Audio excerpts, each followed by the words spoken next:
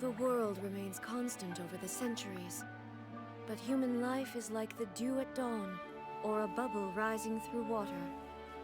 Transitory.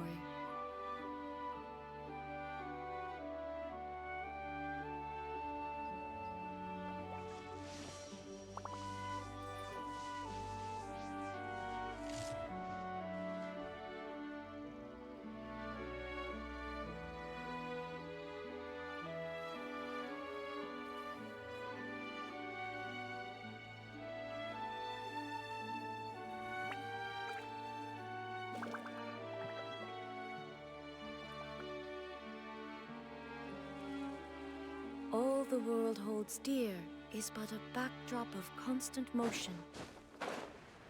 I stand before it, alone and unchanging.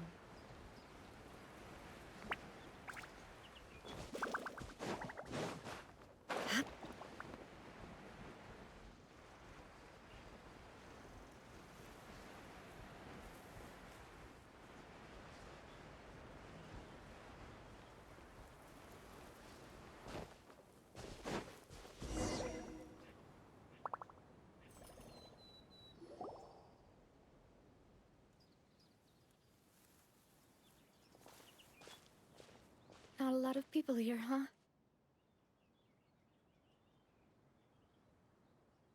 Well, given the time of day and the whole situation in Poisson, Paimon doesn't think there'd be a ton of people here visiting graves.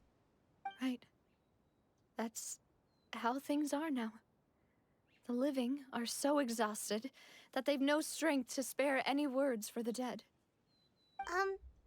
Navia?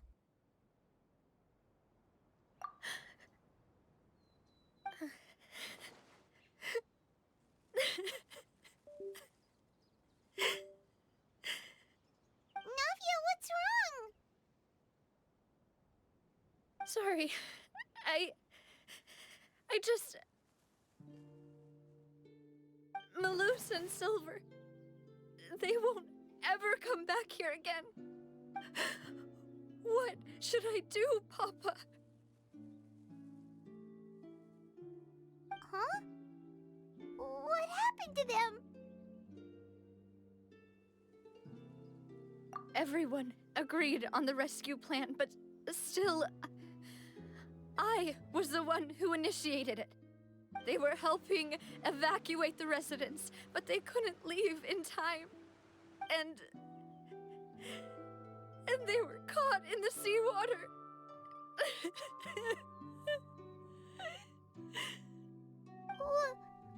What should we do? I've known them for so long. And I know they weren't afraid. But I could at least hold a funeral for my father. And I know where he rests. But as for Malus and Silver, they're just gone. I just can't.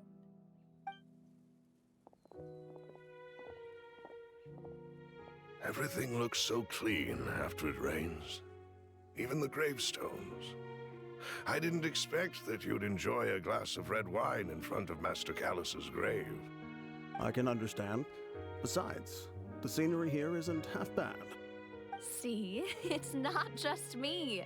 I always want to bring something when I visit Papa. Perhaps we might even have a picnic. He wouldn't be angry, would he? How could Master ever be upset with you, demoiselle? Yet the cemetery is the home of those who have passed, is it not? Everyone ends up here sooner or later, no matter who you are. Buying yourself a plot in advance, are you? No need yet. But when I do, I hope you'll let me be buried beside Master Callus, demoiselle. Hey, stop joking around. I'm quite serious. That way, it will save us both the trip to see each other whenever you visit your father's grave. That makes sense. In that case, could I be buried on his other side? After all, besides you, demoiselle, the two of us could certainly be considered Master's closest companions, no? Personally, I believe we fill those shoes just fine. Why are you bringing this up all of a sudden? Seriously. All right. I'll remember your requests. But I'd really prefer not to talk about this stuff. And what do you mean by saving me a trip? I'd make the journey even if I had to visit you two somewhere else. I'd promised to let them rest in peace here. But here I am breaking that promise. I'm sorry for letting you see me in a mess like this. I don't usually cry, really. Paimon doesn't know how to help you feel better. But, well, she understands how you feel. I had always thought I could make my wishes come true.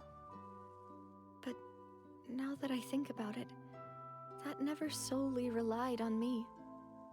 Many things can only be accomplished with someone else's help. Malus and Silver have helped me so much. But by contrast, I could do nothing for them. I'm so sorry. You can spend as much time as you need here, Navia. We'll stay with you. Thank you. Right now, you don't know how much that means. By the way, you can have a look at this. It's a list of victims from the incident that took place here. Obena, Khan, Burnett, Giverny, Francine, Karina, Daisy Ray, Joinville, Jolienne, Esson, as well as Malus and Silver. So, everyone else is safe. But still... It's okay. I know what you're thinking. And you're right. We lost Malus and Silver. But we were able to save more than we anticipated. The overall outcome indicates that the cost was worth it. Right! Don't think that way, Navia. One person might be saved at the expense of another, sure, but that isn't something we should ever consider a trade. Malus and Silver were not the price for saving anyone. They're heroes. You're right. Thank you, Paimon. What you said just now was pretty amazing, actually. I'll remember your words. Oh, really? Seems you've become more eloquent in the time since we last met. The knave? What are you doing here? Ah, is everything going well on your side? Yes, my people are carrying out the mission according to your request. All the residents of Poisson have been evacuated, and we're preparing to relocate them to higher ground. As for these supplies, we have everything taken care of. There is no need to worry. Thank you very much. Wait, do you two know each other? We just met recently. Right, Miss Navia? Usually, I would call this a coincidental encounter. But that doesn't quite fit this time. Besides, it never even crossed my mind that a Fatui Harbinger would come looking for me. Thanks to the Knave, Spina di Rosula received generous support from the Fatui, which allowed us to complete the rescue and evacuation work so quickly. Mutual aid is essential to fostering positive developments. We were already in the area, in any case, so it was nothing. That said, I must say that you're a lot sharper than you let on. I'm sure you understand what I mean. I apologize for all the ways in which I tested you previously. We've never worked with a Fatui before, and it's extremely important for us to know who we're working with.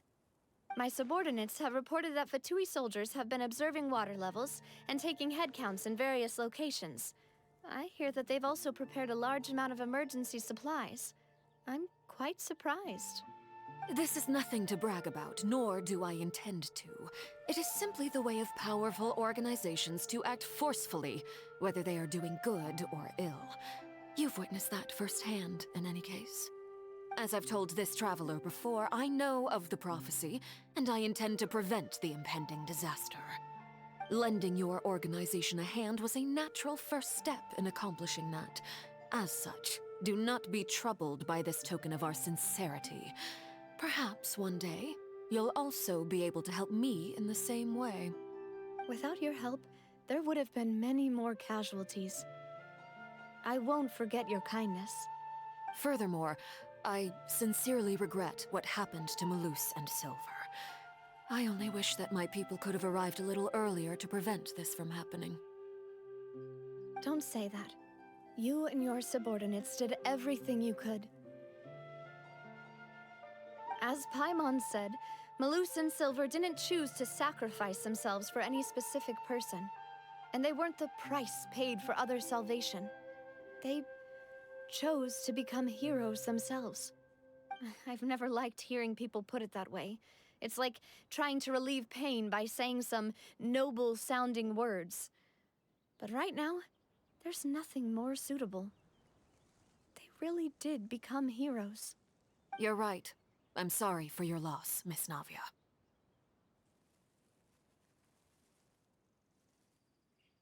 Water is life to Fontaine's people, and it also spells disaster. It's no wonder that people always say that prophecies represent fate. Fortunately, I've never been one for such opinions. So, you're one who will try to change fate then? Of course. That is why I'm going to Hotel Bouffe de Thé. I still have some things to take care of, and the children need my attention. By the way, Traveler, Paimon, one more thing.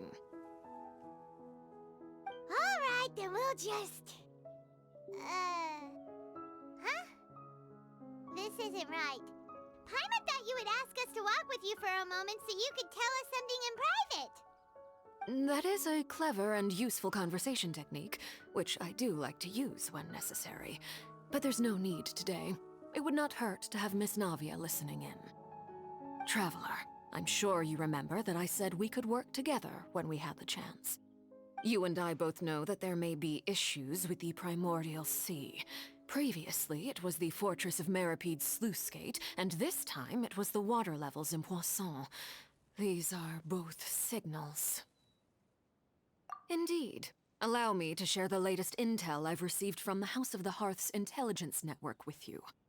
During some recent investigations, a child claimed to have discovered some ruins near Poisson. The ruins date back to ancient times, and seem to be worth investigating in many ways. Judging by the dating of the ruins, they may be related to the prophecy and the coming crisis. The situation is becoming more urgent, so any pertinent information will prove extremely precious. My people initially came to prepare for ruin exploration. Unexpectedly, this disaster struck, and at present, we're all busy prioritizing the rescue effort. So that's why the Fatui were already in Poisson. I wanted to take the children along, but unfortunately, Linny, Lynette, and Fremine have all been dispatched to higher ground to assist affected residents. Linny told me that outside of the house, the person they trust most is you. Which is why I want to give you this task. The House of the Hearth's members see each other as family, but Linny, Lynette, and Fremine said that they also see you as such, even though you are not from the house. I'm sure you already understand how earnest they consider their friendship with you to be. Oh, that somehow makes Paimon feel kinda happy. The intel I just shared about the ruins could fetch a high price. But since the children consider you family, it's only natural that I freely share it with you. Got it! So all we gotta do is go to some ruins, right? We can handle that. Excuse me, but may I tag along? You wish to join, Miss Navia? But are you sure you're up to exploring some ruins? You need to rest. Well, I'm sad, yes. But I can't just go back and plop myself into a chair by the roadside and do nothing. There's no point in being depressed while we still have a disaster on our hands. As my father's successor, I must live up to the hopes he had in me. Besides, I'm also doing this for myself. I need something, a distraction, to keep my mind off Malus and Silver.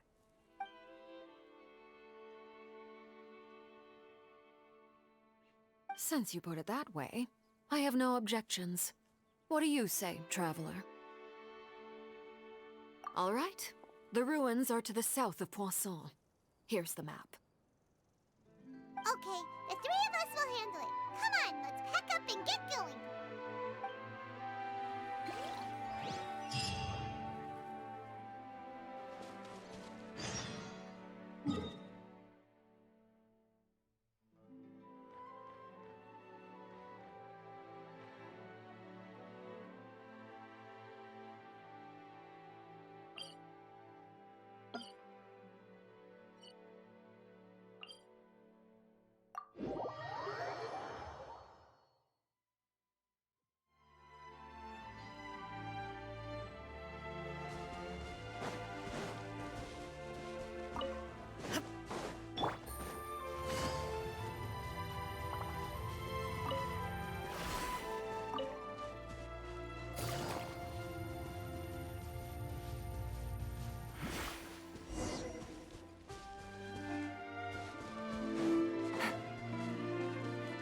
Take it easy.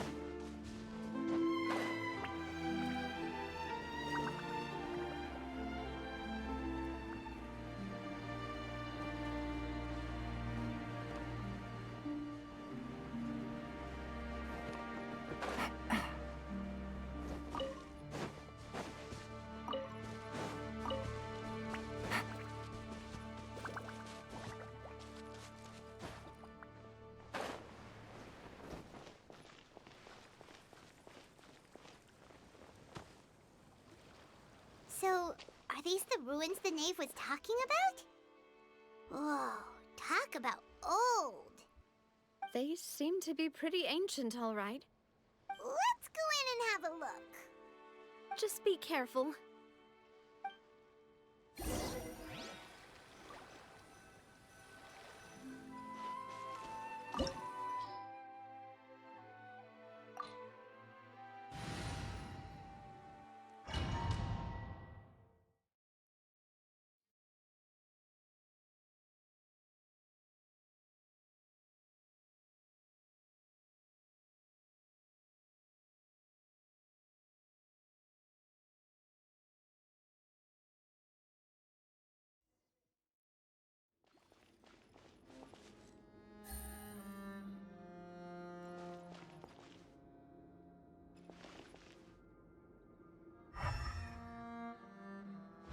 Take it easy.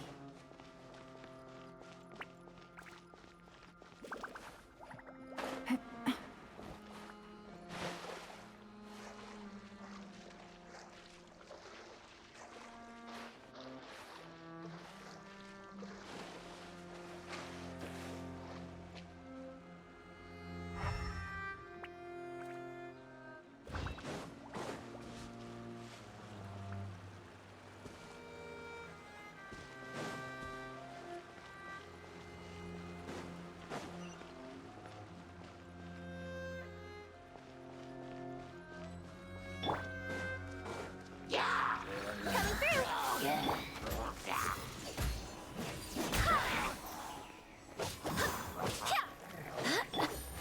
Quietly now. Gotcha. Service with the smoke.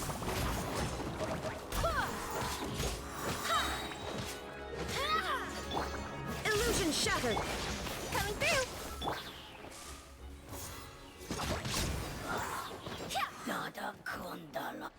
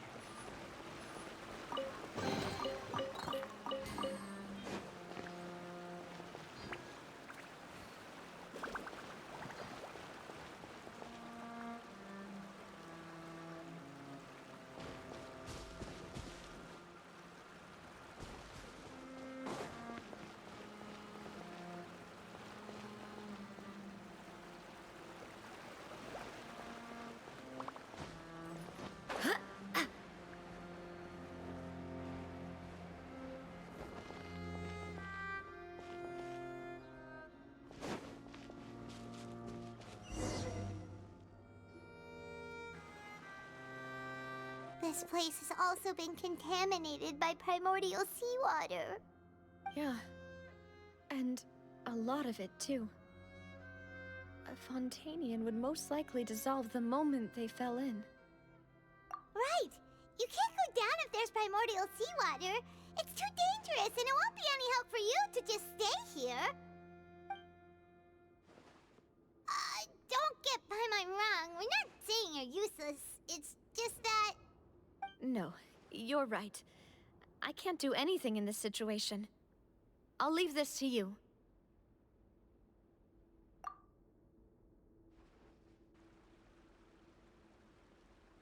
That complicates things. Maybe the only way left is forward. In that case, do you want to wait for us here?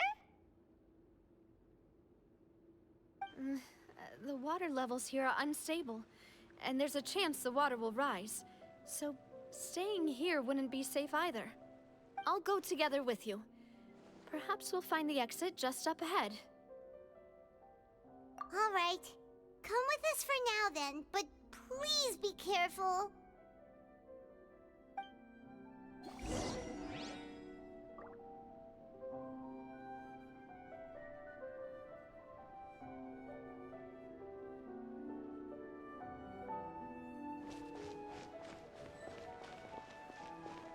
Oh no, it's a dead end! Let's try climbing over from the side.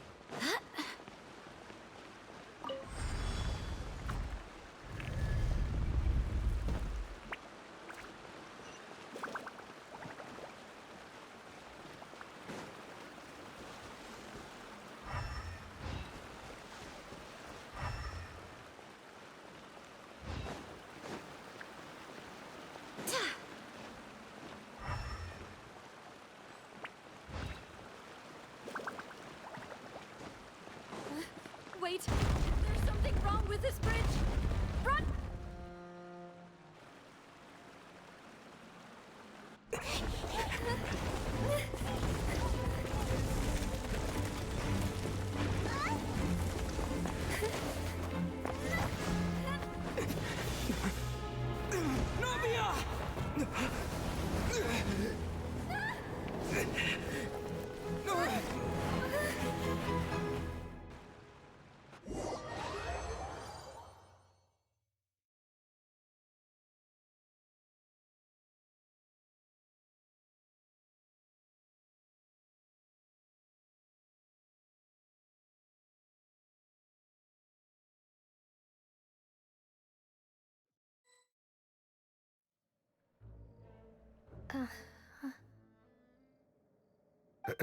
Demoiselle? Huh? Demoiselle, what are you doing here by yourself? Would you be standing here till dark if I hadn't come to get you? Maybe she just wants some time to herself, Malus. Oh. Was I sleeping? Yes, it would appear so. I must be tired. That's quite possible. However, you were the one that suggested we go out for a walk. Oh, right. I nearly forgot. It must have slipped my mind when I dozed off.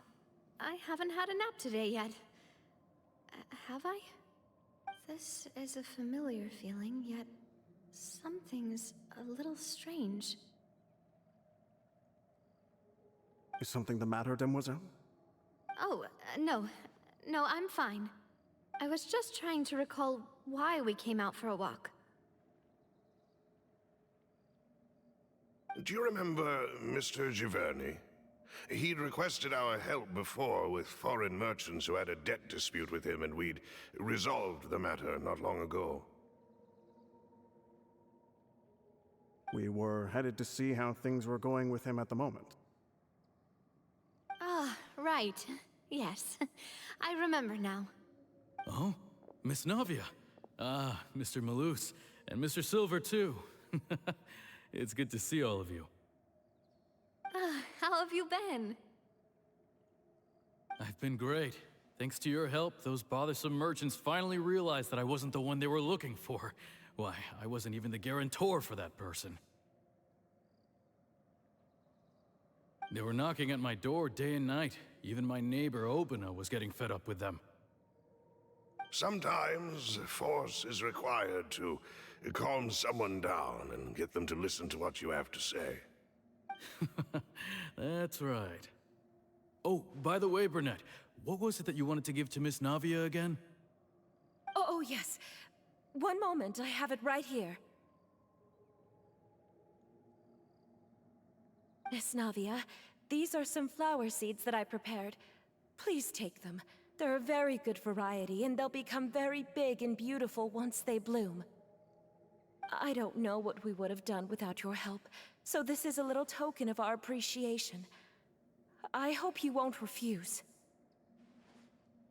Ah, did you cultivate them yourself? Thank you so much. I'll certainly take them. Malus, we do still have some empty flower pots at home, right? Why, we can have as many pots as you'd like, Demoiselle. Perfect. In that case, we'll swap out some of the decorative plants for some of Mrs. Burnett's flowers. Very well. Wait. Something seems to be off here. Excuse me, madam. If I'm not mistaken, your name is Burnett, correct? That's right. Is something wrong? No, it's nothing. This is the first time we've ever met, but your name seemed familiar to me. I must have heard it when I was discussing things with your husband previously. I've heard this name before. Sometime recently, I'm sure of it. And why are there so few people around here? Where did everyone go? We must mind the time, Demoiselle. We still have important things to attend to today. Huh? We do? Like what? Well, now, did you forget? Miss Navia, here you are! I've been looking for you. Please, come to the Opera House. Your trial is about to begin. My trial? Wait, why would I need to go to the Opera House? Yes, she's right, Demoiselle. It's just about time now, so we should get going. Oh? All right then.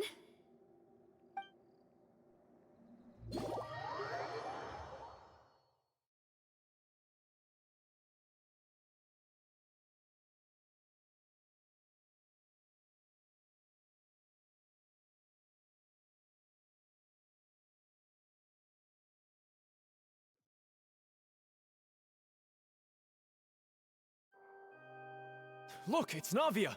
She's here! And her two attendants are with her!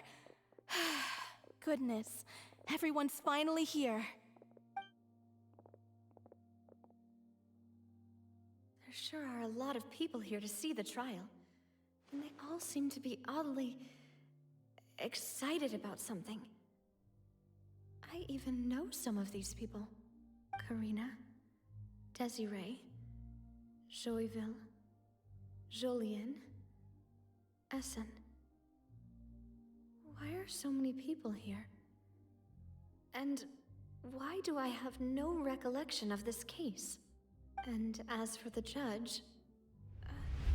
huh? Where's Monsieur Neuvillette? Please sit in the defendant's seat. Don't worry, Silver and I shall accompany you. All right. But are you sure you can stand behind me? Typically, it wouldn't be allowed, but today is an exception.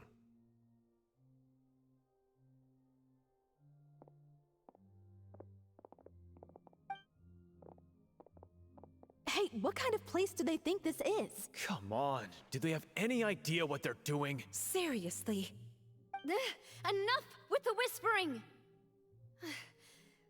Could someone please tell me where Monsieur Neuvillette is? And why I'm standing trial? My dear Miss Navia, have you not yet realized what you've done? In that case, allow me to explain. As all here know, you are Master Callus's successor, the head of the Spina di Rosula, someone held in high regard by every soul in Poisson. After you took over the Spina, you treated all of us just like the late Master Callus had. If anyone in need reached out to you for help, you responded. Not only you, but your butler, your subordinates, nearly everyone in the Spina di Rosula fought for the well-being of those in Poisson. Wait a moment. Aren't you just proving that I'm a good person? Yes, correct. Absolutely right. And that is why you stand accused. You have helped so many people get through so many difficulties. You are one with us. We are inseparable.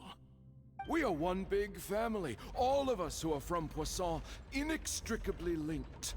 And with you being so important, we couldn't possibly do without you.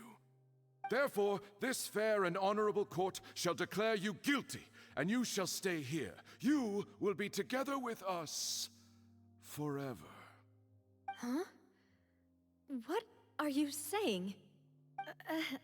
Everything you have said is correct. I have indeed done a lot for my hometown, and I would be willing to be with you all, but what is the purpose of having me stand here like this? What is there to discuss? Ah, well, if that's what you think, then I have no further comments. How wonderful, Miss Navia!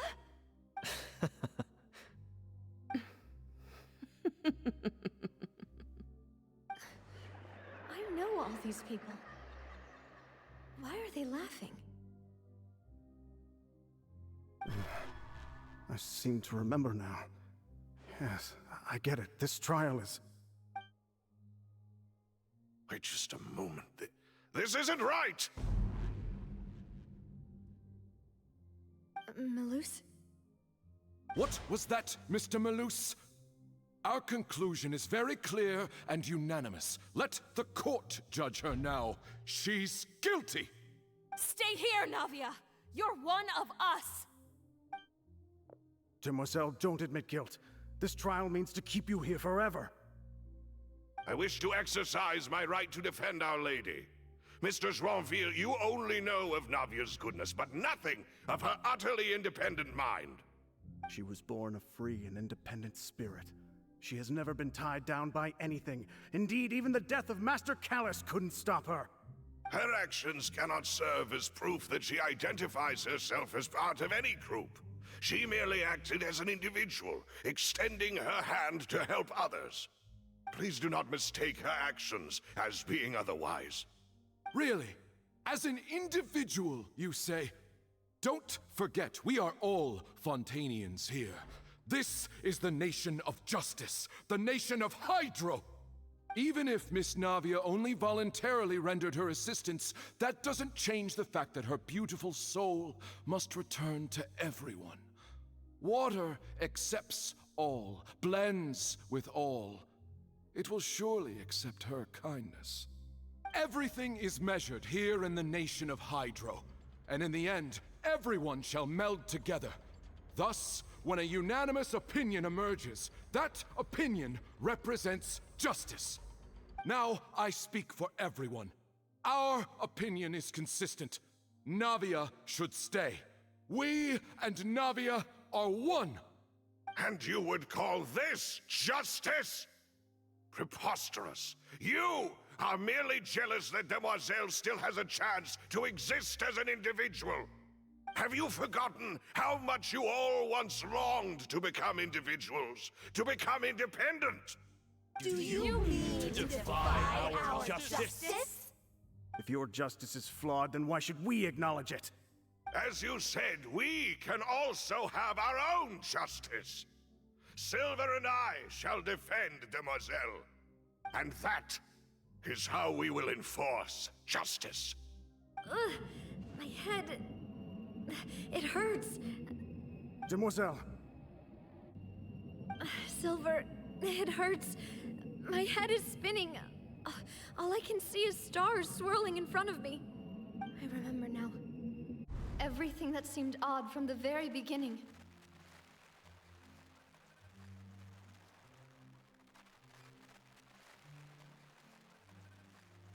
Karina, Desiree, Joyville, Jolien, Essen, and Mr. Giverny and Mrs. Burnett, who we met earlier. Even Malus and Silver. I don't want to admit it, but they're all dead. Don't be afraid, and don't admit guilt. We will protect you to the very end. Absurd! Who are you to say that she cannot be judged? We are the majority, and in the nation of trials, the majority is absolute justice. We are the will of all. Don't let them escape! We shall keep Navia here with us! Mr. Malus and Mr. Silver, must you be so stubborn? How could the two of you possibly hope to stand against the collective? Do not resist. This judgment is fair and just. Navia belongs to us. After all that happened, she should not be left alone in Poisson. What are you saying? No more excuses! He says we're jealous. Jealous? How could she possibly be an independent individual? What's with these people? Who's jealous of her? She belongs to us! Miss Navia, she... Silence! That's...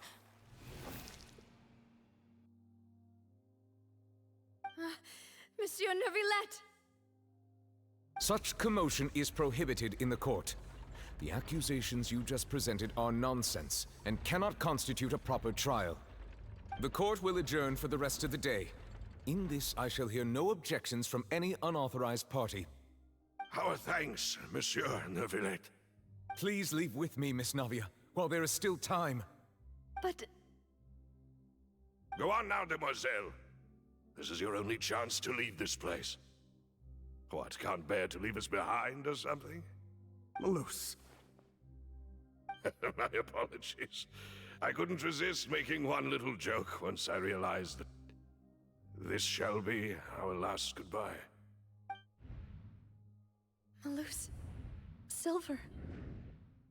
Quickly, you must come now! Goodbye, Demoiselle. Farewell.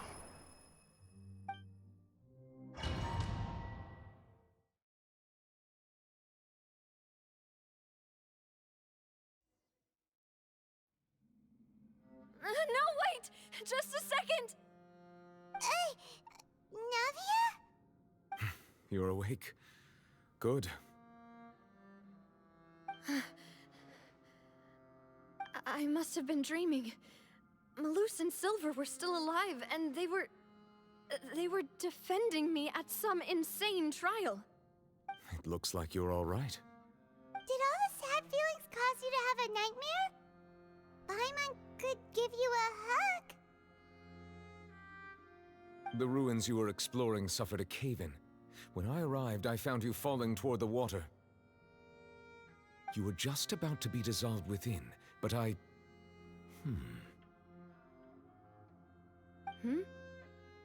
What is it? I think I saw two Oceanids protecting you. It was only for a moment, perhaps even a fraction of a second, but they gave me the chance to retrieve you. Were it not for their intervention, I would not have been able to rescue you before your consciousness dissipated. Wait, did you say Oceanids? You mean like what happened with Vache?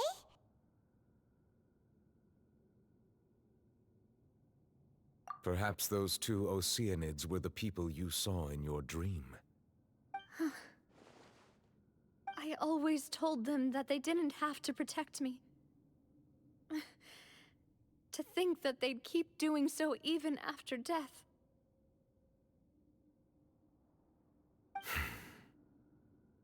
Please come with me.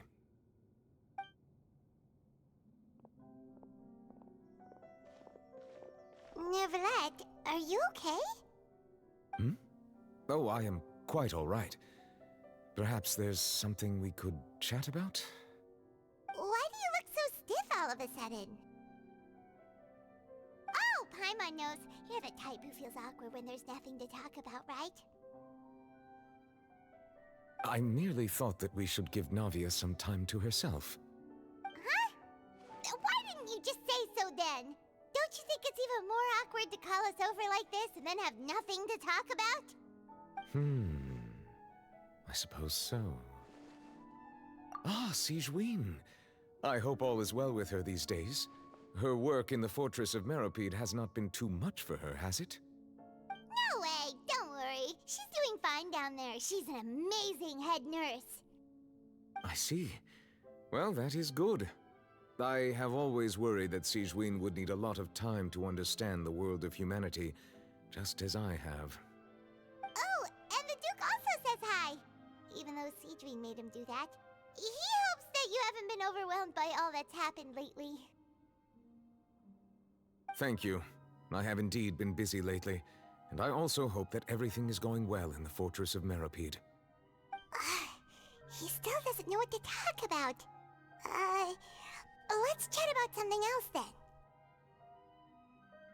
So, Neverlet, you're probably quite the swimmer, huh? Yes, of course. This isn't going anywhere. Let's try something else. How did you find these ruins? Did the knave tell you? Yes, in fact. I had arranged to meet you in Poisson, but when I arrived, I discovered that the Fatui were helping the residents evacuate. They had even transported a large quantity of supplies to the area. Amid my astonishment, I ran into the knave, and we had a chat. She informed me that she had asked you to investigate the ancient ruins here. Yeah, we originally planned to meet up with you, but we thought you might still be busy with all those official documents. We didn't think exploring the ruins would take very long, and who would have thought you'd wrap things up so quickly?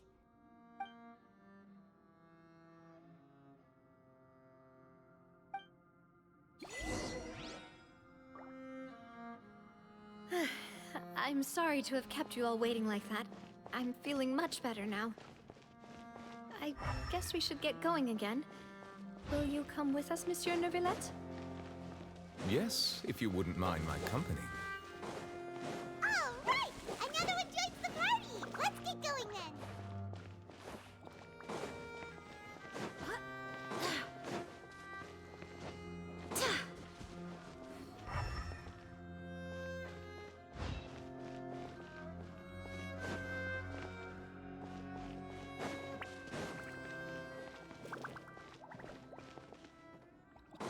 Oh no!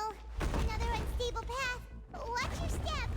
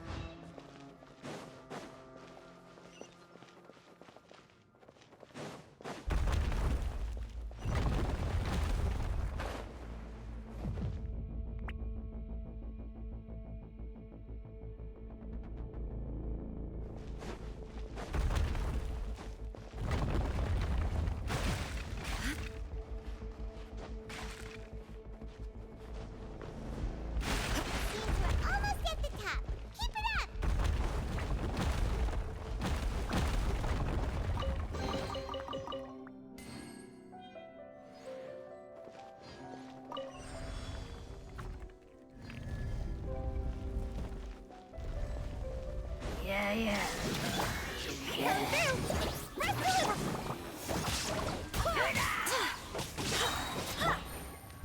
are about to get dicey. Barbados, guide us. Inazuma shines eternal.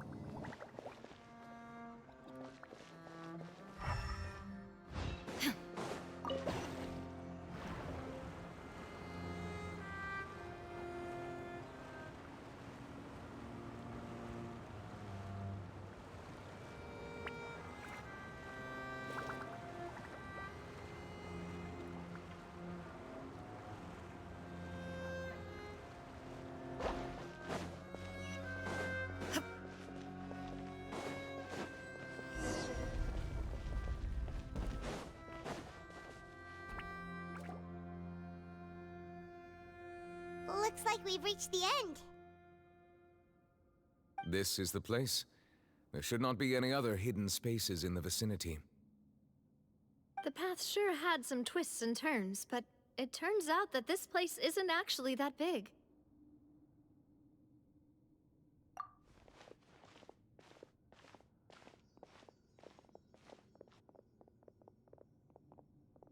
Stone slates? It seems like they were put here as an offering. Could we take them down and have a look? Perhaps we should just leave them be for now.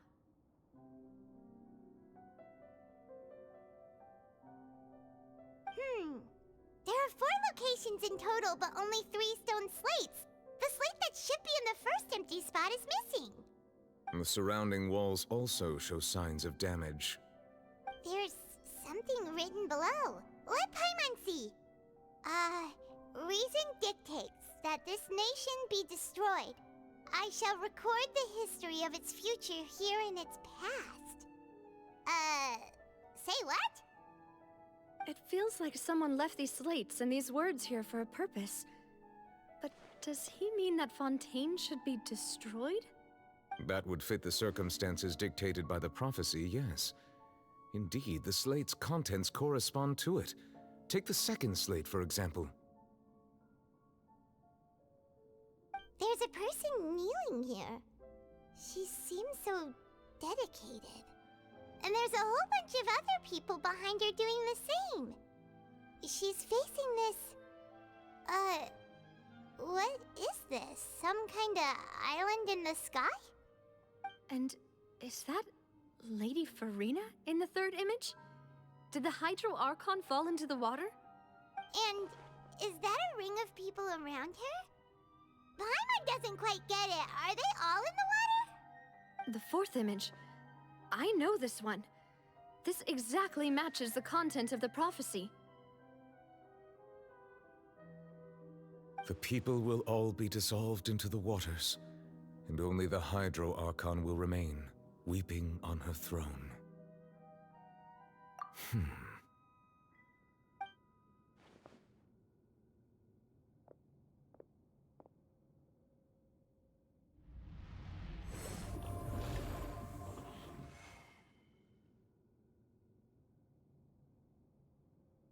More information should be hidden in these slates, but I fear I cannot easily uncover it, most likely due to us missing the first slate. I am very sorry. Don't blame yourself, Monsieur Neuvillette. Deciphering ancient stone slates isn't one of your duties. Ooh, Paimon's getting the chills just looking at these slates. This says that it's the history of the future, right? That means the prophecy's sure to come true. I really hope it doesn't mean that. Still, Paimon feels like these images are kind of weird when you look at them together.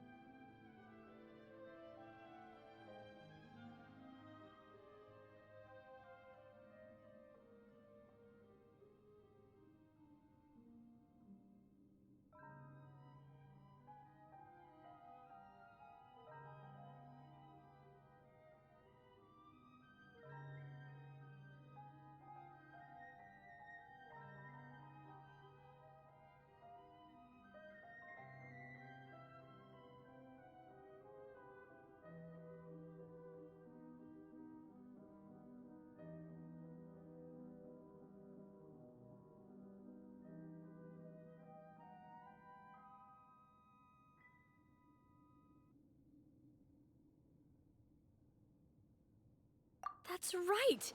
If the images are in chronological order, shouldn't the fourth, the water's drowning fontaine, come before the third, where the Hydro Archon herself falls into the water? And yet the order is reversed here.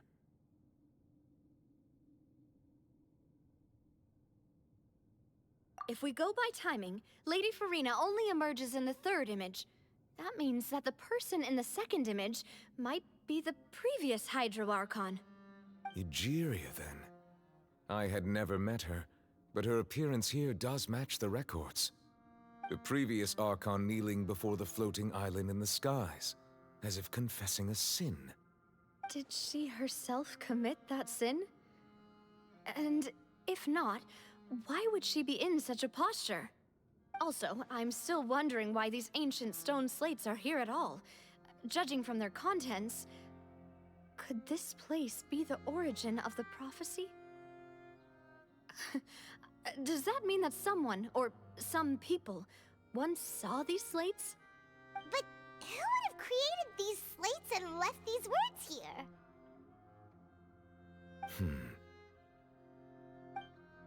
It seems that any further clues will have to come from Furina.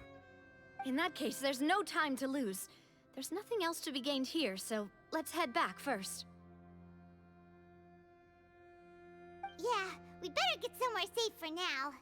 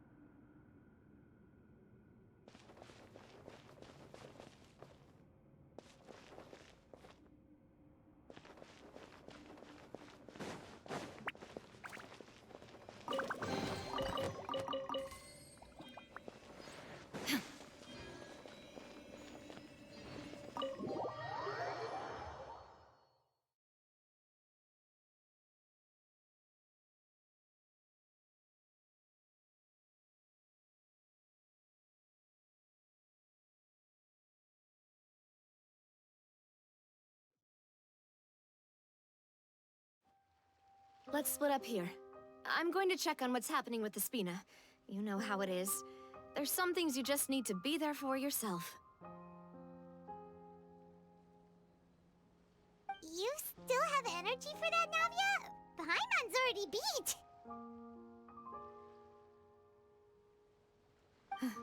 Just head back to the Fluvsandre and have a rest then. Thanks for keeping me company all this time. I'll depart as well. Thanks for your hard work today. Rest well, everyone.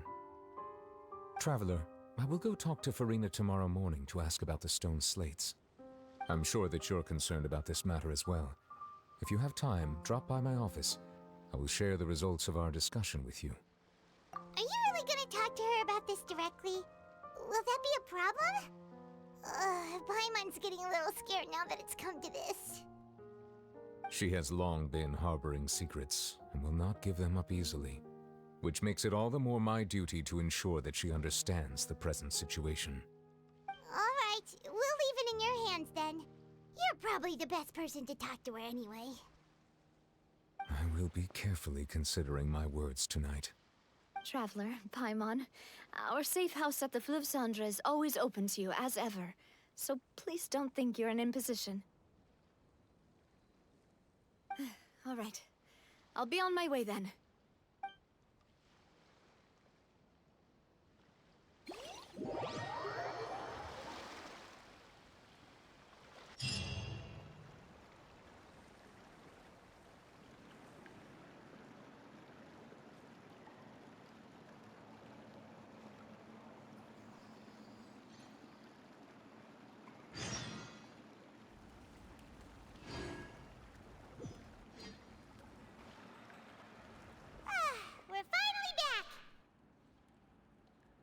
Welcome back.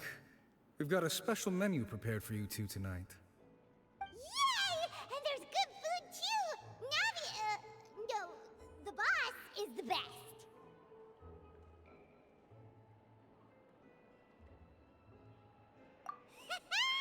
Ooh, desserts! Nice! These are all Paimon's! Paimon's already starting to forget what happened today. Oh, that voice. Is that who I think it is? Huh? It's you two. What are you doing in Fontaine?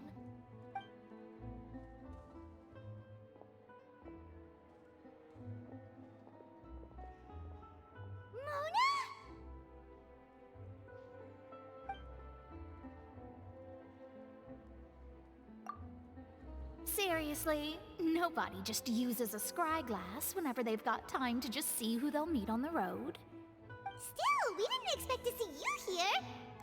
Wait, you're not a Fontanian, are you, Mona? Well, I have some business to attend to here, so I booked a hotel in the city. I was just out for a stroll when I bumped into you. Quite unexpectedly, if I might add. Why did you think I was from Fontaine, though? Is that because Magistus doesn't sound much like a Mondstadter surname? Yeah, let's go with that. Well, I used to have my own surname, which was, well, some other thing.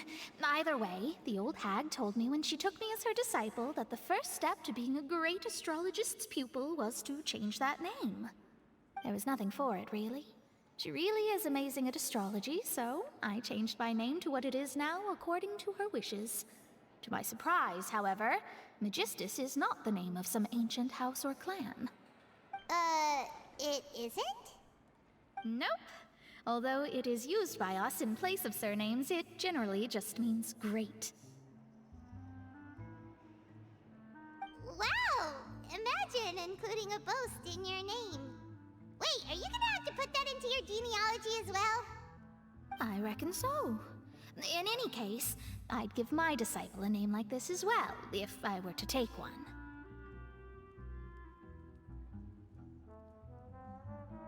Astromancer Barbeloth Trismegistus. Whoa, that's a long one. Does it also mean great or something? My name means Mona the Great Astrologist. As for the old hag, hers is, in plain speech, the thrice-as-great Scholar of the Stars. Just take it as a title specific to astrologists. Thrice as great? That's so petty. I know, right? That's just how she is. She used to call herself Magistus, actually, but when she took me in, she changed her name to Trismegistus. Talk about excessive. Magistus is thus the calling card of our school, so to speak, which makes it about the same as a surname. It's all right if you don't get it. You can look into it further should you need to study astrology more deeply. That sounds terrible! But anyway, you're not Fontanian, are you, Mona? You're from Mondstadt, right? Well, I was born in Mondstadt, yes. My parents migrated to Dorman Port, and I traveled with the old hag for a while, after which I settled down in Mondstadt City. Oh, that's a good thing then. At least we know you won't be dissolved by Fontaine's waters. Speaking of that, I'm sure you're aware that a bunch of things have happened here in Fontaine, right? I know you're not a local, but I'd avoid getting too close to any water that looks strange all the same. There's something ominous about it. Well, the water, I mean.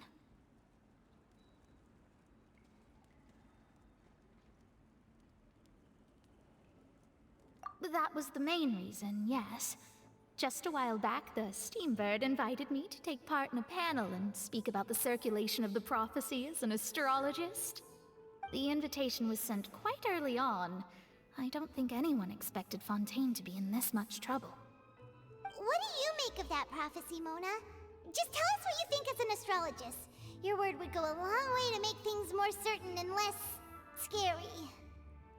What I can tell you is that I'm an astrologist, and that this prophecy concerns the fate of Fontaine, even that of all Tevat. Ascertaining this is akin to reading the fortune of the whole world. I'm afraid that this is not something that just anyone can do. If I could do it, you would no longer call me an astrologist, but a visionary. But on the flip side, the prophecy is so huge and powerful that it must surely come from a powerful visionary. Its contents involve the fate of the world. Disregarding it would be a mistake. A visionary? Sounds really powerful and all, but does such a person really exist? Of course. The old hag could do it, and I'd bet there are others amongst those Hexenzirkel colleagues of hers who could do something similar.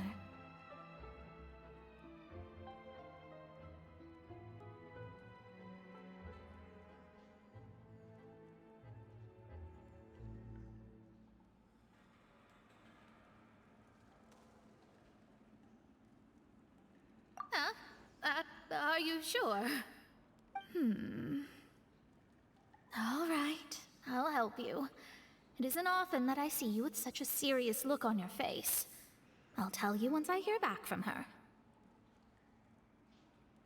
Thanks, Mona. You're amazing as always.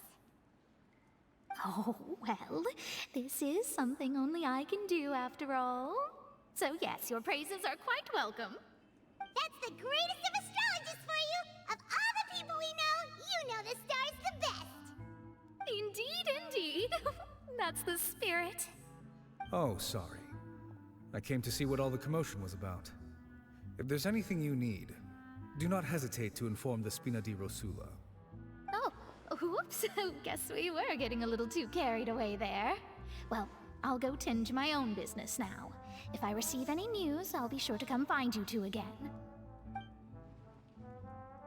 And there she goes, quick as rushing water. And here we are with the Spina guy giving us suspicious looks.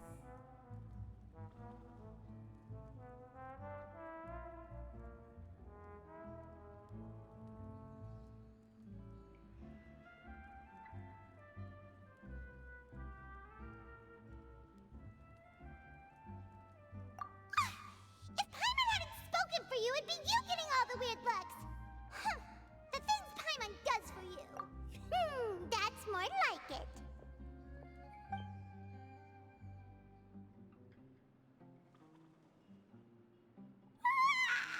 Good morning.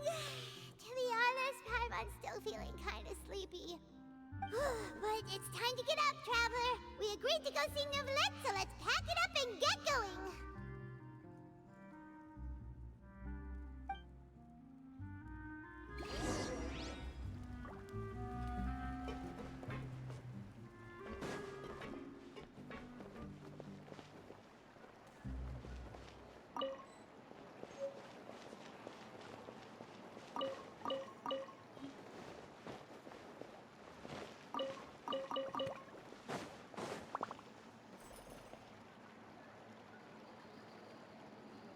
To outrun the law, you need to know how it works. You're in. You gotta keep up with the change.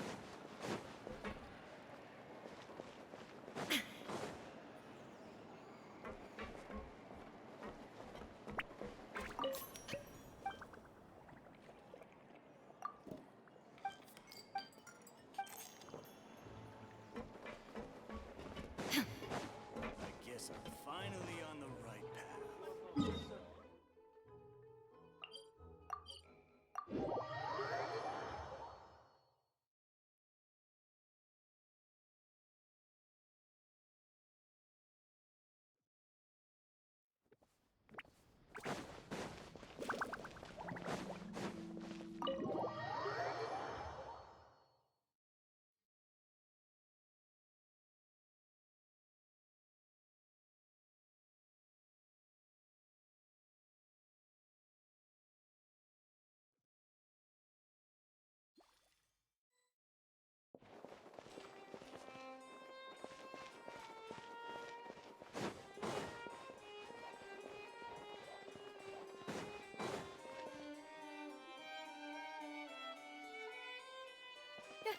You're here! Finally! Is something wrong? Monsieur Neuvillette and Lady Furina, they seem to have gotten into a dispute. Please go see for yourself.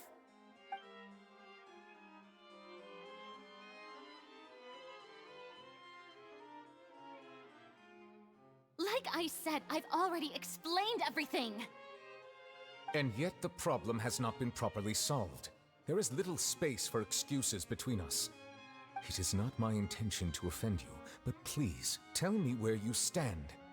You are the Hydro Archon Focalor, are you not? Look at this.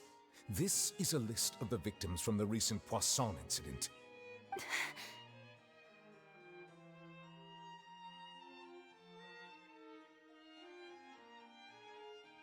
You mean... they're all... We did not arrive in time to avert this disaster, and I will not have it happen again. I will say this once more. You must tell me everything you know. Yesterday, I found 3 stone slates in some ancient ruins near Poisson. Do you know anything about those? Seriously? You're questioning me like this is a court case now. I don't know anything about that. But you found them in some ancient ruins, you say? That's correct, which is why I came to ask you some questions. There should have been 4 slates, but one of them was missing. The other 3 feature different images that seem to correlate to the prophecy. The prophecy? The second of these slates depicts the previous Hydro Archon Egeria kneeling before a floating island in the sky, as if confessing something. Do you know nothing of this either? I don't. I've never seen such slates. I'll ask you again. Do you really have no information regarding the previous Archon? My deciphering of the slates indicates that the Hydro Archon Egeria once had to confess to, or apologize for, a certain sin. If anyone would know about it, it should be you. All gods don't have the same secrets, you know. She was herself and I'm me. Is it really so strange that I know nothing? I understand your concerns, but I'm sorry. I just don't have anything to tell you. Forgive me for saying this now, Lady Furina, but I have long known of your various secret investigations into certain matters. There are several indications that you have been investigating the prophecy on the sly. This is not strange in itself, considering that you are the Hydro Archon. But it is strange that you should also claim to not know any of Egeria's secrets, as well as do nothing following your inquiries. You have never been as superficial as you have presented yourself to be, nor are you a fool. And yet, your behavior is very inconsistent.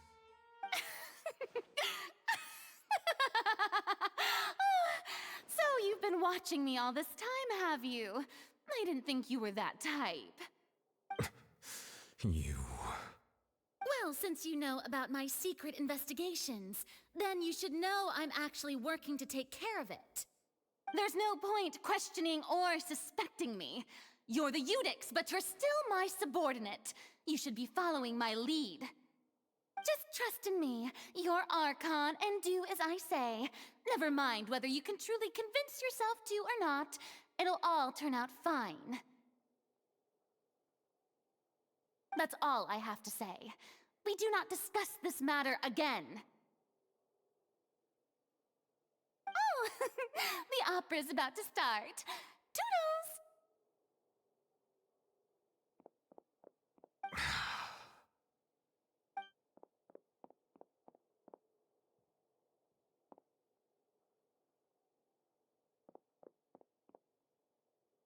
Did Furina not notice us standing by the door? Wonder what's up with her. She was smiling. Huh. She didn't seem in the mood to care if we were listening in or not.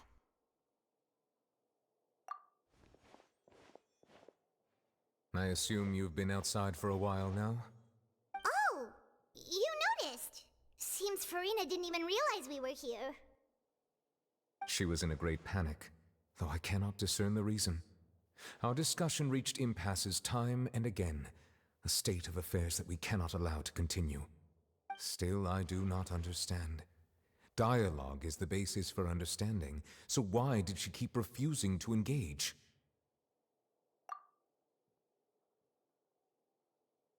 Everyone in her inner circle has noticed that she is hiding some secret.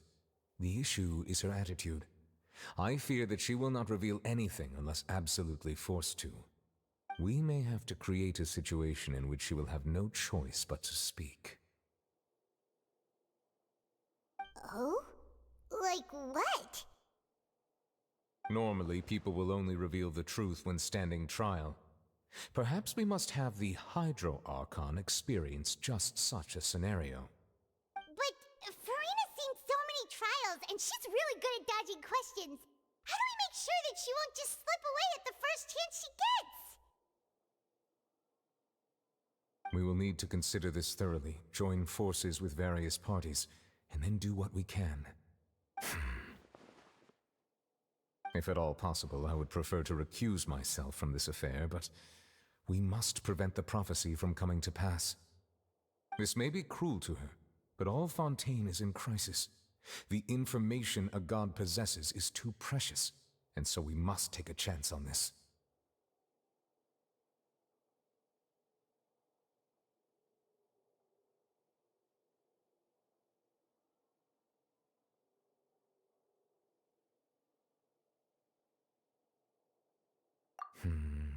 But who will lend us their aid to do such a thing?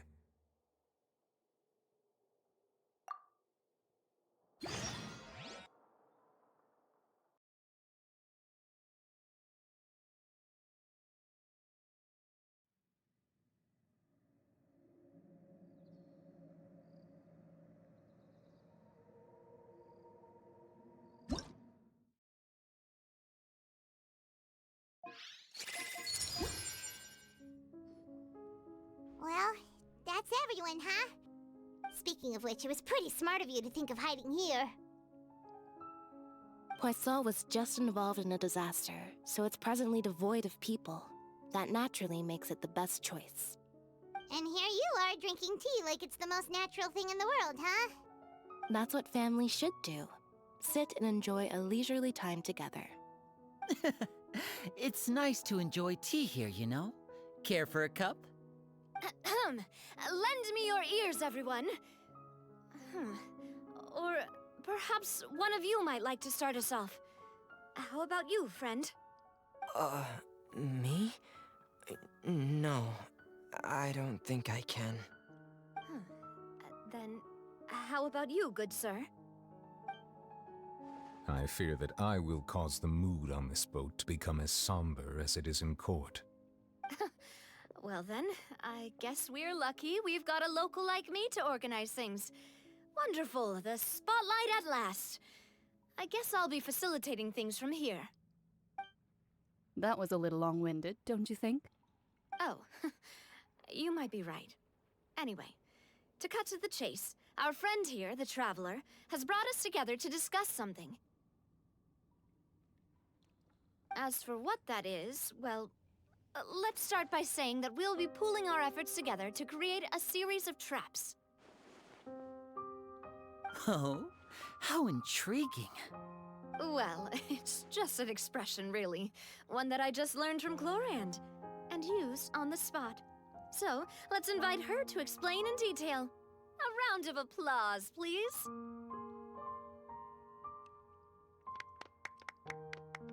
Huh? Didn't you say that you would be facilitating this? Oh, come now. Your work doesn't involve much public speaking, right? This is a good chance to practice. You might even pick up some fancy oratory tricks to impress your boss with in the future. I see. And what does my boss say? He is glad that you consider him your boss. Do go on.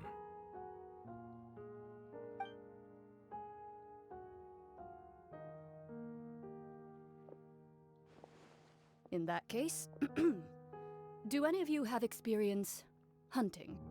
Not that I recall. Fremine and I once used a wooden stick in a basket to catch wild rabbits when we were younger. As for Lynette, oh, right. You were sick that day, weren't you? I've also gone diving to catch some fish before. Does that count? I'm afraid not. You may or may not have heard, but Fontaine once played host to a group known as the Marechaussee Hunters. Though that was their name, they did not hunt animals, but rather various monsters left behind by the ancient dynasty of King Remus. Today, Fontaine's monster population has already thinned greatly, so the hunters have blended back into society, taking up arms in other lines of work. They even left a unique methodology of hunting in their wake. A trap comprises of the following components: bait, a trigger, and a containment device. Sometimes a lethal implement will also be necessary to deal with the prey. So, if we were to build a trap together, right now, what would you choose to build it with? For me, I would prefer something basket-shaped.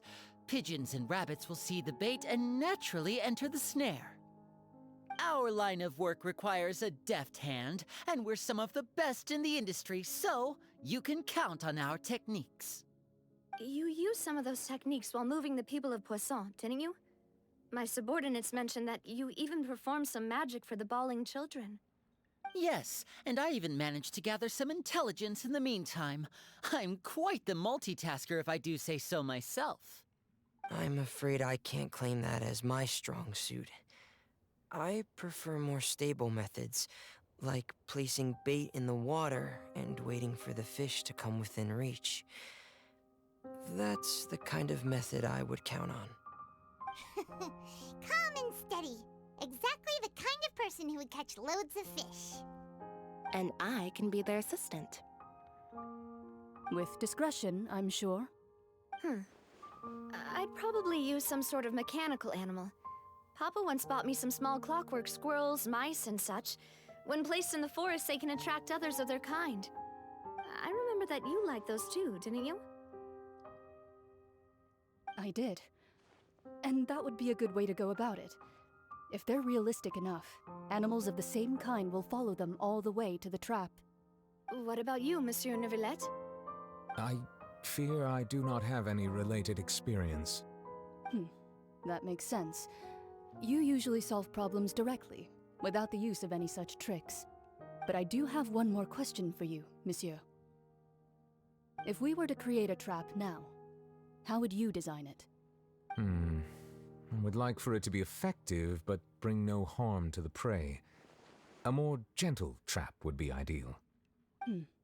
Kind, as always. However, our intention doesn't necessarily change the containment device and the type of implement we need. If we wanted to kill the prey in one strike, we would need a powerful implement. However, that also goes for prey that must be captured and safely contained. Wait, why's that? Only a hunter who's a true expert at subduing their prey can snare it without harming it. The line that divides life and death is often exceedingly thin. So are we going hunting together? Huh. We hadn't thought of seeing ourselves as hunters. It kinda works, but maybe it's still not the best metaphor. If our means of capturing and dealing with our prey is to put them on trial, then the hunting metaphor is actually quite accurate. But we shall require much more courage than any hunter to judge a god, a being whose seat is an exalted throne. Oh, so that's what's going on. Sounds very interesting.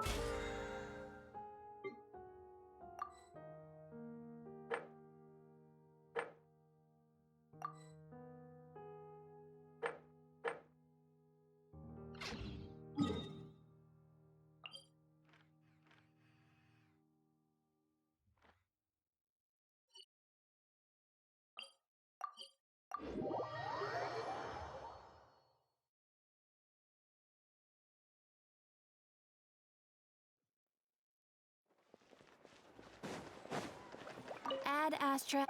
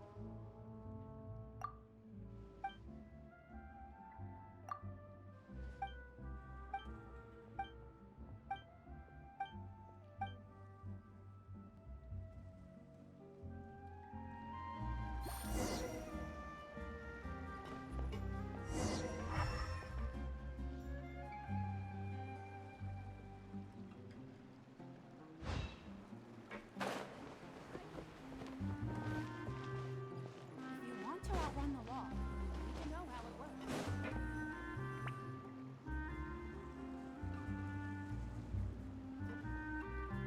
Whew. It's been a tough few days, hasn't it? So much has been happening. Paimon didn't think the meetings would go on for so long, but everyone seemed pretty fired up, huh? Paimon thought they'd be at least a little frightened. Well, Furina was, now that Paimon thinks about it, but everyone else just looked a little surprised. Well... It's hard to say. Paimon doesn't have any experience with this sort of thing. But with you around, Paimon sure will do great. After all, you're the most reliable person in the world, aren't you? Huh? Did you just pour some tea? Paimon didn't notice you doing that at all. Then what's that? Paimon's never seen that cup before. Don't be frightened. I'm just joining you two for tea. I merely refrained from saying anything till now. Who's that voice? But there's no one here. What a strange conclusion, but also such an interesting one. You two make such a fascinating combo, and yet even you feel confused. As such, I couldn't resist but come by for some tea and a chat. Consider me a passerby, just accepting a commission from my friend's disciple on a whim.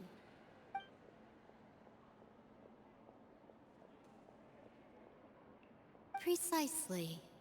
Call me N, a mage who wanders the world. At least, that's how my friends have suggested that I introduce myself. The prophecy. Yes, what has been prophesied will be fulfilled.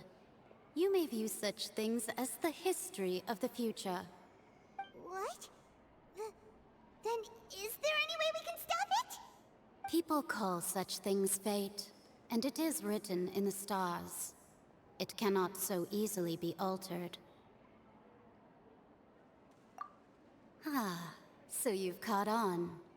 Just as prophecies are usually only the future as seen from the perspectives of the gods, Could things be happening in hidden corners where the god's gaze does not fall? Are the things that you shall see different from the fate that the gods perceive?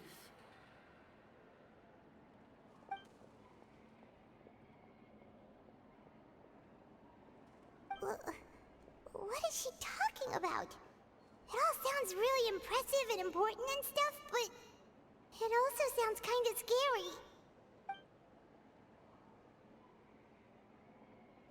I believe that you understand, right? Some things are insignificant, but others you must reach out to change. Ultimately, fate shall serve as your only guide, no matter what will happen in Tevat's future. All you need to do is to play your part. This was good tea, by the way. Thank you for your hospitality. Well, that'll be all for today. The voice. It's gone.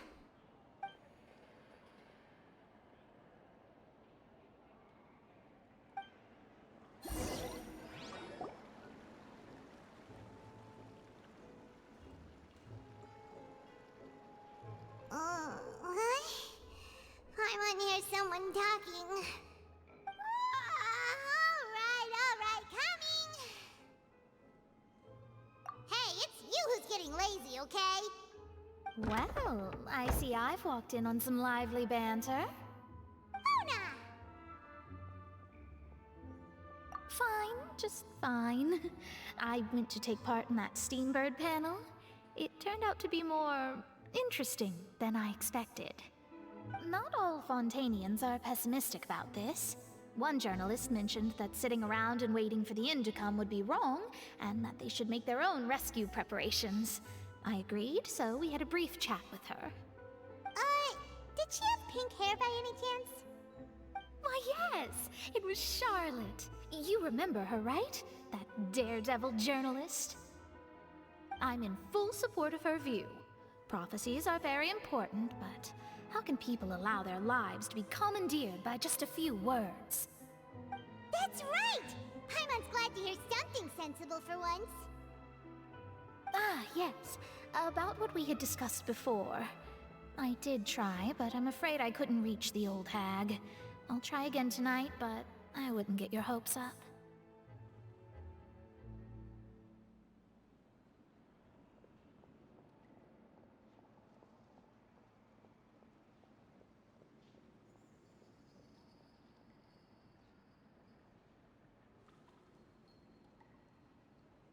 Huh?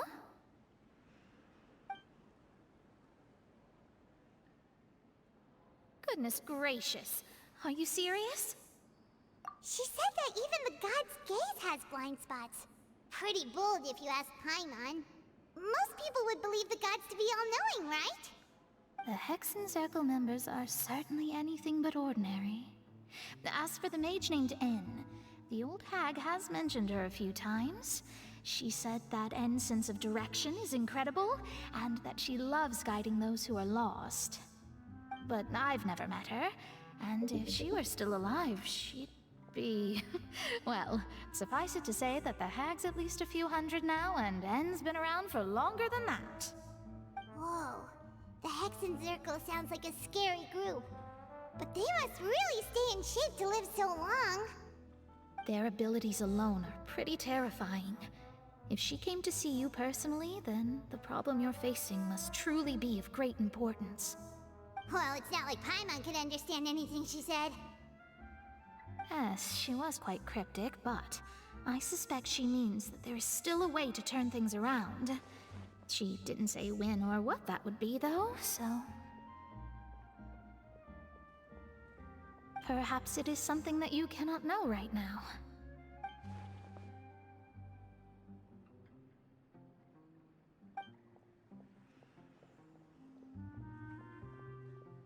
Traveler, Paimon, are you two all right? Oh, we're fine. We're just a little down right now. It kind of feels like the end is coming, you know? I see. I feel that same sense of desperation, too. I guess you could consider me someone who has often witnessed fate. So far as I have seen, it cannot be swayed. But even so, I still hope for and believe in miracles. Astrology is eternal and rational, but fate may not be. It is cruel, but it can also be beautiful. Perhaps that's what En was trying to tell you. Not to lose heart, and to believe that what you are seeing playing out before you is not yet set in stone. I did originally think of steering clear of all this, but I couldn't. Even if this is all futile, I still wish to help everyone. If we don't struggle to the last, then how can we face the end when it comes? Huh. You do have a point. There I go, talking about astrological principles again. Sorry about that. The moment I start talking about work-related stuff. I need to get going.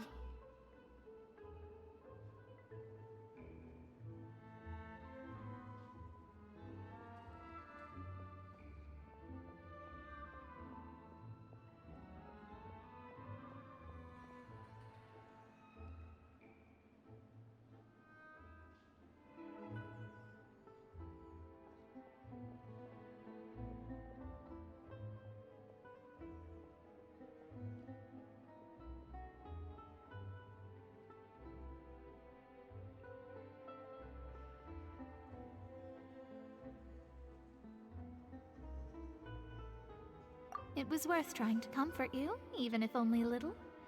I believe that you'll help those who are struggling in the same way I did. I suppose that might be why we always seem to meet by coincidence.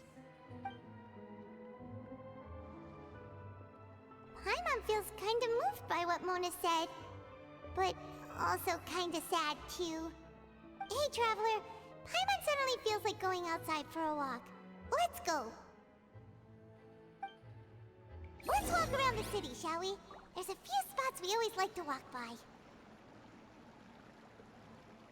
Say what you mean. No problem's too big to solve. Just say what you mean.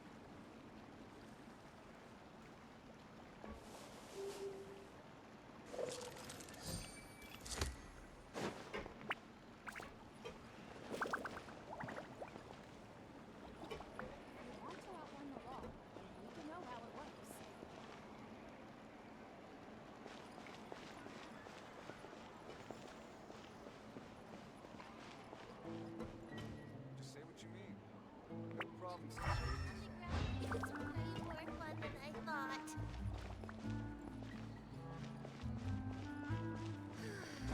People getting really into the more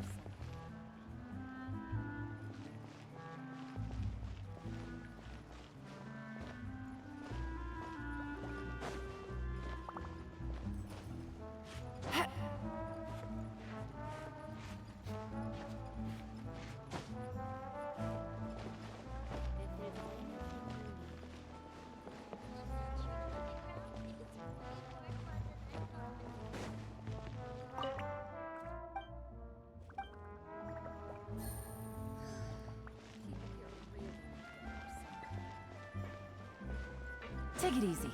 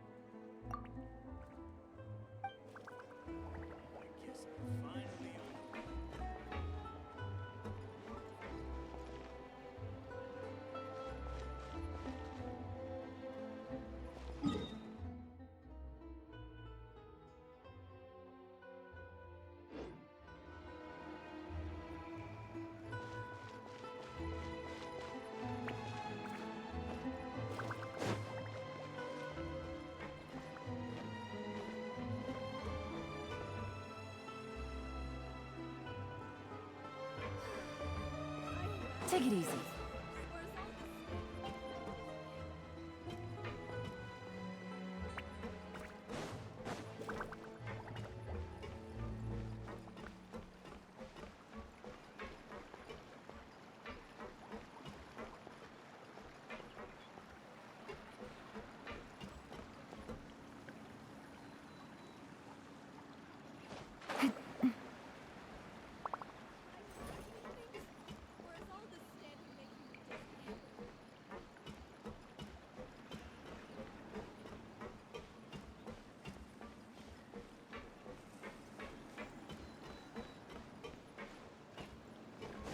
Take it easy.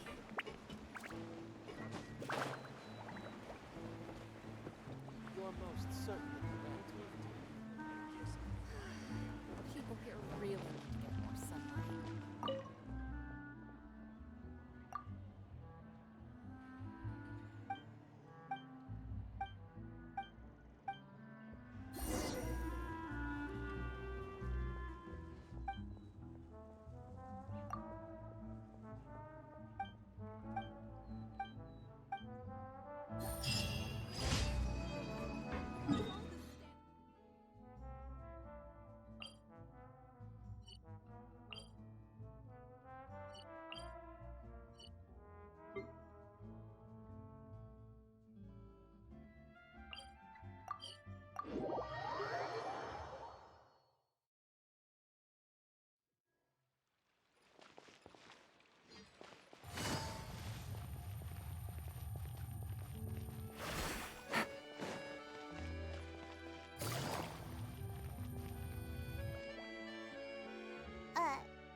Huh? Our names are written in this newspaper. What's going on? Let Paimon see!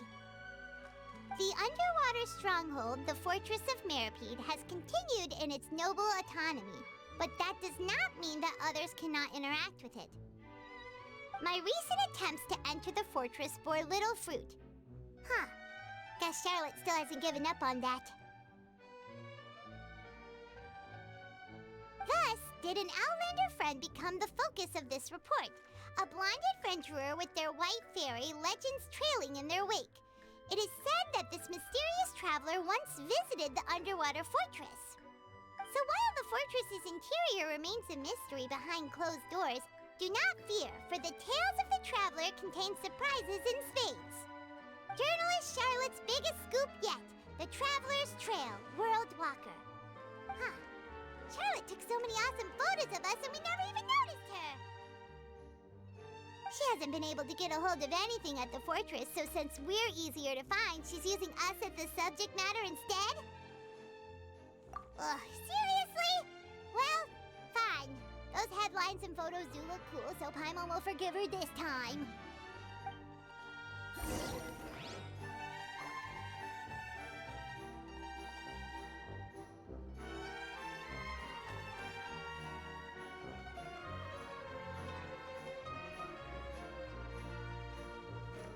Take it easy.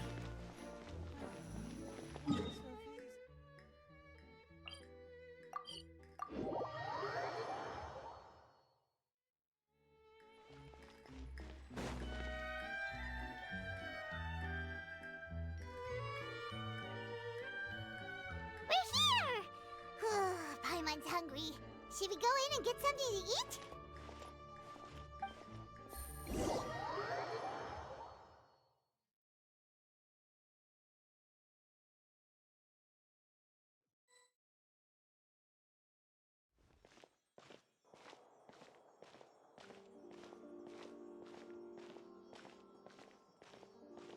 Hey, quick! Look! That's the limited edition only 16 slices a day cake! It was so delicious the last time we tried it! Despite the tense situation we were in, let's give it another go! Paimon's sure it'll be great!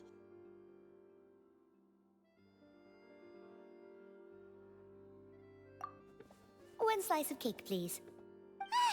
Someone showed up after all! Oh, wait, you're the one from the Palais Mermonia. Oh, are you here to buy cake too? It seems Monsieur Nervalette was right. You really can eat. Wait, did he really say say something like that! That's right. Even he has his own preferences when it comes to food. As for me, I love the cake and coffee here. Do you come here often? Usually every day. Every day? It's part of my daily schedule, apart from work. I shall have my cake and coffee. Then what if someone told you one day that this place would be closing soon, and you wouldn't get to eat cake here anymore? What would you think? But why would it close? Well, Paimon doesn't know either, but maybe the waters will rise tomorrow. You know, like in the prophecy. Oh, the prophecy. To be honest, I haven't paid much attention to that. No, still, even if there'd be no more cake tomorrow, that wouldn't keep me from having some today. No, it's the same for eating in general. You might not be able to eat tomorrow, but if you can do so today, then you should carry on. That's what people call living, you know. Huh. Don't be sad. Excuse me, could I have 2 more slices of cake to go?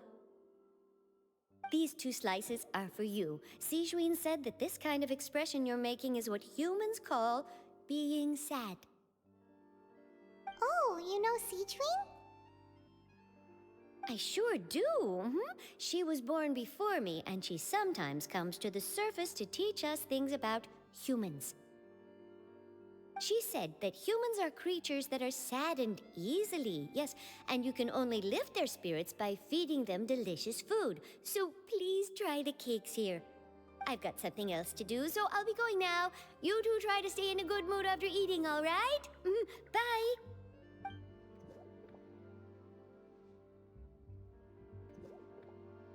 And there she goes! Alright, let's dig in. Paimon's sure this cake will be delicious.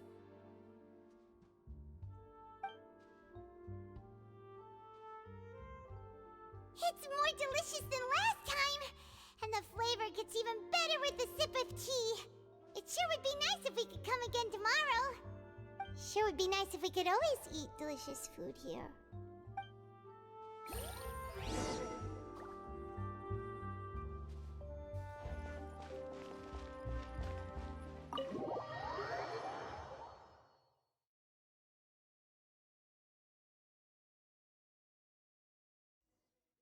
Oh, we're near the Steambird office. Let's go look for Charlotte and have a chat.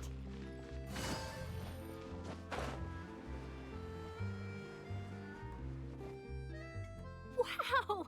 If it isn't the Traveler and Paimon! Oh, have you seen the article I wrote about you? Ha! You've got some nerve! You just used us to make some quick mora!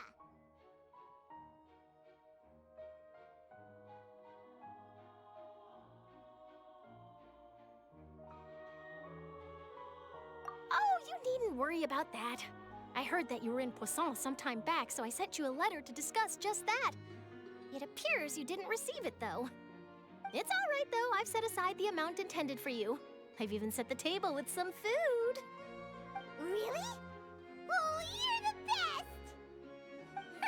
You're almost a little too easy to win over, Paimon. If I were a journalist with ulterior motives, you'd be in trouble now, you know. Oh, Paimon knows you're not like that. Still, what brings you here all of a sudden? Were you looking for me? When Mona mentioned you, we thought of coming to see you at work. I see. It seems you've already bumped into Mona here in Fontaine. So she mentioned me? What did she say? She said that you're a real daredevil of a journalist. Nice.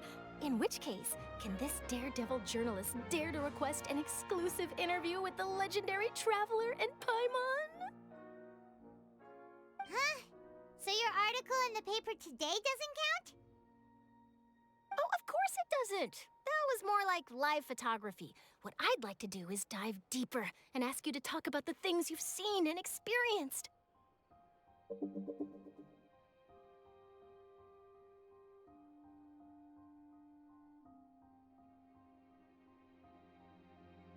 Yeah, are we even qualified enough? I say you're worth an interview, then you're worth it. But not right now, of course. I'll need a few days to prepare. Oh, in that case, we'll just chat when you have the time then? Oh, so that's a yes? Ooh, splendid! I'll tell the editor-in-chief immediately. I'll have to apply for lighting, a venue, some props, and... Whew, so much to get done now. Talk to you later. Wait, Charlotte, Paimon's still got a question for you. And what's that? If, just for example, Fontaine were to be flooded tomorrow, what would you do today? Huh, that's the prophecy you're talking about, isn't it? I mean, I do hear about it often, but I've never once thought that the day could be tomorrow. If you're seriously asking, then I might try and think of a way to leave Fontaine. Oh, but I'm still a journalist first and foremost. That means I have a duty to be reporting from the scene. And secondly, I wouldn't forsake my homeland that easily. From what I've seen, most people don't know what they'd do should the worst come to pass. In truth, it might be better just to behave like normal rather than worry over such an end. So in all likelihood, I'd probably still be prepping at the office for that interview of ours. I know what you're thinking. That sounds a bit sad, but I've always believed that it's best to do what you enjoy. Just think about it. If this nation really were to be suddenly destroyed tomorrow, but I still successfully finish an exclusive interview with a truly unique person, then the story I would wind up writing would truly be timeless. And then do you know what I'd do? Well, I'd write that story, send it for printing, and use messenger pigeons to get copies out to the various nations as soon as possible. I'm not a dreamer, nor am I a workaholic, but I do love my job, and I'd be proud of leaving such an article behind. I guess you could say that I was born to be a journalist. But anyway, that's my answer. And on that note, I'll get back to my preparations. That's so nice. All of a sudden, Paimon actually kinda envies her. Anyway, let's go and take a look at the sea, shall we?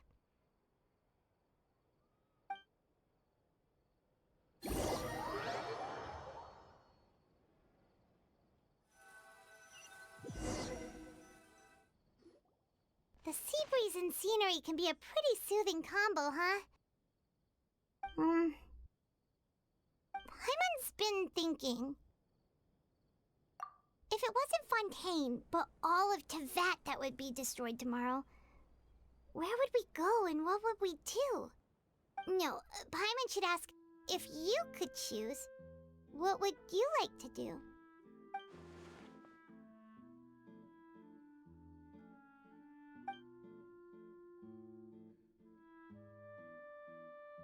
We've always been moving to the next destination, so we haven't spent much time thinking about these kinds of things. We didn't have to either, with us always being on the road and whatnot. You mean, still traveling?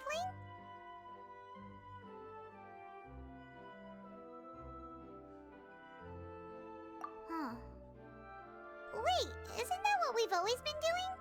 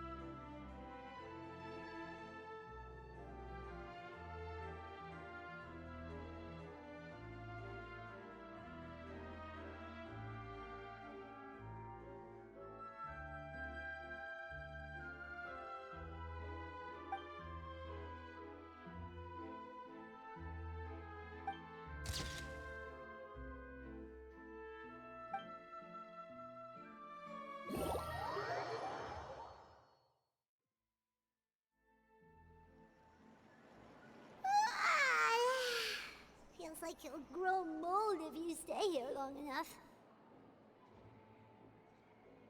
But it's still better than the Fortress of Mirapede, that's for sure. It's not only damp there, but salty too.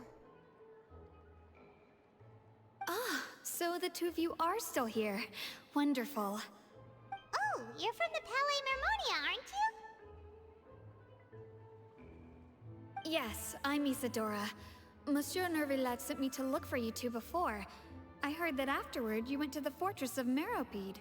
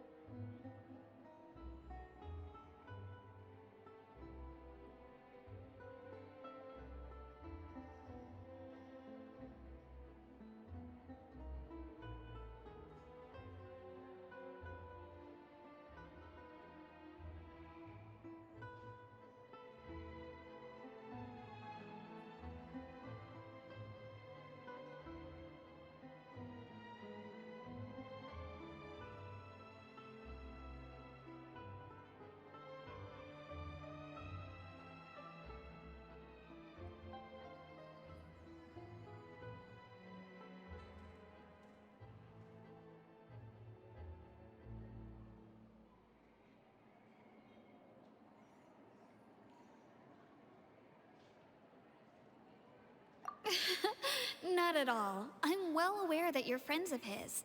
Actually, I'm here to pass along a message from him.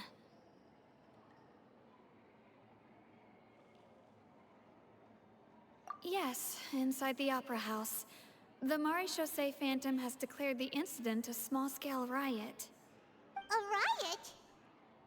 Well, that said, I don't personally think it was that serious. Lady Furina was watching a performance at the Opera House, and while she was resting during an intermission, some other audience members suddenly started harassing her, loudly accusing her of doing nothing about the prophecy crisis. And before she could respond, others started to join in. The crowd continued to grow, and protests against the Hydro Archon started to break out. So people have started to put the blame on Furina. Guess they finally found an outlet for the pressure they've been under due to the prophecy. I agree. People will naturally rely on gods, as is customary. But the moment people feel threatened, gods are also the first to be blamed. So what happened after that? Is Furina okay? Seeing that the situation was spiraling out of control and that further argument was pointless, she claimed that she'd gotten tired of this and left in a hurry. The Maréchaussée Phantom had their hands full maintaining order and did not catch where Lady Furina had gone. Only when things had stabilized did we realize that she had gone missing. So, you mean she's still missing? That's right. The Maréchaussée has dispatched many people to search for her, but we don't have any leads yet. That said, I don't think there's much to worry about. She is a god after all.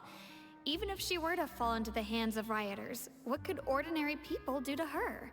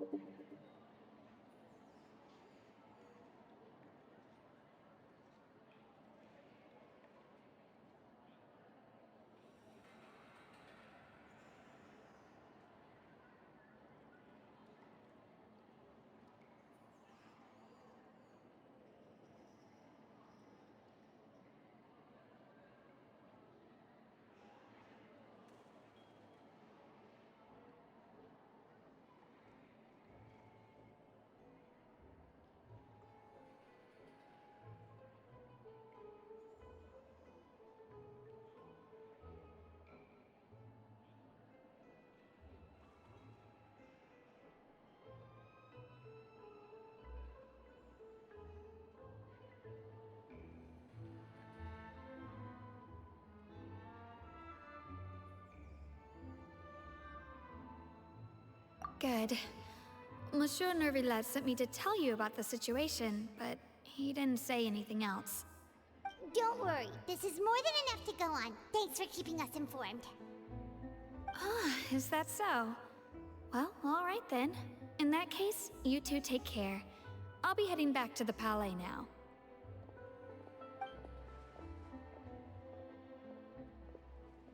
Well, sounds like we should hurry over to Poisson then. If we know Furina, she won't try to fix things in this situation. Instead, she'll look for a place to wait out the heat. And, as we also know, she may be loud and dramatic, but she doesn't have a heart of stone. When Nervillet was talking to her in the Palais Mermonia, and she heard about Poisson, she couldn't hide her sadness and remorse. It would be hard for her to ignore being accused by the public today. Paimon thinks Furina's probably taken the opportunity to slip away to Poisson and try to relieve the sense of guilt that she's feeling. Huh. Well, what do you think?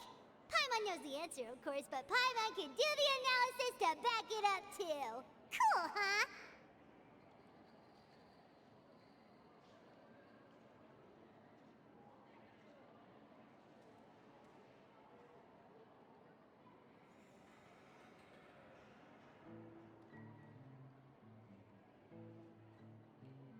In that case, there's not a moment to lose!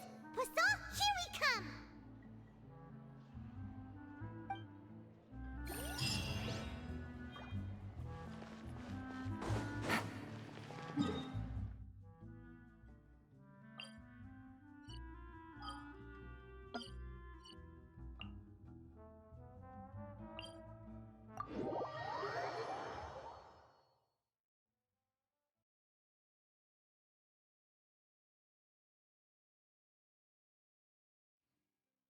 This place looks deserted.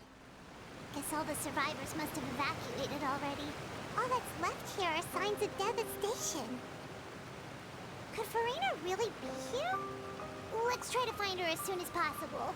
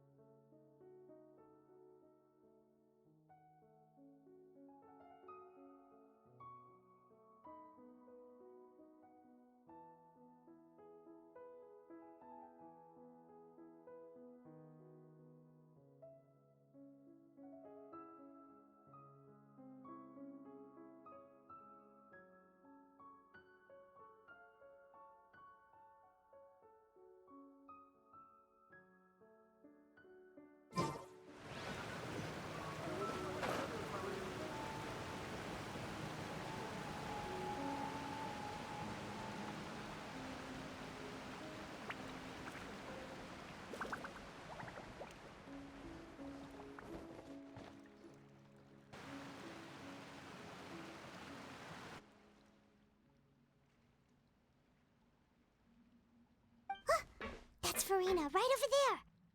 She really is here all on...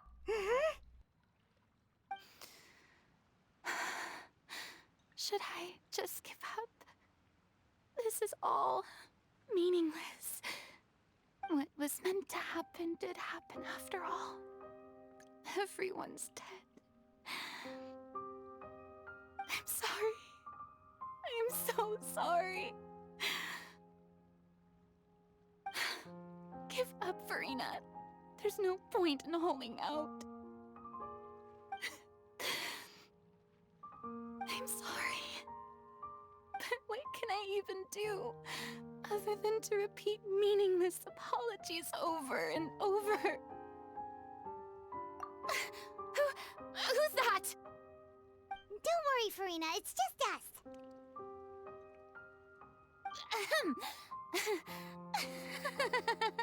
So it is you, blonde traveler from another land. Why, I almost thought you were someone from that mob of my ignorant subjects, come to kneel and beg for my forgiveness. Furina, you were crying just now, weren't you? The tear stains on your face are obvious. What do you mean, tear stains? Oh, I remember. The show at the Opera House earlier this morning was so moving. I'm still trying to process it. Who did that uncivilized rabble think they were, disturbing my enjoyment of the arts? They even dare to tout their Archon. I must teach them a lesson. I can just imagine their twisted and frustrated faces once they realize that I'm nowhere to be found. Oh, and I'm sure Nouvellette and those people from the Maréchaussée Phantom are freaking out right next to them, too.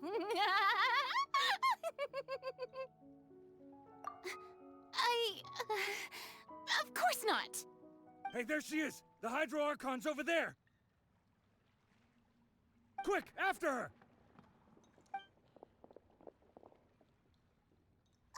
Furina, those people seem to be after you. They are? They're just some rabid fans who want to cut the line because they haven't been able to meet me in person, aren't they? That's against the rules. I can't let them get their way. Furina just ran off! Quick, we have to catch up with her!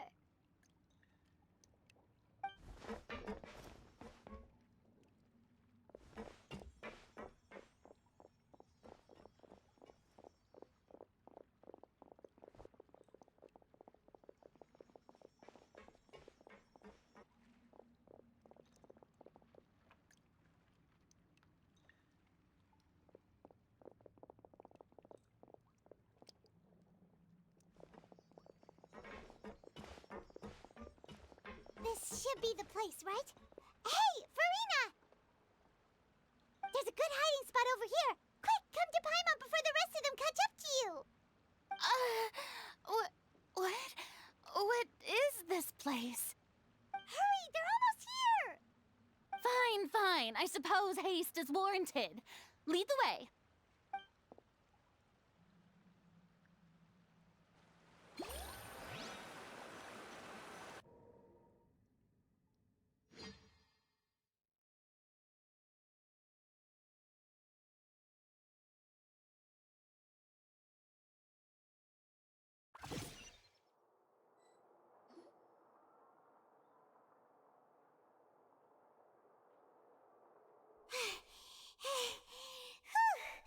Paimon's exhausted.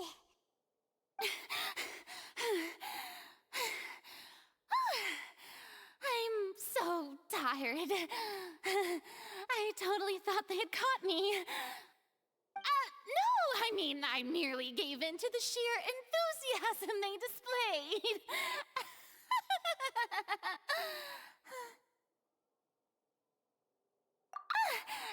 You're right. Yep, that's a good girl.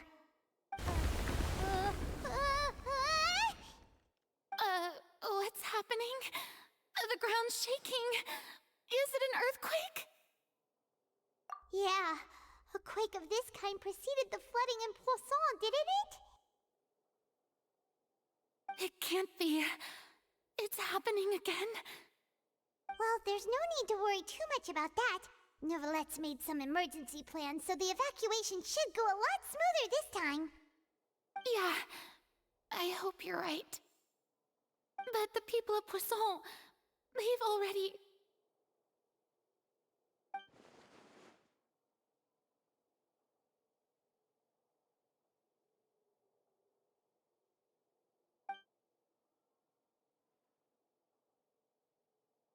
It's true.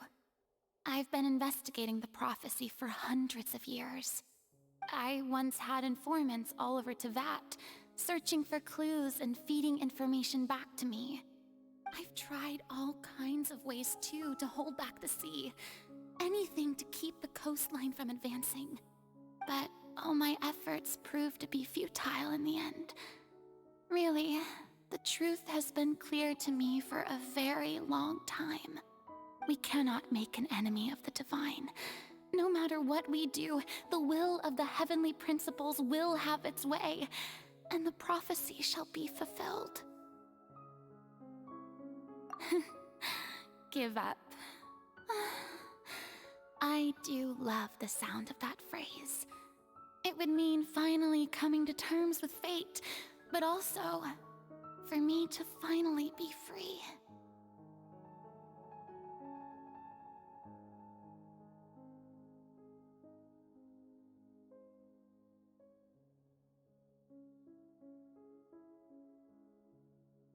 Indeed, I've thought about giving up so many times, especially after we almost lost Poisson. Fate is really unreasonable, isn't it? It has no heart and obeys no rules. The prophecy has only just started to come true, and so many people have already lost their lives. But just now, it all became clear to me. I still don't have the right to come to terms with fate on behalf of everyone else. As long as the final moment hasn't come, it's still not too late. Don't worry. I will keep hope alive for everyone until the very end. Well, that's enough for now. I got the impulse to play the stricken maiden, but honestly, considering my rank and station, that wasn't a good fit at all. Don't take any of what I just said seriously. How could I possibly let Fontaine fall to the whims of trivial prophecy? Come on! Paimon could have sworn you were actually being honest just now.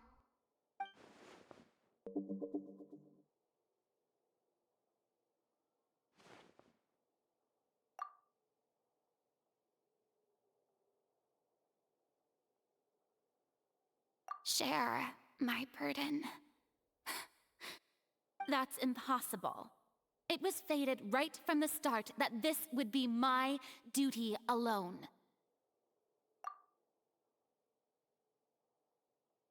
A witness. Yes, I've heard that you came to Tevat from beyond the stars, yes. In other words, you never belonged here. And if Tevat is, in its entirety, a show on a stage, then you're just a spectator, aren't you? If that's the case...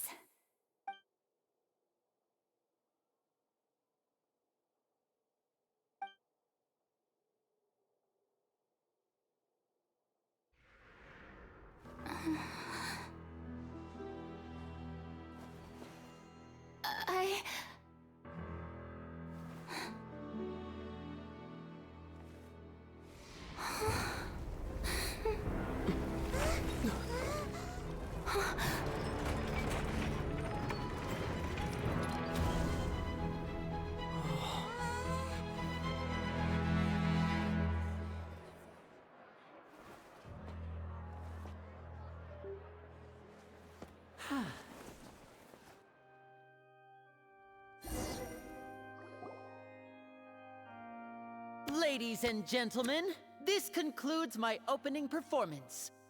Now, without further ado, we may proceed to the trial of our god. So, this is what it is. Yes, you deserve praise for the effort you took to raise the dramatic stakes. Do not forget, however, that I am Focalor, the god of justice, the embodiment of justice itself. Does it not strike you as even the least bit absurd to bring the very concept of justice to trial? May I interpret these words as your refusal to stand trial? In that case, you will have the opportunity to defend your honor through a duel. You would draw your blade against a god?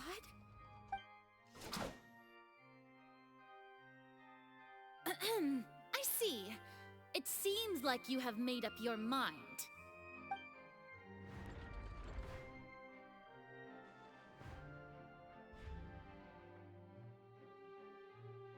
Paimon can't believe it. She just surrendered. What the heck is going on? Did I just see an Archon surrender to a human? Wow, how utterly humiliating. Lady Furina, what is the meaning of this? Shh! It would seem that there has been a misunderstanding. To be clear, the raising of both hands is not always an indication of surrender. Looking for excuses again, huh? I raised my hands just now to indicate my acceptance of the trial. No duel shall be necessary. I will admit that I've been running away for a long time. I'm sorry, everyone. I was unable to protect the people of Poisson. It is my duty to stand trial for my crimes. You are not the only ones to be disappointed in me. I, too, am exceedingly disappointed in myself. But now, it is time for the Hydro Archon to show you her courage and resolve. I, Furina, will use this trial to show the world the true meaning of justice! This time, I will protect you. Applaud and rejoice! One of the most outrageous and fantastical arcs known to the opera epiclese is now unfolding before your eyes. Mark my words, this shall be one of the most exhilarating and brilliant shows ever to grace the stage of Fontaine! The trial of the Hydro Archon, Focalor, will now begin! Woohoo! Oh, now we're making history! Why does it feel like Furina just took over the whole thing? Like, come on! Didn't she just get forced to stand trial for her crimes? Also, even though she's still acting super dramatic, she is taking this seriously this time, right? All right, then. Who will be my opponent in this trial? The court asks the prosecutor to please take the stand. Is that so? Very well. Then please speak, witness of Tivat, my accuser and fated opponent.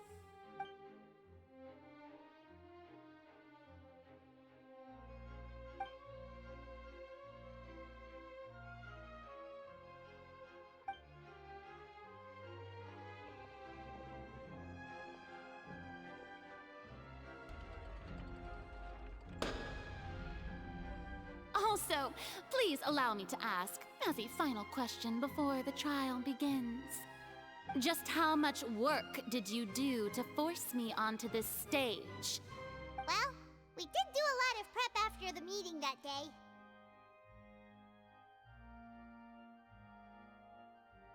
I can go over the tasks assigned to the Spina di Rosula, since they were rather straightforward and easy. Navia, the president of the Spina di Rosula. Most of the people who participated in the disturbance this morning were my subordinates. They changed into plain clothes and came to the Opera House as regular audience members, waiting for the perfect opportunity to incite insurrection against you. The people's resentment against their Archon has been building as more and more of the prophecy is fulfilled. A spark was all we needed to turn smoldering anger into a flame. Moreover, according to our understanding and analysis of you, when something like that occurred, you would likely flee the scene and head to Poisson by yourself. So, we arranged for a second group to lie in wait there. So, you mean the ones who scoured the settlement for me were also from the Spina? And their goal was to force you to step into the giant magic box so you may personally participate in the greatest magic performance in all of Fontanian history. That's right. That house was a magic box, rather than someone's residence. As the super ultimate version of the setup that I used when I first performed at the Opera Epiclese, the volume of the box was increased by a whole order of magnitude, and the distance it traversed was the entire gap between Poisson and Aranias. Its cargo, of course, was an Archon instead of a human. My thanks, Furina. Without your help, we could never have pulled off such an extraordinary performance. You're welcome? Of course, this performance was only made possible with Father's support. The House of the Hearth spent a massive amount of labor in Mora to pull this off. We had to select a location, construct the giant magic box, dig a tunnel, and open up a path through the water. It was a lot of work for all of us. So, in other words, the earthquake that we felt within the giant magic box was just a normal tremor from the transportation of the whole house? That's right. It wasn't a sign of another disaster to come. Then, I can guess Nervillette and Cloran's parts. You gathered a crowd, prepared a stage, and made sure that the champion duelist would be immediately ready for a fight. Also that as soon as I appeared on the stage, the trial may commence without a hitch. Am I right? Yes, that is correct. Well, Clorand, I must commend you for your courage. Only the most outstanding champion duelist in all of Fontaine would accept a duel with an Archon without flinching. Thank you. As for you, Traveler, I suppose your role was to keep me distracted with conversation once you found me in Poisson. You'd make sure that I didn't notice anything amiss before revealing yourself as my prosecutor once we'd arrived onto the stage. Oh?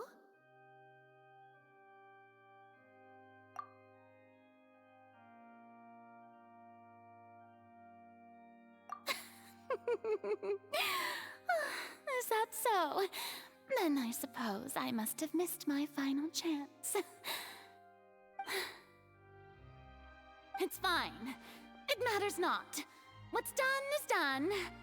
The stage is already set, so there's no reason to disappoint the audience. Let's see this trial through to the very end.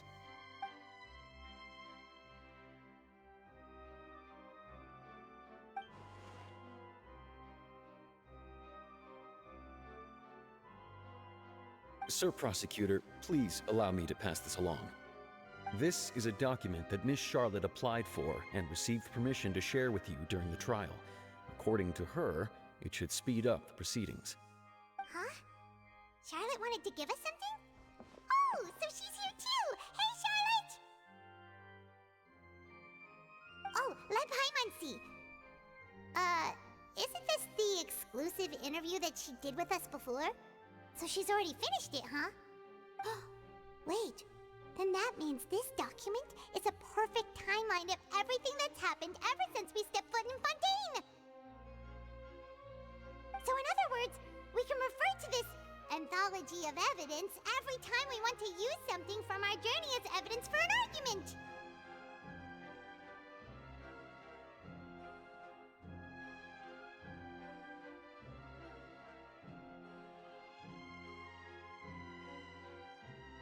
Let's quickly confirm the information in it. Just think of it as a refresher, alright? You defeated the Hydro Archon in the very first duels you took part in at the Opera House. That's one for the history books, all right.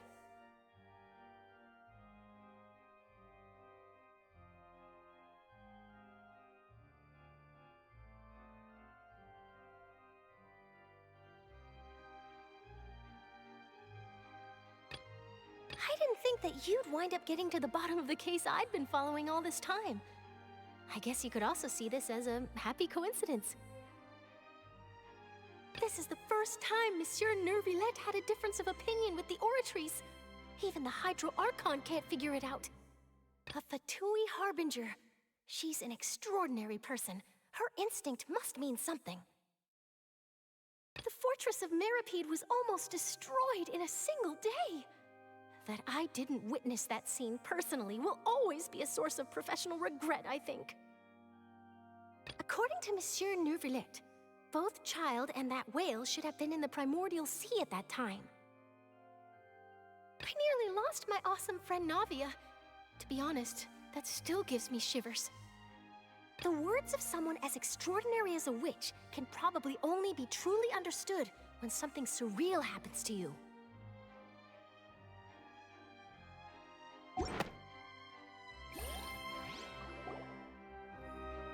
The prosecution and the defense are both in position. The trial shall now begin. Oh, come on, Neuvillette. There's no need to repeat all the unimportant legalese. Just fast forward to the part where the prosecution lays out my offenses. As the defendant and the lead actress of this performance, I still haven't even been informed of my supposed guilt in all of this. Of course, it is only natural for humans to struggle to understand the actions of a god. However, you will need more than that to convict me of a crime. That's true, but my charge here is unrelated to your conduct as an Archon. Instead, I would like to charge you as a fraud who's never been the Archon in the first place. Wait, what was that? Lady Furina's a fraud?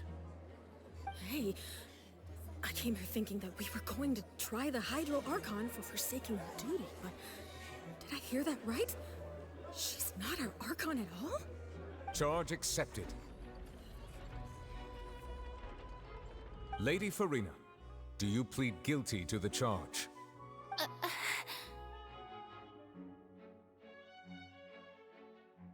Lady Furina. I plead not guilty. How can I be guilty? There is no way that I, Focalor, otherwise known as Furina de Fontaine, a member of the Seven and the Regina of all waters, kindreds, peoples, and laws of Fontaine, could be anything other than your true Archon. Yeah, even though Lady Furina can be rather eccentric, isn't it going too far to doubt her very identity? Yeah, I've never questioned her identity either. Sure, Lady Furina can be super irresponsible, but what grounds does that prosecutor have to make such a huge claim? I have cause to believe that common sense will prevail in this case. Many of the members of the audience have known me as the Hydro Archon ever since they were born. There would be no fooling their memory. See? Even the Oratrice has decided to show me its favor. Are you sure you want to commit to a charge that will never be upheld? If you wish to drop the case, I can promise you as the God of Justice that you will not have to face trial for making a false accusation. We will treat everything that's happened as a dramatic spectacle and move on with our lives. What do you say to that? Huh. An argument with near impossible odds, huh? We have to not only refute Furina's claims, but also overturn the long-held beliefs of the people. Well, I tried to give you the chance to surrender. If you must persist, then let me ask.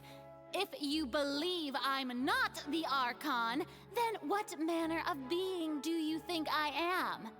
And if I was not the Archon, then how did I manage to live for over 500 years?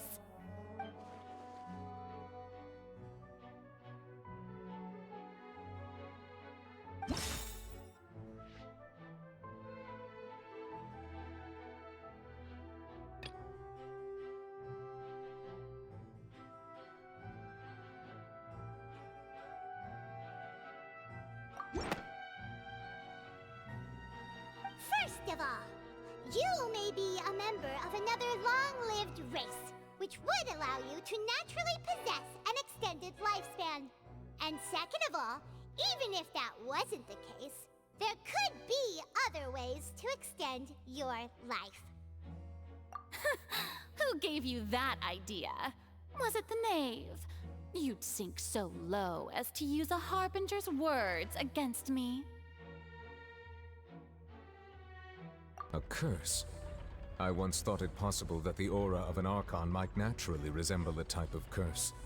But in light of this claim, perhaps what I sensed was not your divinity, but a curse after all. Neuvillette sensed it too, huh?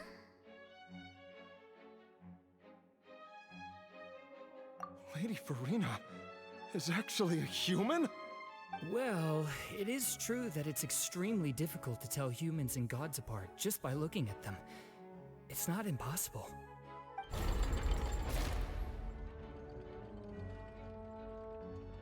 Well, don't start celebrating too early now.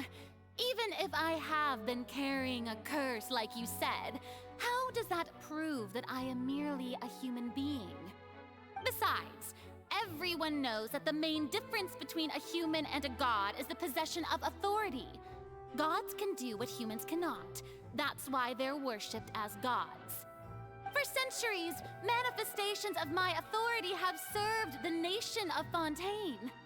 One need only to turn their eyes towards the Oratrice Mécanique d'Analyse Cardinal in this very opera house, or consider the indemnitium that is used in every aspect of life.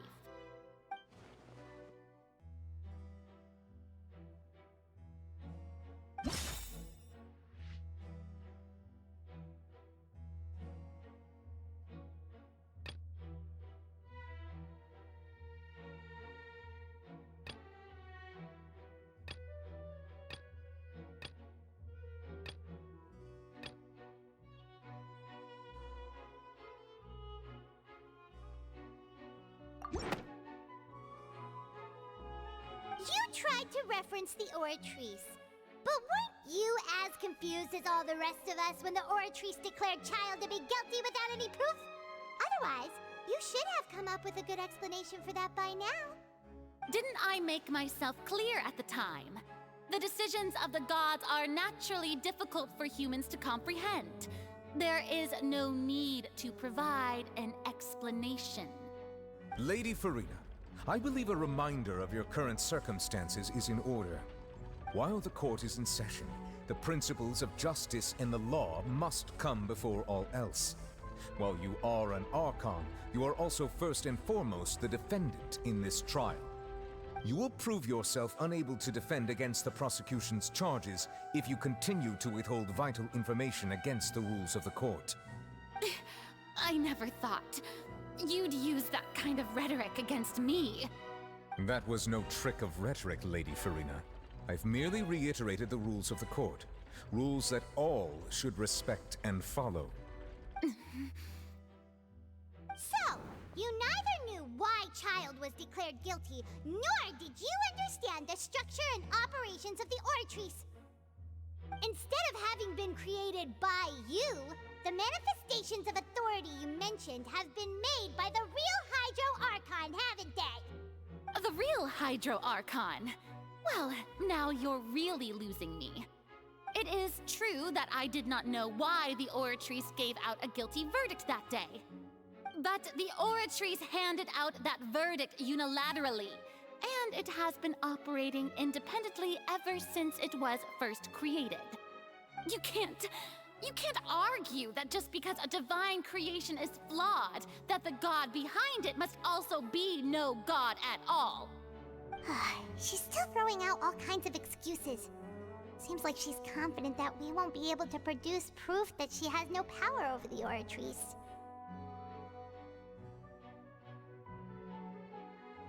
My power as an Archon. There are many ordinary citizens in the audience. How can I just carelessly demonstrate the formidable power of an Archon?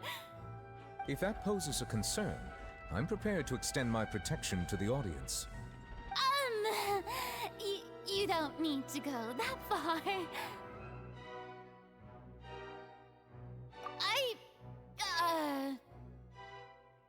Aren't you the Hydro Archon? Or is it that you can't even wield the power of Hydro, much less the authority of a god? Indemnitium! Yes! It's all because of Indemnitium! All Archons derive their power from the faith of the people, and I've converted the people's faith in justice into Indemnitium!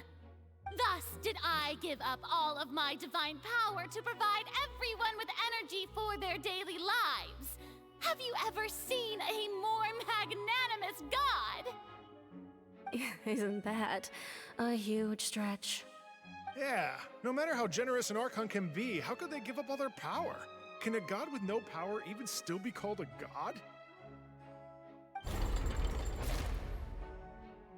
It seems like nobody's buying Furina's excuse. Hey, come now, everyone! Please don't stare at me as if I was a liar! I'm still the same Furina you knew, right? The one that you loved! Shouldn't you want to believe in me? Please? You've got to believe me! If what the prosecutor said is true, she really has committed a grave offense. Did she deceive all of us? And all of our parents and grandparents too? And then all of our ancestors? Ever since they were born? Enough! That's enough.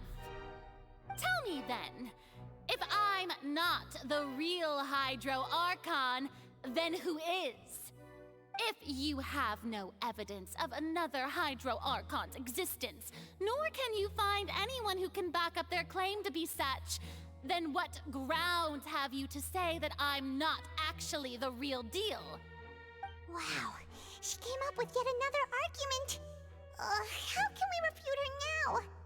Seems like she really doesn't want to give up.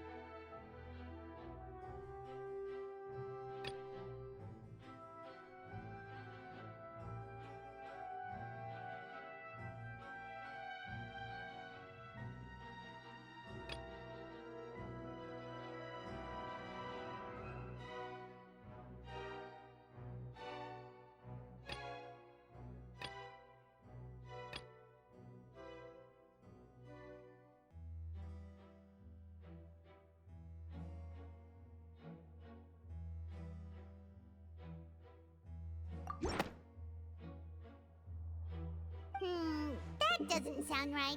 Paimon doesn't think this clue can be used as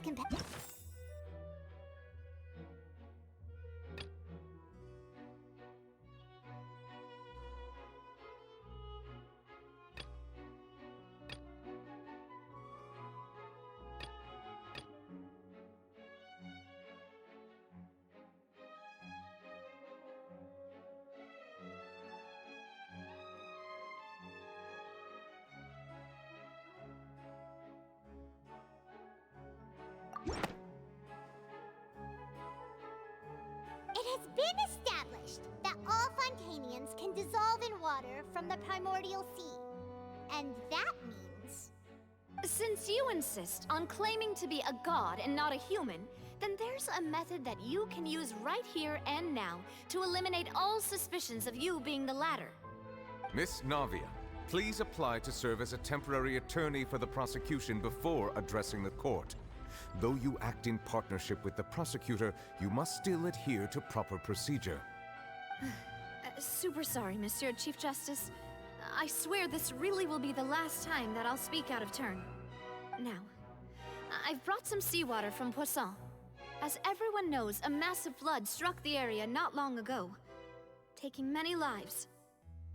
including those of some of my closest friends. So, Miss Furina, would you dare to touch some of the seawater? If we are to believe that you are indeed the real Hydro Archon, touching the seawater would have no effect on you. All it should do is strengthen your case. But if you don't dare to touch it, then we would have basically proved the reverse. Oh, and I must remind you that after the disaster at Poisson, nobody wants to see any more people dissolve. I do hope you'll act prudently and choose the simpler path of admitting guilt. Navia from the Spina di Rasula. The Spina has governed Poisson for many years. I guess her suggestion is valid. If Lady Furina is indeed just a human, she's probably Fontanian like all the rest of us. Would she really dare to try?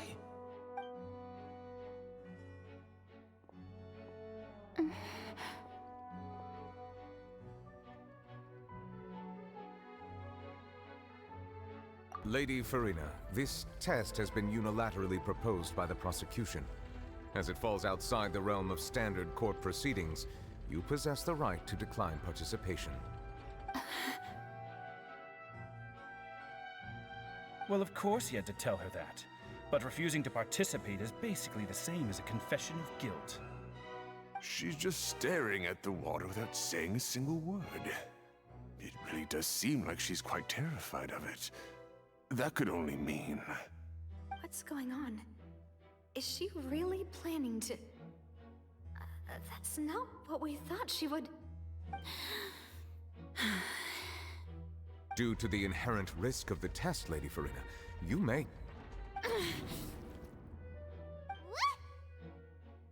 Hey!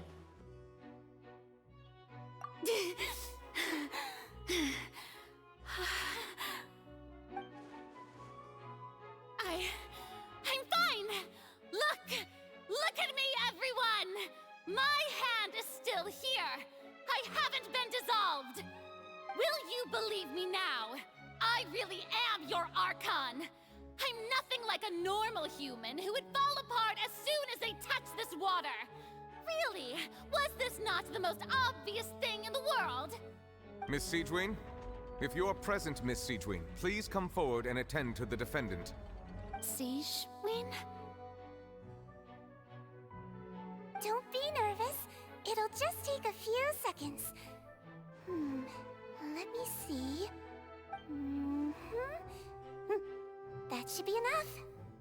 Please announce the results of your evaluation to the court, Miss Siegewien. As everyone doubtlessly saw, Miss Furina was displaying symptoms of hyperventilation and flushed skin. These indicate that she was experiencing the adverse effects of exposure to primordial seawater. The extent to which she was affected is the same as other humans when exposed to primordial seawater of a similar concentration. Thank you, Miss Siegewien. Lady Furina, you may return to the defendant's stand. Oh, wait. What did she just say? I didn't get dissolved! Shouldn't that be enough to prove my innocence? Well, considering your tendency to run from your problems, we did originally prepare a direct sample of the seawater around Poisson. However, after extensive discussion, we exchanged it for a sample that is not concentrated enough to dissolve an actual human. After all, on the off chance that something entirely unexpected might occur, we don't want anyone else to lose their life to the sea. Yeah, so out of regard for Furina's life, you secured a low-concentration sample and asked the head nurse to serve as an expert witness. It's a great thing that the direct sample wasn't actually used. Furina could have... I can't believe... you...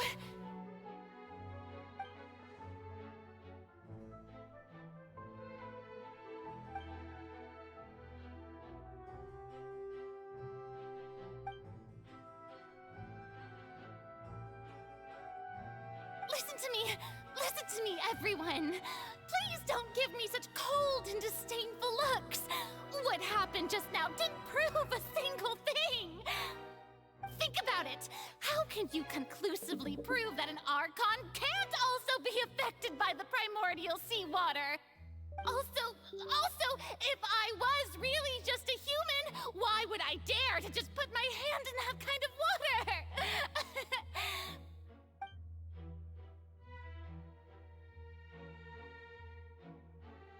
Please, anyone, just listen to me. I swear, I really am your Archon.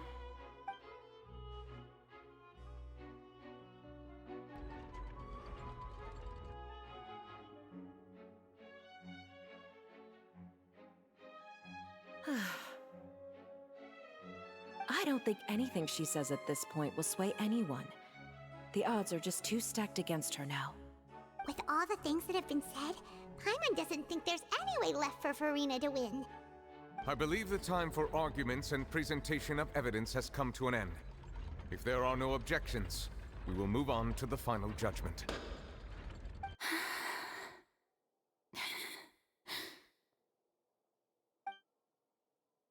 I don't think anything she says at this point will sway anyone. She's too stacked against her now.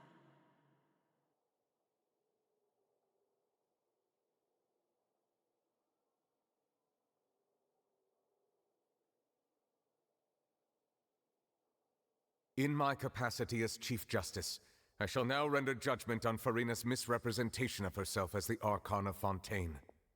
As a human who knowingly deceived her fellow citizens, Furina is guilty.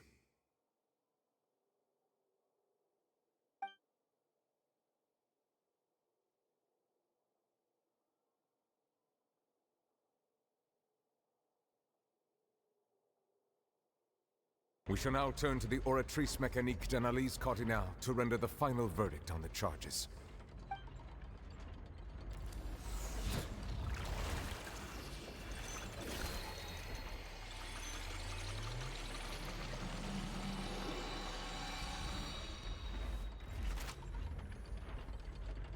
According to the judgment of the Oratrice Mécanique d'Analyse Cardinal, Furina is...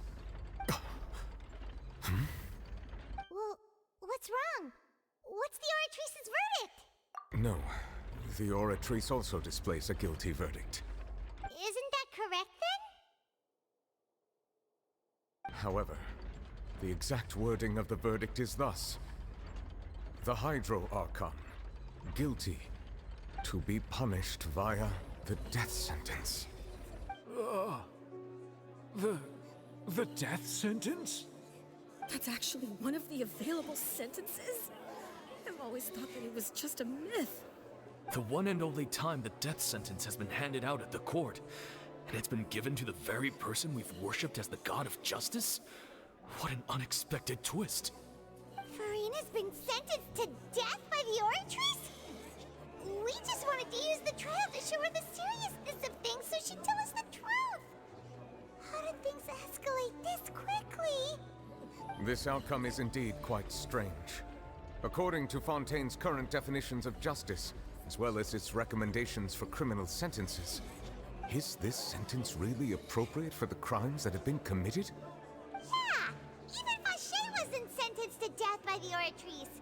You know, the real evil mastermind behind the serial disappearances case. Indeed.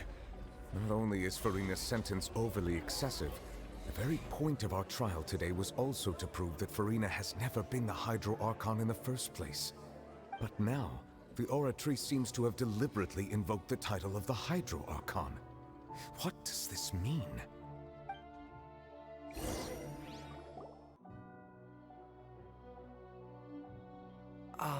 Excuse me, if I may interrupt. Is the trial still going? Fremine!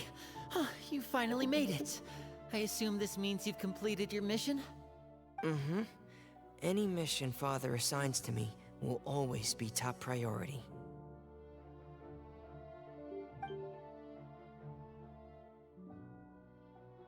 Is that the first prophecy slate? Huh. So the knave privately arranged for Fremine to try and find the missing slate. I looked everywhere and finally found it at the bottom of the sea. It took me a long time to get around some dangerous stretches of water. But has the trial already concluded? Then, doesn't that mean I've come too late? Oh no. Father will be disappointed in me. Thank you for your hard work, Mr. Furina. Please allow me to review the record left on the slate. Traveler, I believe that you have already seen the other existing slates, and would like you to come here and confirm their contents.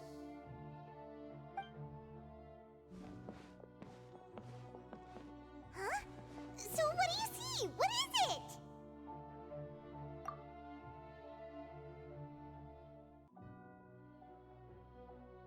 I believe I've now made sense of the Hydro Archon's crime. It has to do with Fontaine's lost history. Huh? Isn't the Hydro Archon just guilty of deceiving her people? Oh, wait, no, that's Furina, and we've already proven that she's not the Hydro Archon. So when you say Hydro Archon, do you mean the real Hydro Archon we've been kinda talking about? In truth, everything that you've encountered in Fontaine up until this point can be traced back to the contents of these stone slates. However, I'm uncertain as to how much sense they currently make to you. Okay, let's try to recall the contents of the other 3 stone slates. Paimon will do her best to help you remember.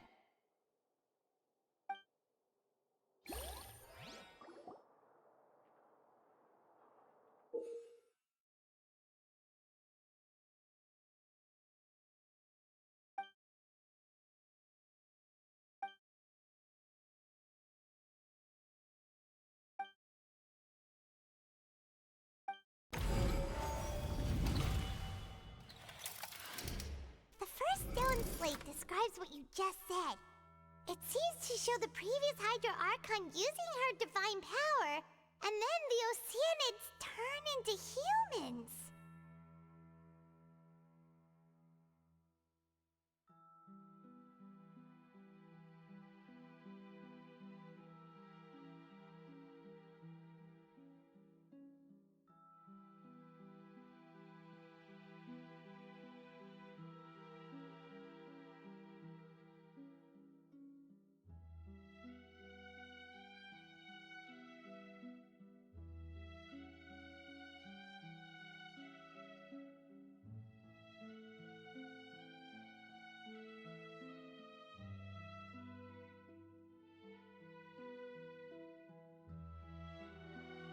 Does that mean that Fontainians are transformed Oceanids? Oh, Paimon wasn't expecting that. But if Oceanids can turn into humans, then perhaps this process can be reversed as well. The second stone slate shows Celestia floating in the sky, and the Hydro Archon and her people worshipping it together. But the heavens still brought judgment down upon them.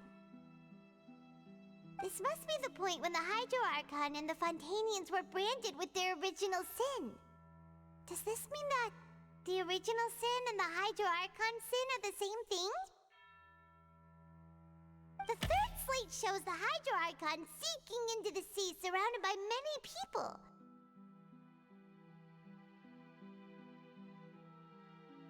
Huh. That reminds Paimon, didn't we also watch that happen to someone else?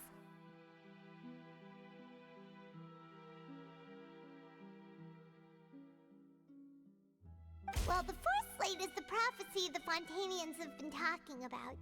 People dissolving into the sea, the Hydro Archon crying on her throne, and so on. We didn't believe that such a crazy disaster could happen at first, did we? But after that incident, it was just a question of when and not if.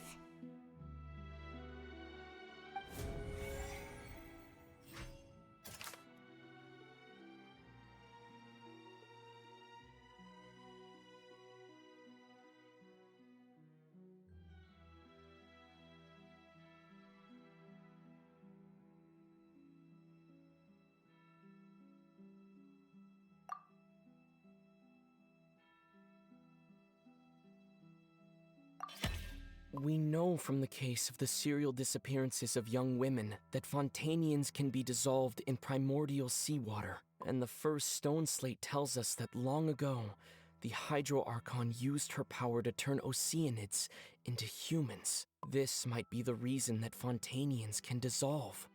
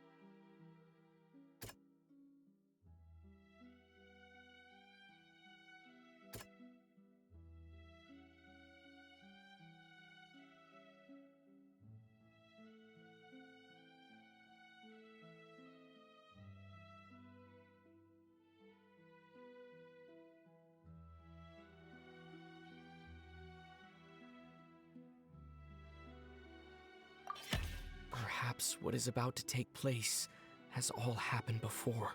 The true sin of the Hydro Archon that Nervalette mentioned, and the original sin cast down on the people of Fontaine by Celestia, as recorded on the stone slates.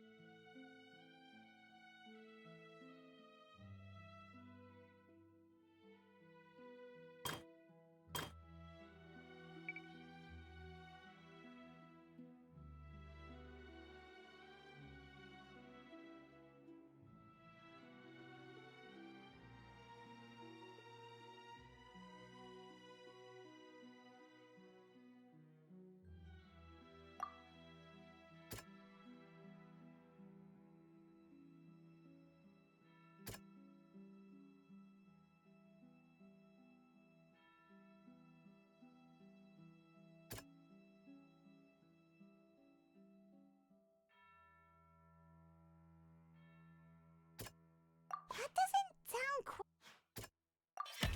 It's not as simple as falling into the sea. When Navia fell into the sea, her consciousness was subjected to judgment. The stone slates show the people gathered around the Hydro Archon in the sea. Could that be alluding to the same thing?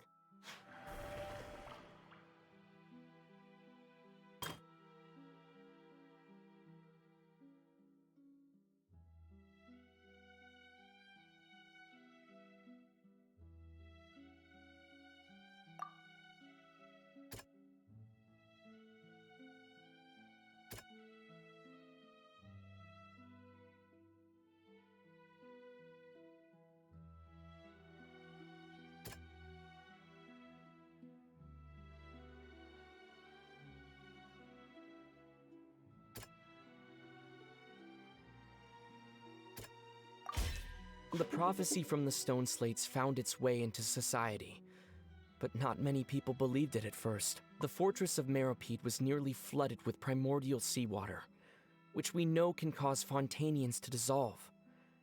It seems increasingly likely that the prophecy may come true. If we hadn't dealt with it in time, things could have gone very badly. They'll dissolve into the primordial sea but won't cease to exist. Their essence will flow in the seawater, converge, and take the form of an oceanid.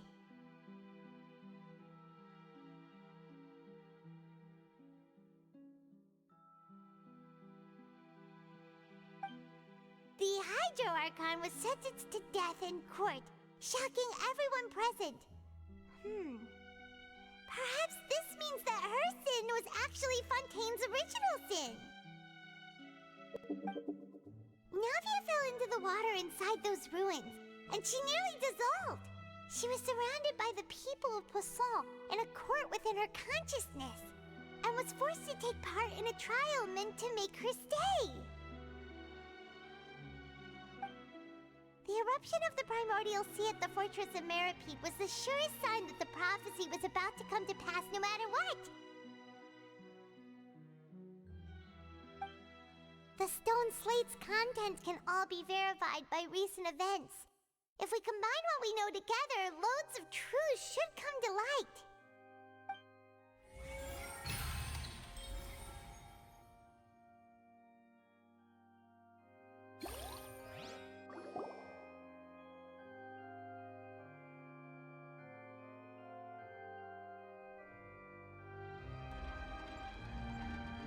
Huh? Oh, Paimon gets it now! So that's how you can make sense of it.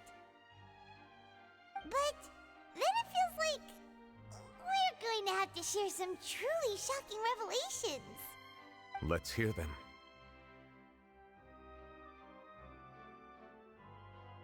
Incredible. Linny, did you hear that? We're not real humans. All Fontanians were originally created by the late previous Hydro Archon, with oceanids as their basis. The evidence for that can be found in how only Fontanians could dissolve in primordial seawater, and how all the girls Vacher dissolved were also turned into oceanids. Oh, and according to Navia, when she was about to get dissolved, she also saw everyone gathered around for a trial, all of them in the shape of oceanids. Indeed. Yeah, and it follows from the content of the first slate that she probably angered Celestia by creating humans without prior permission. That could also explain why the Oratrice judged the Hydro Archon to be guilty. It's to account for that ancient sin. The Hydro Archon's true sin was creating us? And yet, after many hundreds of years, the Hydro Archon's creations have turned around to try to judge the Archon within the Opera Epiclese. The twists of history are often the most unexpected of all. Yeah, isn't the image here just like when Navia fell into the sea? So wouldn't it be trying to show the image of the Hydro Archon also falling into the sea once the prophecy has been fulfilled in the fourth slate?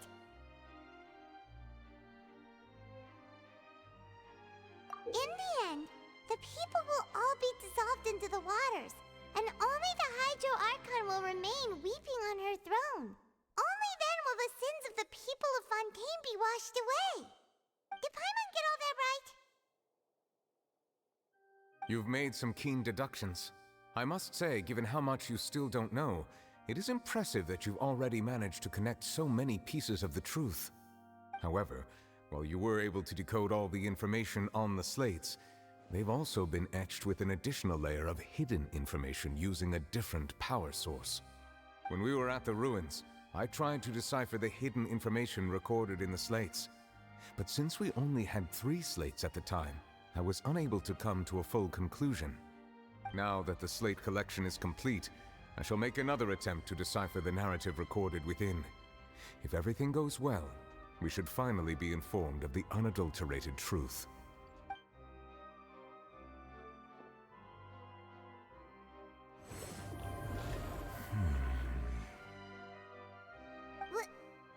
Well? Did you get it? I believe I should share this truth not only with you, but with all the people of Fontaine as well. I will try to briefly summarize it for you.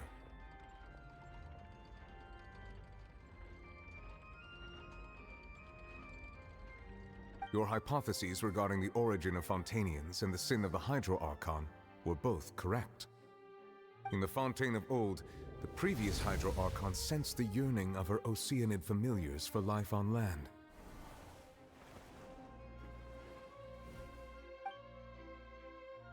The Oceanids were enamored with the beauty and romanticism of human beings, and wishing to have those experiences for themselves, expressed to the Hydro Archon their desire to become of a similar kind. However, even though water as an element is intricately linked with the power of life, the Hydro Archon, as one of the seven, did not possess the authority to create a new form of human life. Not one to give in, she eventually found a way to create permanent humanoid bodies for her familiars by appropriating the power of this planet's primordial sea. She poured primordial seawater into the Oceanid's blood vessels, creating humanoid mimics in the process.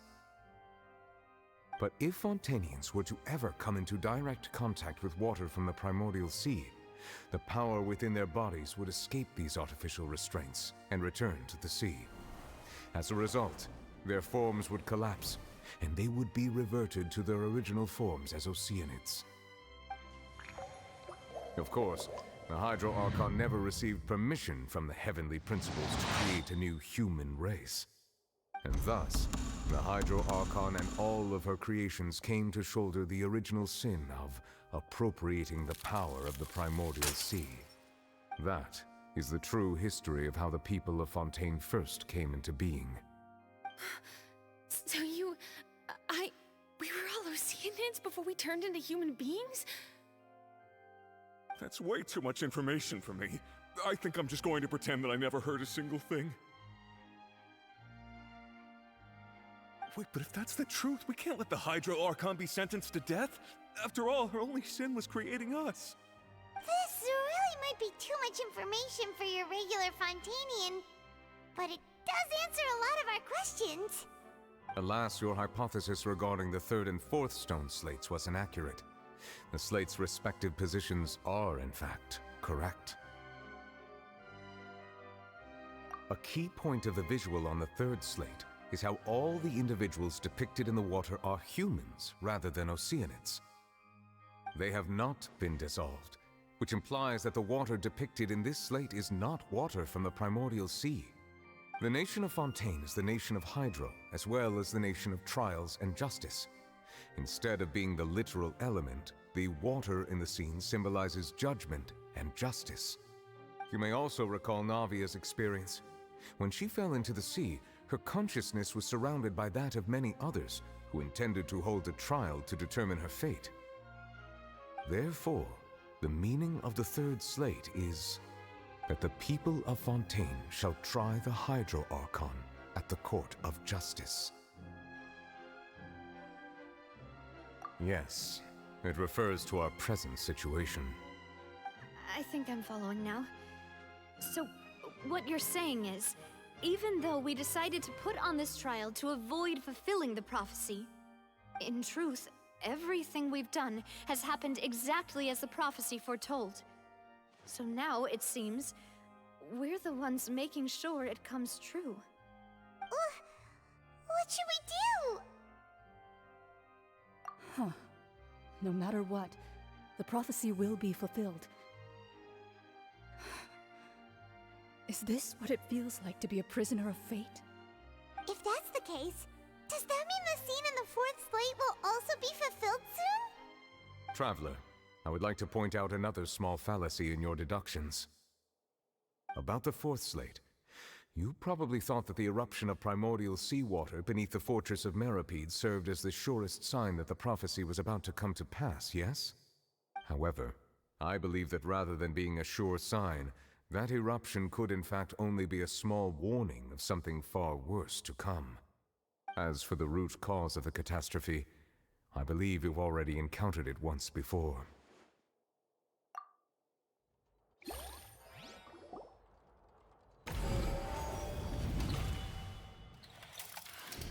This eruption was just a small warning of the things to come. We must find the root cause of the disaster.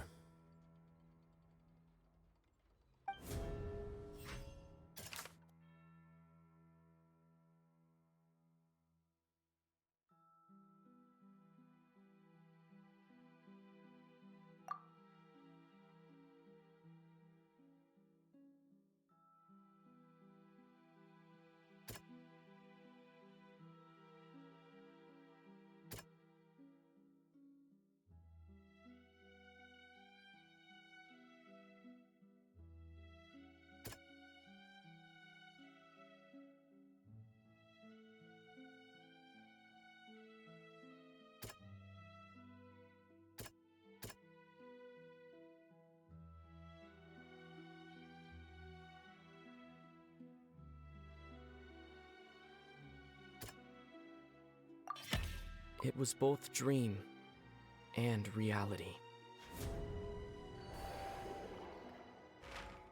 If we're talking about a true culprit, that could only be that thing inside the primordial sea, right?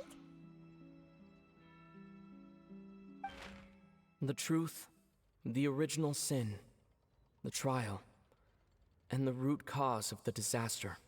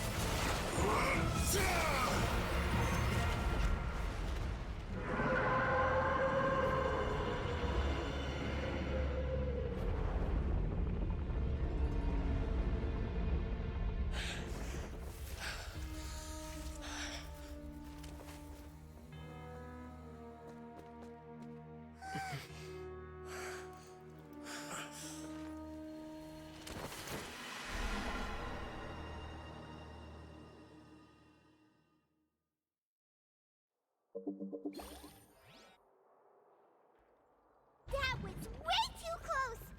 How did that thing just burst into the Opera House? Wait, was that the huge whale you saw in your dream? So we've met it at last. I understand very well why it has chosen to make an appearance here. That whale does not belong to Tevat. It is a monster that has traversed the stars, weeping all the while. It has been greedily consuming the energy from the planet's primordial sea, using it to grow. That is the main cause for the rising sea levels. And once it has finished consuming all of the energy contained within the sea, its next step will be... You said that when the Hydro Archon first created Fontanians out of Oceanids, she filled their blood vessels with primordial seawater. Precisely. That whale finds the blood of Fontanians nigh impossible to resist.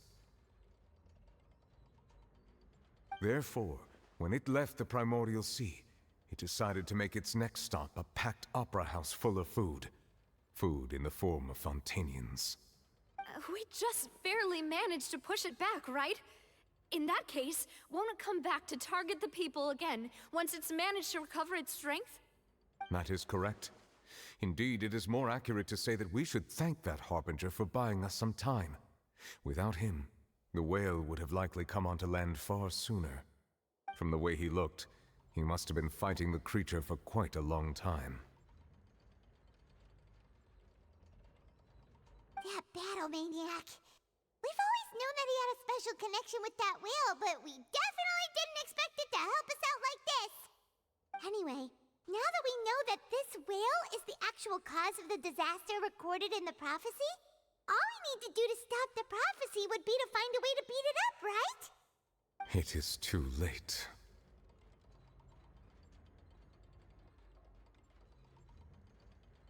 It had already absorbed too much of the Primordial Sea's energy before we could notice it.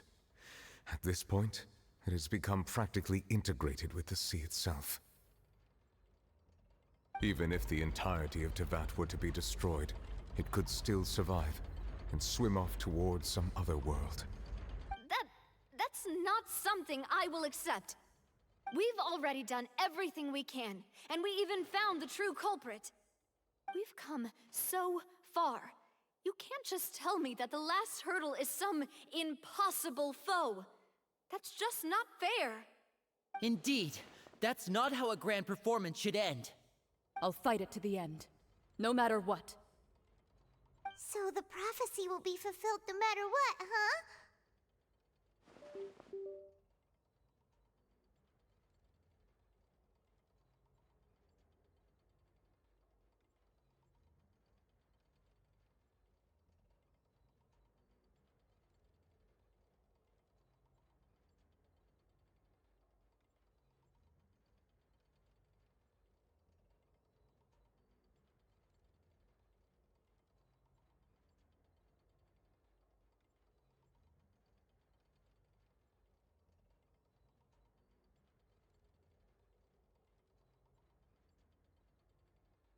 The prophecy. Yes, what has been prophesied will be fulfilled. You may view such things as the history of the future.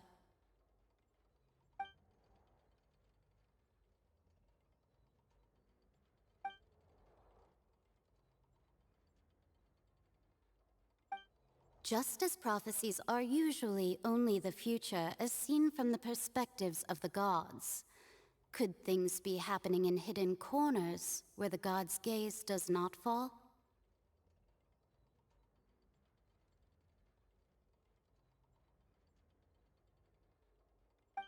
Ultimately, fate shall serve as your only guide, no matter what will happen in Tevat's future. All you need to do is to play your part.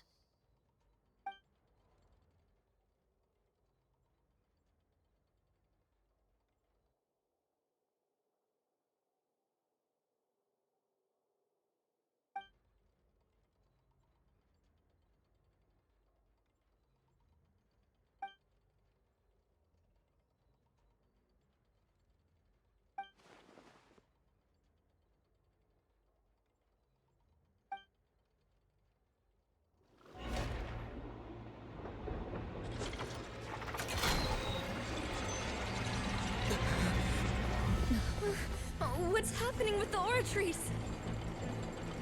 I believe it is preparing to carry out the death sentence.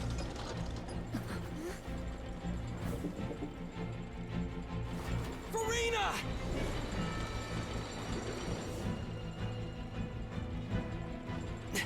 No, I still need answers.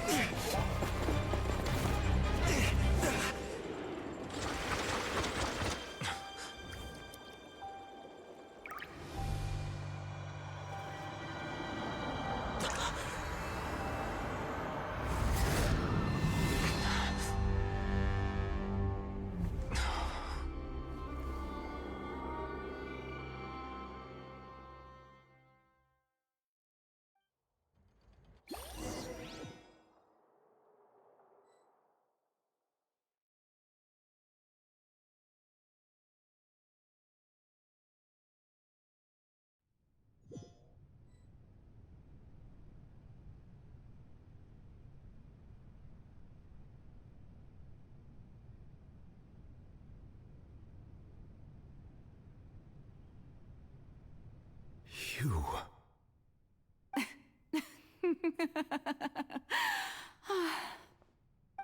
Sorry. That shocked expression on your face is just too amusing. I couldn't help myself. You are not Furina. Who are you? Ah, the sweet sound of bewilderment. Marvelous.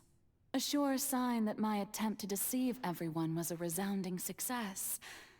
But to answer your question, I am Focalor. You know, the god. Focalor.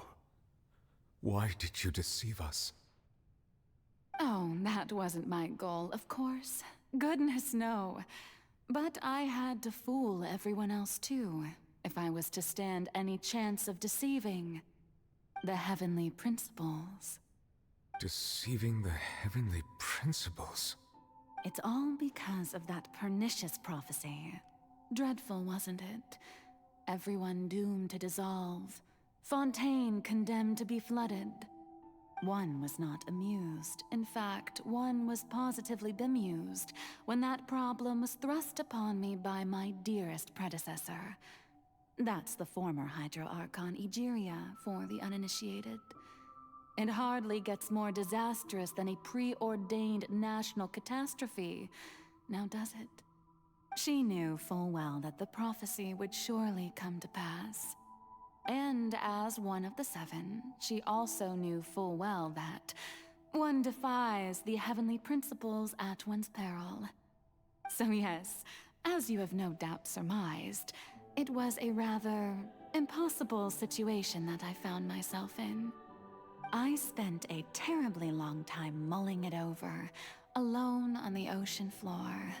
And I was almost growing barnacles by the time I finally realized there was only one possible solution to this confounding conundrum.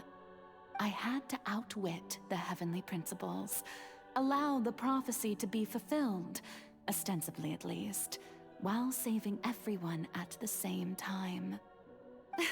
I'm a genius, I know. I can only assume that's why Egeria chose me as her successor. Although, looking back now, it was hardly the inheritance one dreams of. Between the task of saving the nation, the quotidian duties of the Hydro Archon, and not to mention the original sin of creating a new race of humans, I dare say she left me quite a colossal mess to clean up. But one can only play the hand one is dealt. I did not choose this, any more than I chose to be one of her Oceanid familiars. So you were also once one of the Oceanids, transformed into a human by Egeria's hand? Yes, I was. I always dreamed of becoming human. And I still do, even now. In my eyes, to be human is to be part of the greatest opera ever known. After becoming a god, I separated my divinity from my body and spirit, leaving behind only a self that was as naive and bewildered as my past self on her first day as a human being. The me you see before you now is that divinity. And the human counterpart I left behind, I named Furina. She could feel joy, sorrow, and everything in between. She could be as vain and conceited, or as meek and vulnerable as she wished. Her strengths were of a kind only a human could possess, as were her shortcomings. But in my eyes, Furina's humanity was what made her perfect. She was perfectly human in every way. The person I always wanted to be. Anyway, so then I cursed her. All part of the plan, of course. The plan to deceive the heavenly principles. Do you still remember the final scene of the prophecy? The Hydra Archon, alone, weeping on her throne. In order that the prophecy might appear fulfilled, I invited Furina to be an actress, to play the part of the Hydro Archon in the prophecy. Under the curse I placed on her, so long as I, Focalor's divinity, continued to exist, she could not die. But nor was she free to live her life in the pursuit of happiness. Instead, she was forced to take the stage in the opera house, to embrace the role of leading lady, to forever play the part of the god from the prophecy, all to create a deceitful appearance of that prophecy coming to pass. I suppose now you probably understand why your court is called the Opera Epiclese. But Furina is only human, isn't she? Even though she has had a long life, her mind is no stronger than that of any other ordinary human being. I cannot begin to fathom what she has had to endure. It must have been torture for her. It has indeed. And although she is, in a sense, me in human form, I most definitely owe her an apology for it. It's been 500 years, and all along, she's been playing her part in the most unimaginably long, unbearably lonely, and agonizingly...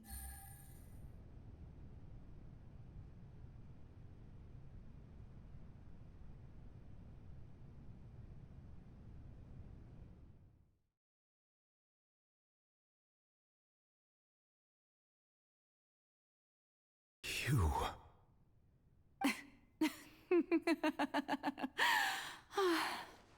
Sorry.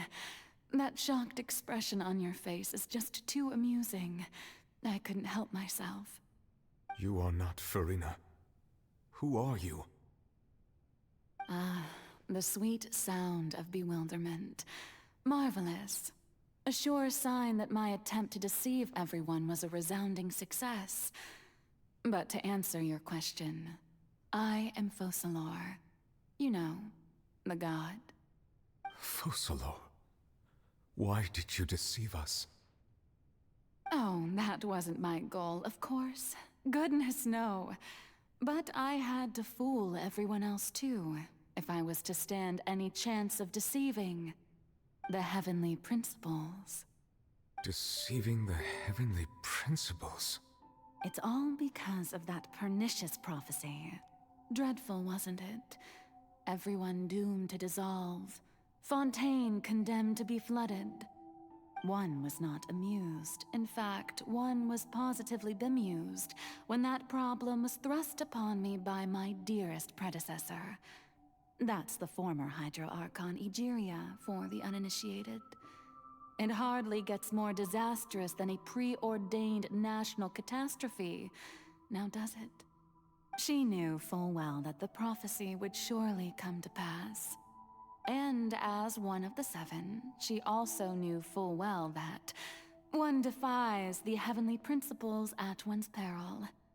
So yes, as you have no doubt surmised, it was a rather impossible situation that I found myself in. I spent a terribly long time mulling it over, alone on the ocean floor. And I was almost growing barnacles by the time I finally realized there was only one possible solution to this confounding conundrum. I had to outwit the heavenly principles, allow the prophecy to be fulfilled, ostensibly at least, while saving everyone at the same time. I'm a genius, I know. I can only assume that's why Egeria chose me as her successor. Although, looking back now, it was hardly the inheritance one dreams of. Between the task of saving the nation, the quotidian duties of the Hydro Archon, and not to mention the original sin of creating a new race of humans, I dare say she left me quite a colossal mess to clean up.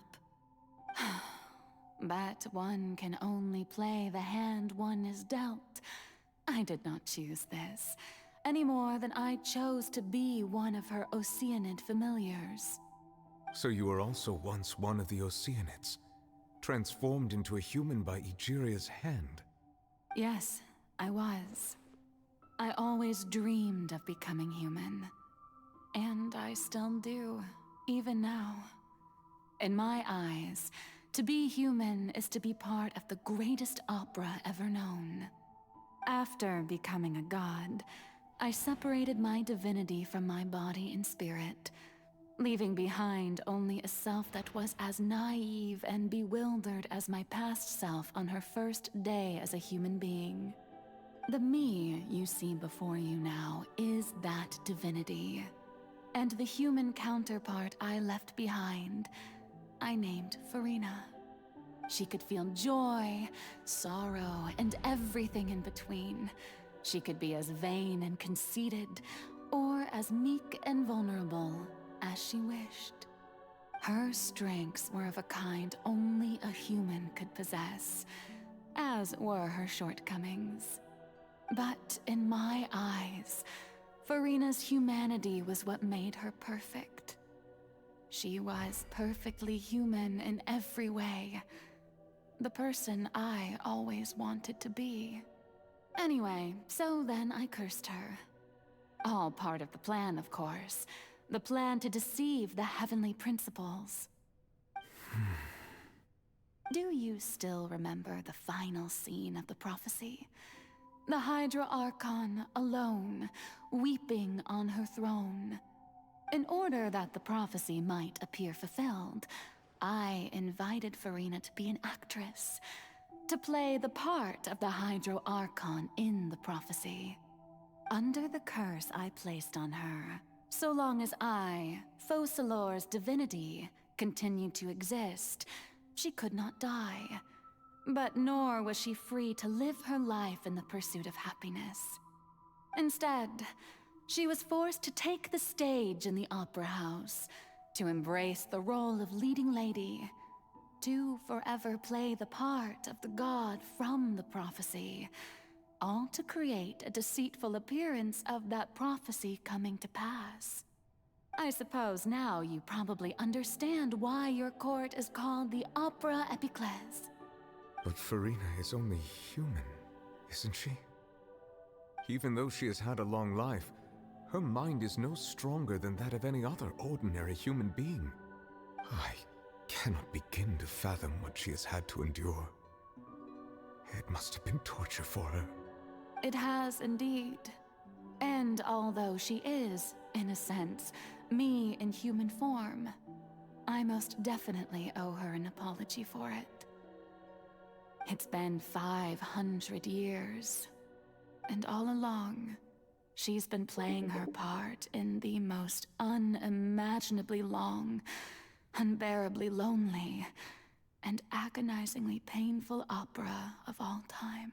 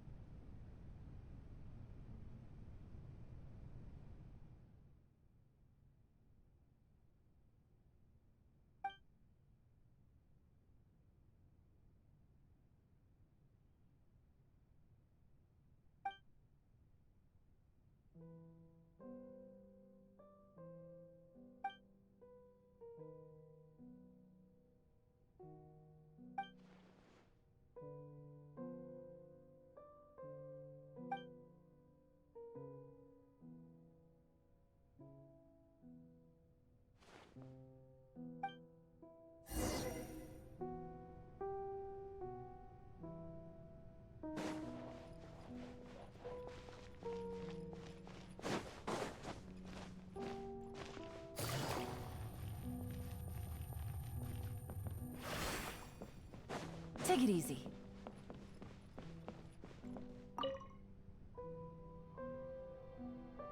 Oh, who permitted you to come onto the stage?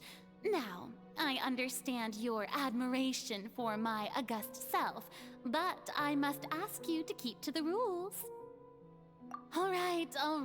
It is not my intent to reprimand you. There is no need to state your name. Just be off with you. Do not distract me from my performance. Oh, do not jest. Can you not feel it? I am Focalor. The eyes of countless Fontanians are upon me. I must, at all times, display the utmost elegance and nobility.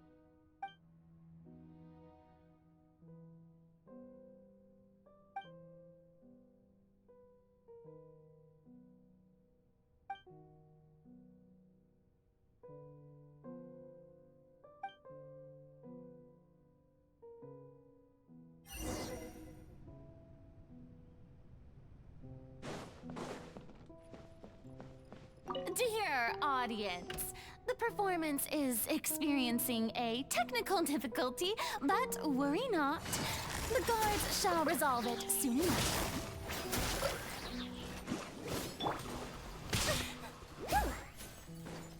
Sign here, please! Wind, hear me. Game's up. Time's over. Now you shall perish!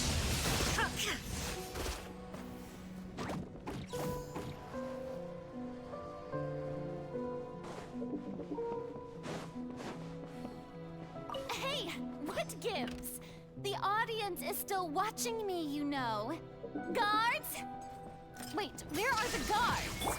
Guards!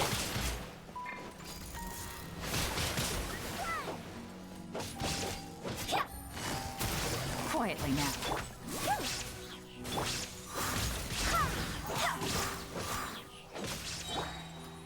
Illusion shattered!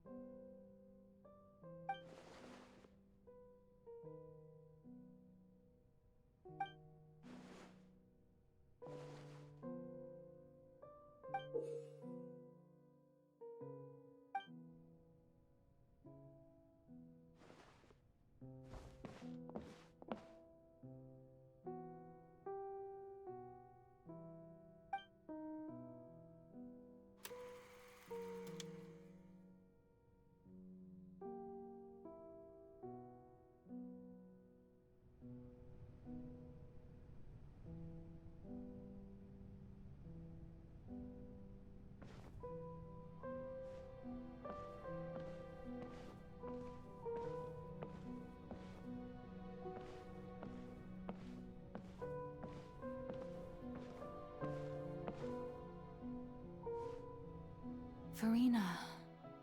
Furina. Huh? Who's that? Who's calling me? Where are you? Be not nervous. Be not afraid. I am before you. Wait a moment. You're mirror me? How can this be?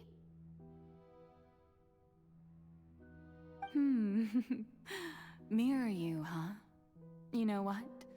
That's not bad. Let's go with that. Mirror me. What do you wish to say? The prophecy. Have you heard of it? What prophecy? Wait. I know. I think. I don't know why, but it's in my head somehow. The people will all be dissolved into the waters, and only the Hydro Archon will remain, weeping on her throne. Only then will the sins of the people of Fontaine be washed away. Oh, very good. You know it well. What's going on? I can't seem to remember anything clearly. The only thing I know for sure is this prophecy. Will it really come to pass? Yes, it will. And that is why I've come to you. Disaster will come to Fontaine sooner or later. Things will develop just as the prophecy declared. There is no escaping it. But doesn't that mean everyone will die? I'm a Fontainian just like them. Will I dissolve too? Oh, don't worry. Magical meetings exist in this world precisely to give people a chance to turn things around. It is the reason why you met me today. I will tell you how to save everyone, but you may have to suffer somewhat. Oh, so there's still hope after all. Goodness, you frightened me. You spoke so much and with so much certainty. As for the suffering, well, I will admit that the first thing that came to mind was, why do I have to be the one to suffer? But if the prophecy will come true, I'll also die anyway, right?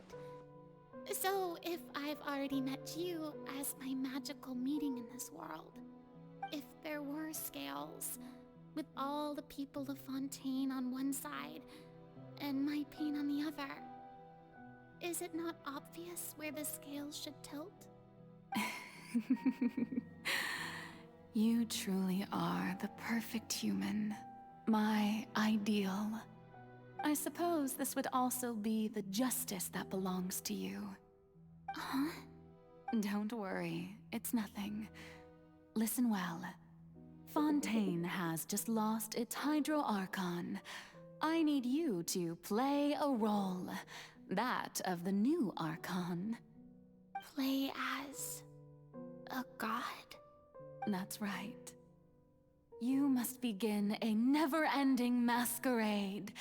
You must never let anyone suspect your identity. If you can keep it up, then I shall have my way of defying this prophecy. But should your identity be revealed, then all hope will be lost. But how will I do this? A human assuming the role of a god without being exposed? Don't worry. What you must do is not to turn yourself into a real god. You simply need to play the role of a god as humans imagine them to be. Being a human yourself, I'm sure you already know what such an entity would be like. Remember, your true challenge will not be pursuing divinity, but contending against humanity. I'm still not sure I understand, but I'll try. I'll try to do this. So, how long am I going to have to play this role?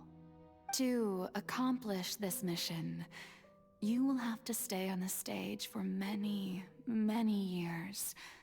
You will endure and not grow old until your task ends. But I promise you, all will eventually end in a magnificent and dramatic trial, and everyone will be saved. A trial, huh? How exciting. I'll be looking forward to it.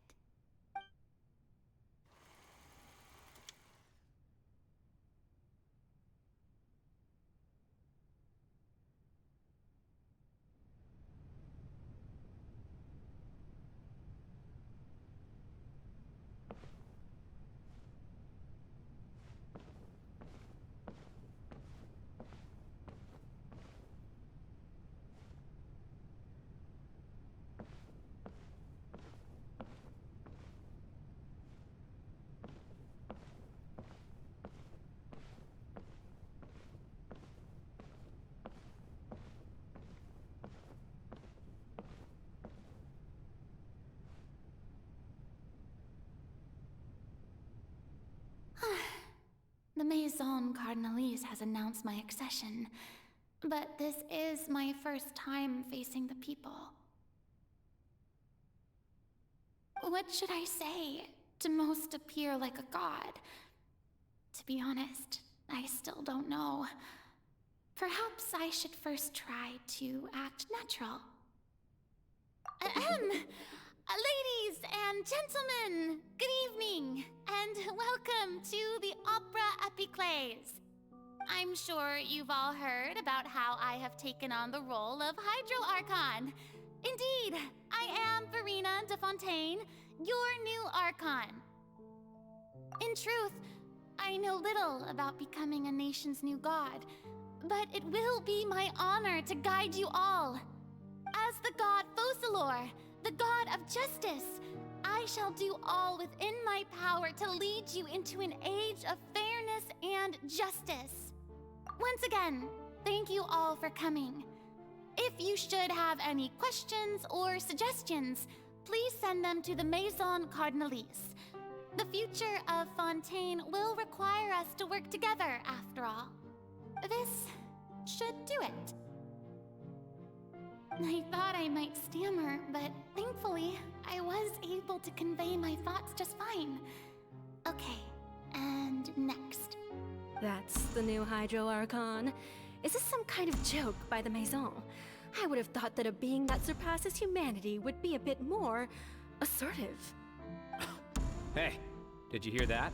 She even told us to send her suggestions there at the end. Shouldn't gods be all-powerful? She's being so modest. What's the difference between her and an ordinary person, then? If you ask me, perhaps the succession didn't actually happen. She might just be a Maison-back puppet. Wait, what's going on? Why is everyone suspecting me of being a fake? Oh, this is bad. If I get exposed here, there'll be no saving the people from the prophecy. Right. Mirmi said that I just need to play the role of a god as humans imagine them to be. Calm down, Furina. Think. What do the people want? How would they imagine a god to speak and act? Assertive, with a strong sense of presence. One who can dispel all doubt. That is the character I'm fated to play.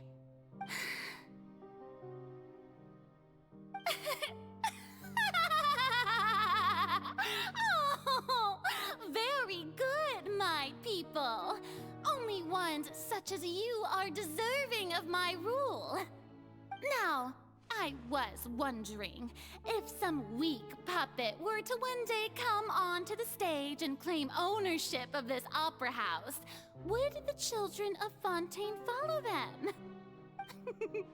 Well, it seems that you would all see right through them.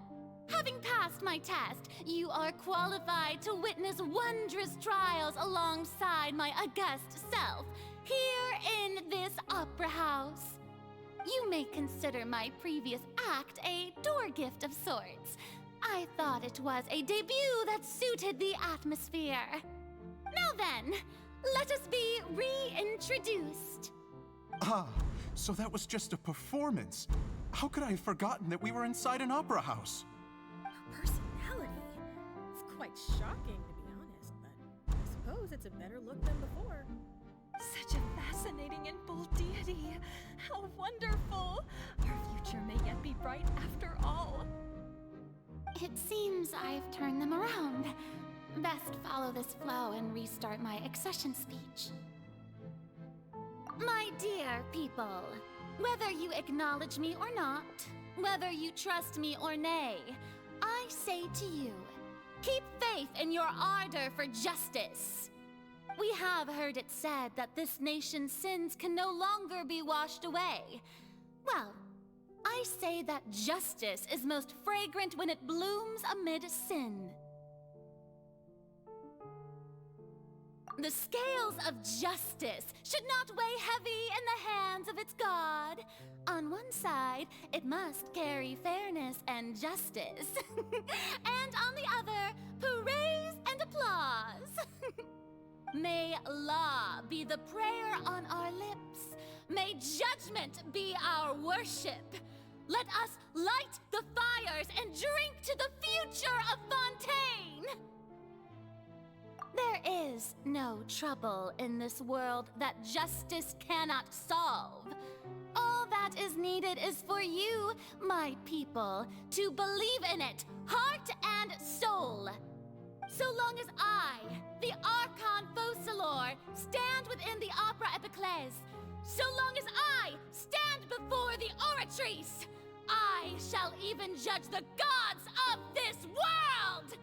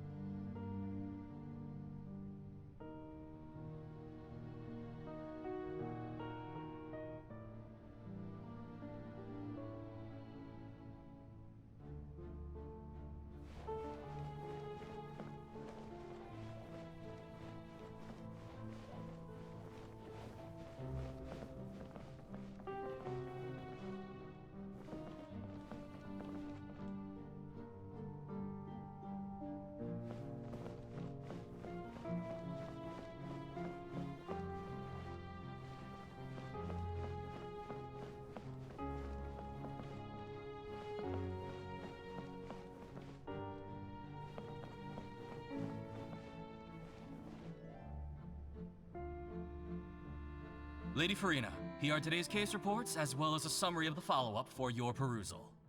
Come now, was I not just at the Opera House in person? Leave these kinds of things to Neuvillette. Besides, none of these trials were the one that I'm looking forward to the most. If I may be so impertinent, what kind of trial are you truly looking forward to? A magnificent, dramatic, and wondrous trial. A trial to end all things. How could you hope to understand? That's true. I fear I lack the ability to grasp your divine thought, Lady Archon. No need for fright, and do not take what I said before too seriously. Go now, do your duties. The trial I await. It will come one day.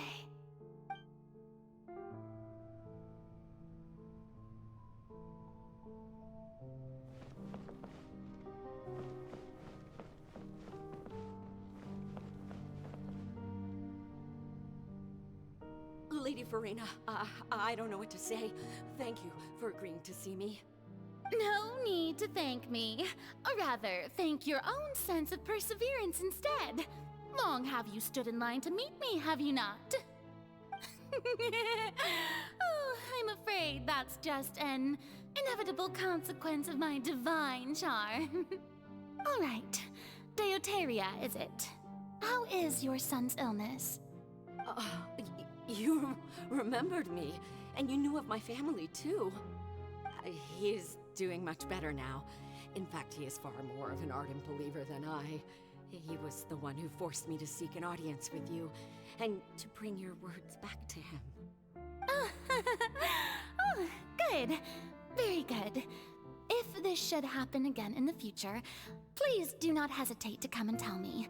Going down to citizens' homes every so often, while not usual practice, should serve as a fine change of pace. You're such a gentle and wise god. Thank you once again, on behalf of my son.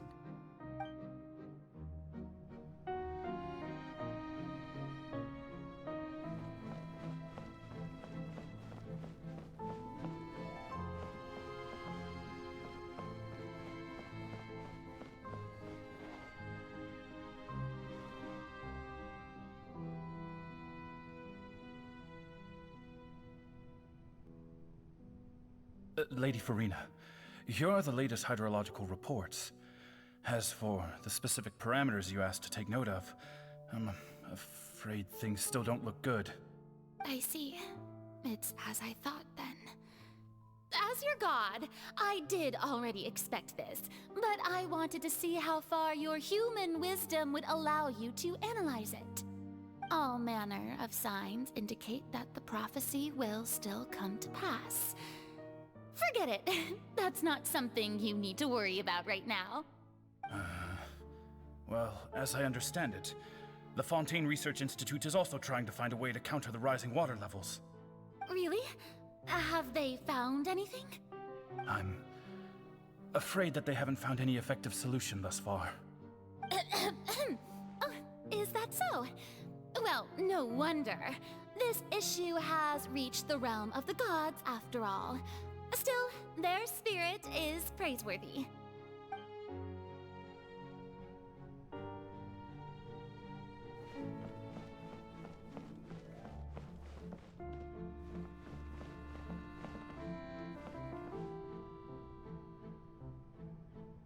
The day is finally over. I haven't had a moment to breathe this whole time. But it's good to see that everything's getting on track. There are no longer any voices of suspicion. Maybe this is fine. I just need to keep going, and everyone will be saved. All right, Furina, don't think too hard about this. You need rest. Tomorrow's a new day.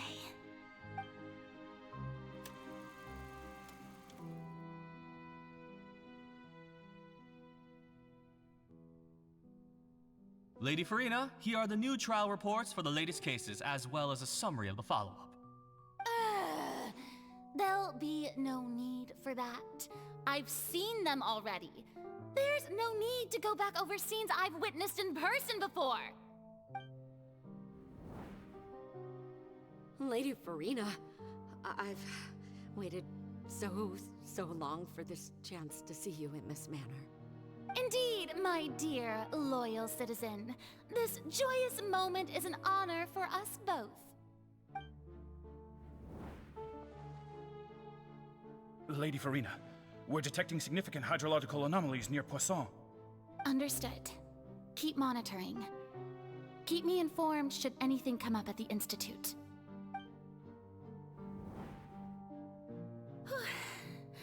I don't think I let anything slip today. I must show the people that there is nothing to worry about. I just don't know when these days will end. I feel utterly exhausted. Best to rest early today, too.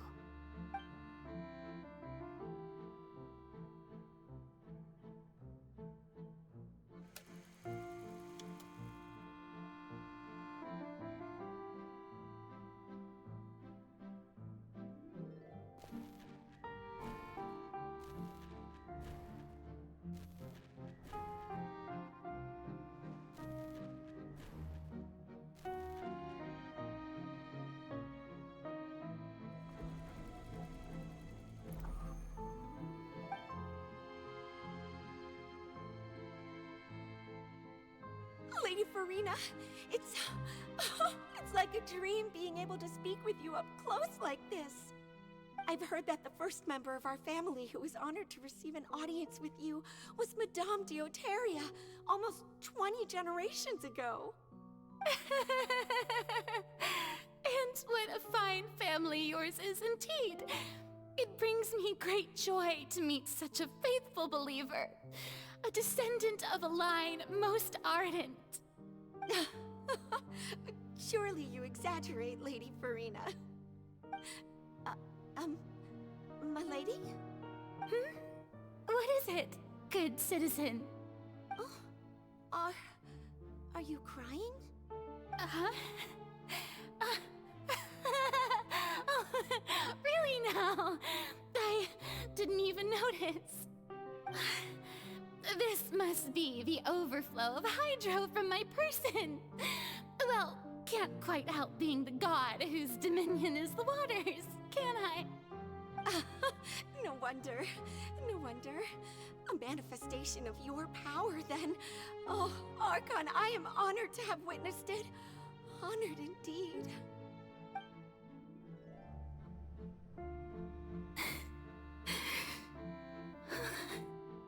So interminable.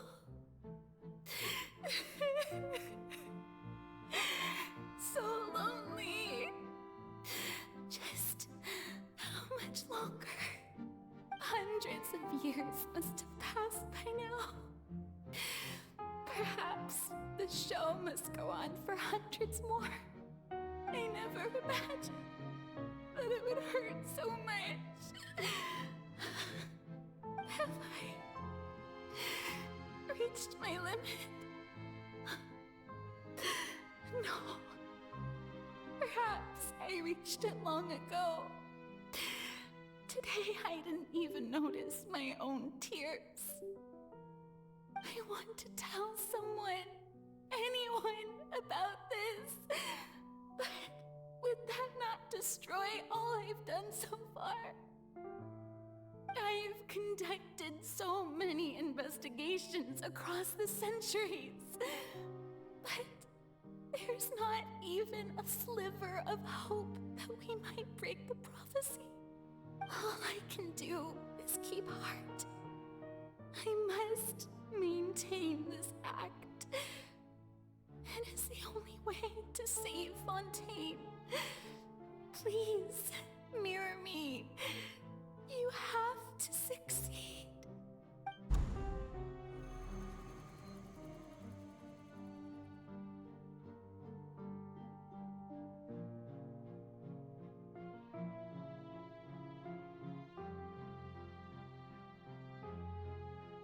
Furina, you don't have to shoulder this burden alone. Although I don't know what you might be keeping from everyone. Your people are more than willing to share your burden with you.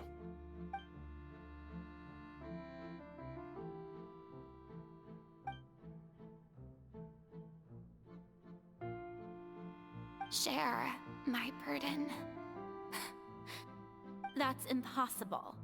It was fated right from the start that this would be my duty alone. But even if your burden doesn't need to be shared, you can still choose to confide in someone. Just share it with me. I'm what you'd call a witness. A witness? Yes, I've heard that you came to Tevat from beyond the stars, yes. In other words, you never belonged here. And if Tevat is, in its entirety, a show on a stage, then you're just a spectator, aren't you? If that's the case... He's right. I could confide in him, couldn't I?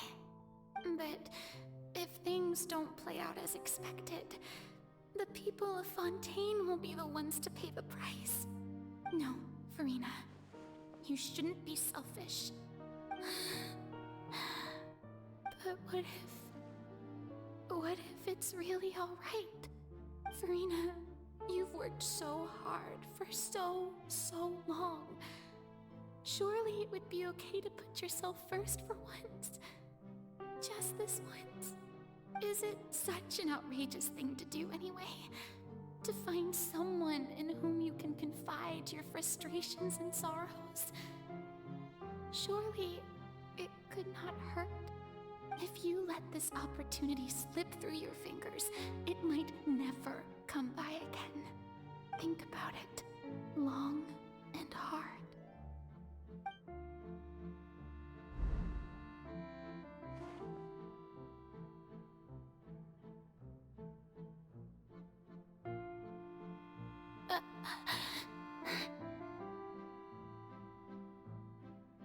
No, I have nothing to say. I am Furina, the Archon of Fontaine. Everything will surely get better.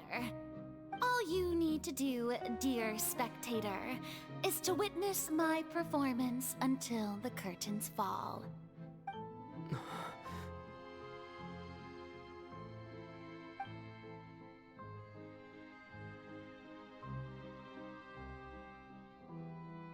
Fine.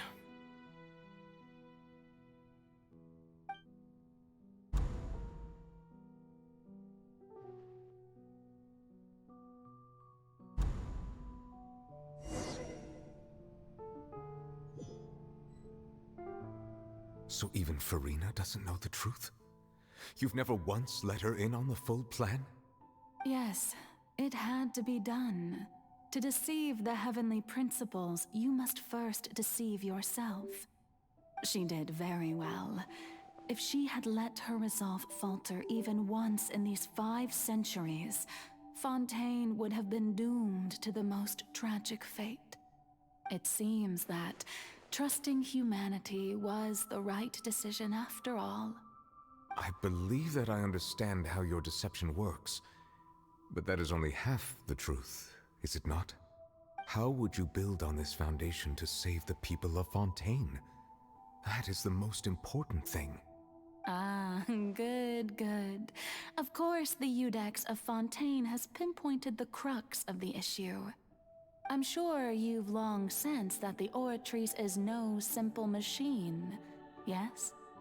I've always suspected that it had its own consciousness, and Lenny did mention that he heard a human voice within the core chamber. It now seems that that person was you, hidden within the machine all along. Am I right? And then I became one with the Oratrice, taking Fontaine's gnosis with me. Yes, it would seem so, wouldn't it? Alas, your understanding of this device still lacks sufficient depth. In truth, it is no enactor of justice. It is, in fact, a device created to kill the god of justice. I beg your pardon? Oh, you have it. And to be more precise, not only will the Oratrice take down the god of justice, it will also take down the divine throne upon which she has been placed. I mean, did you think I would be the sort to enjoy peaceful repose while Furina suffered? My work over these last 500 years has been to constantly accumulate indemnitium within the Oratrice. But really, some have already discovered that only a small fraction of the energy generated by the device was ever used to provide power to Fontaine. The vast majority had to be, accumulated to enact this death sentence. It was all a part of your plan then? Both the trial and the sentence? Indeed. This power, accrued over 5 centuries, could have sustained Fontainians for millennia had it only been used for that purpose. Almost all of it has now been stored within the Oratrice. But only power of this magnitude could hope to destroy the Hydro Archon's divine throne, shaking the rules established by Celestia and breaking through the institution that is the Seven. So the Oratrice's call for death was for neither Furina nor Focalor, but for the Hydro Archon. The destruction of that divine throne. If I do not misunderstand your intent, you must be... Returning what's rightfully yours to you, of course. In other words, this was all done to return the authority of the Hydro Archon to the Hydro Dragon of this planet. But...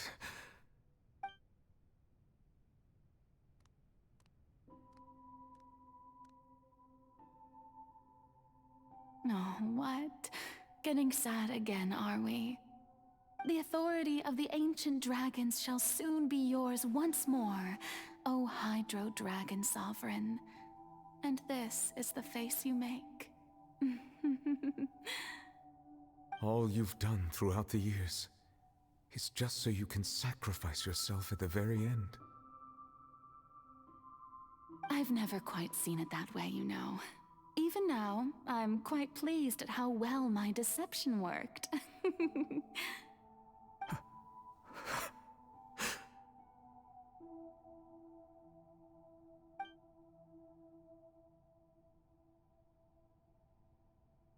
Hydro Hydro Dragon, Hydro Dragon, don't cry. I must say, had it been within my rights, I would have loved to judge the heavenly principles themselves. Were they not guilty of essentially the same crime? Egeria stole the power of the primordial sea, and the heavenly principles stole the power you ancient dragons possessed. I, for my part, am the god of justice. And is it not just that your original powers should be returned to you? Speaking of justice, I have always believed that justice lies in the process of pursuing human existence itself. So, if the theft of the primordial sea's might was Fontaine's original sin, then, leaving matters of procedural right and wrong aside, the descent of the Fontainians as humans and their right to exist in this world would be Fontaine's original justice. In other words, existence was Egeria's justice, and to me, justice is the continuation of that existence. Defying the prophecy and ensuring that Fontaine's people shall live on, that should be the justice enthroned over all others. At this point, we, whether it be myself or all other Fontainians, have shouldered the burden of this sin for far too long. Iudex Neuvillette, the highest judge in our land, when you regain your full power as an elemental sovereign, what verdict shall you pass upon us? So when I was invited to the court of Fontaine to serve as Iudex, I see now that that was your idea too. At last, I now understand the true purpose behind this position. In the beginning, I was uninterested in human existence. But these 5 centuries of living alongside them have gradually brought about mutual understanding between us. And I have even attempted to feel as they feel. You are a devious one, Focalors. Things being as they are, surely you know that I could never declare them to be guilty.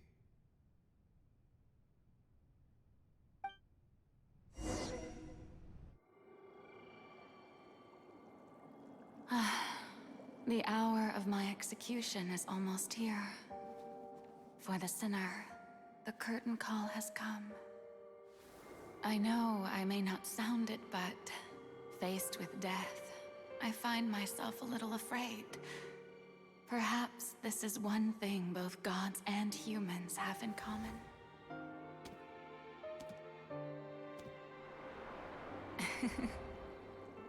Farewell, Neuvillette.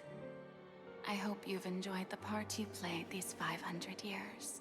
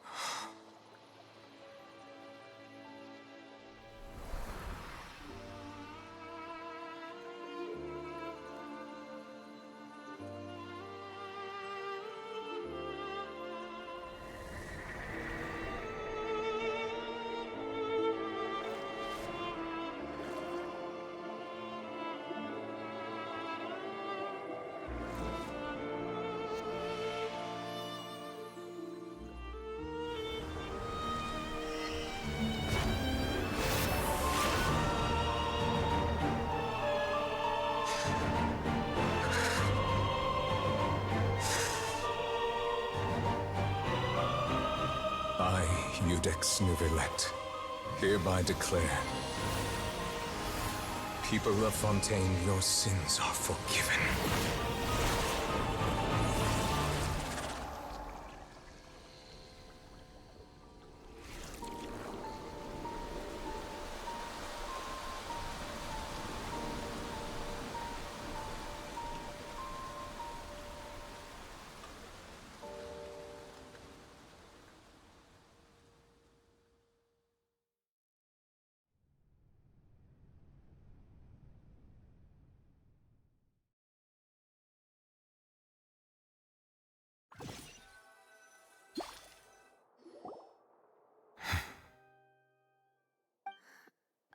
What just happened?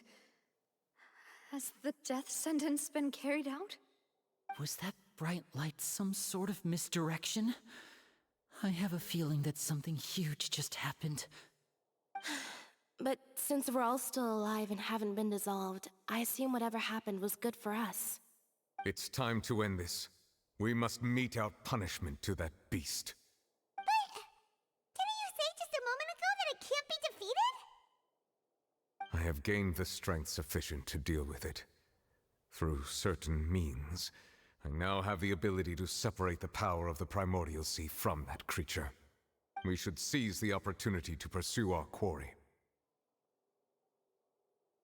Traveler, now that the oratories can no longer function, I require an executor to help me mete out justice. The root of the calamities befalling Fontaine, the beast that enacts the prophecy. Its name is the all-devouring Narwhal. Come with me, traveler. The hour of execution has come.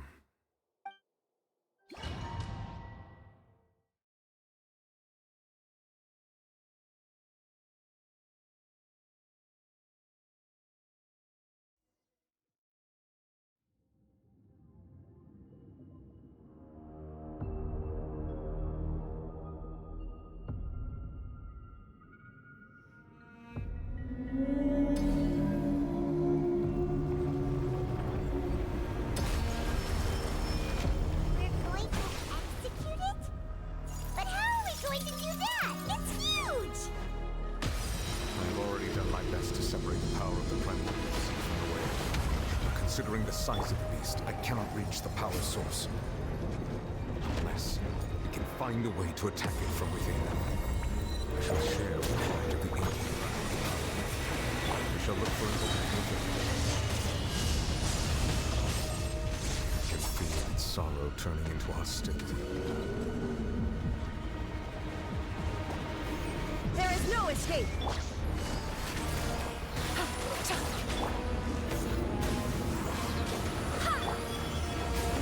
Barbados, guide us. Here comes the catch.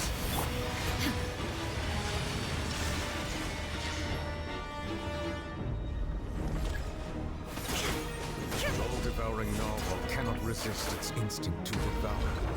Continue to trigger its hostility. Chance will present itself.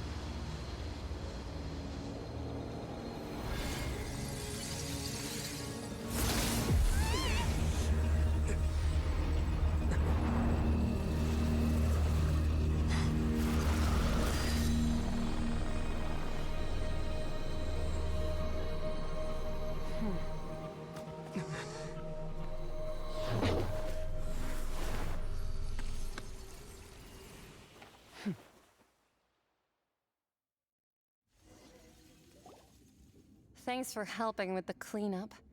It should have been my job, but... oh well. It was just supposed to be a short private training session for me.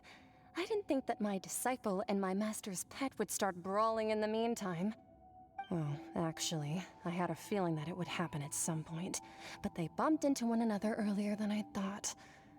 What a blunder. I suppose I'll have to swing my sword 3 million times as penance.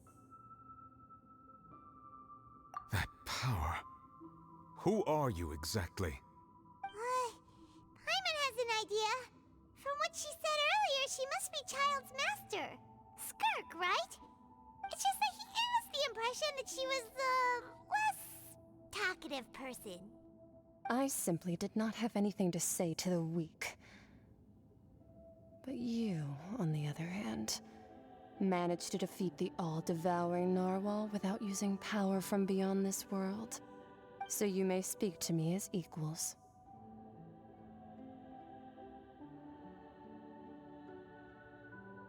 I have to agree.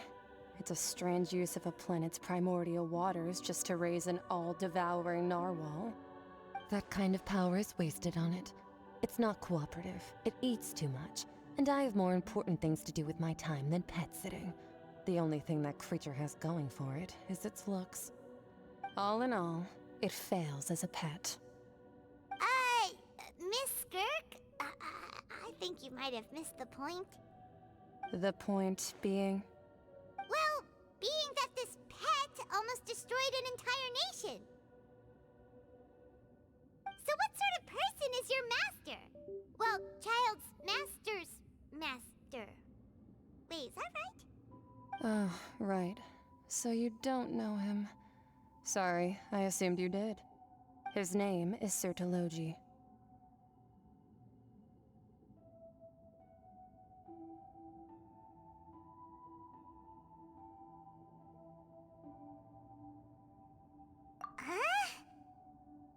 I am unfamiliar with that name.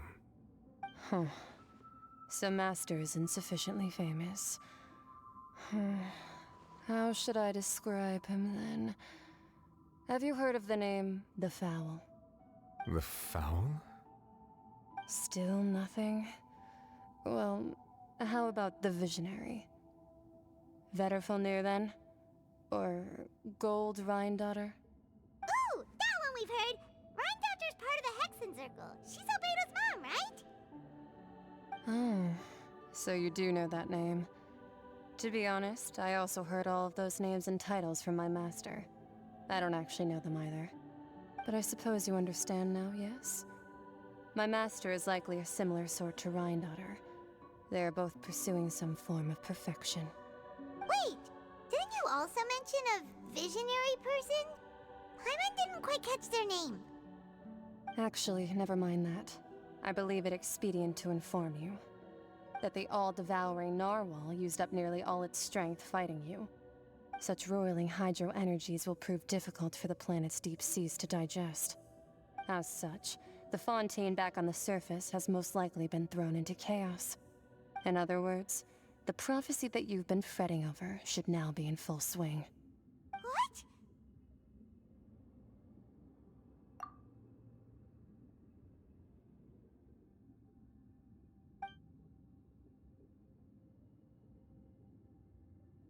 Not to worry.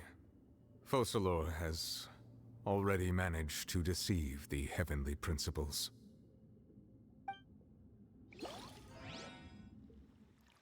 In the end, the people will all be dissolved into the waters, and only Furina will remain, weeping on her throne.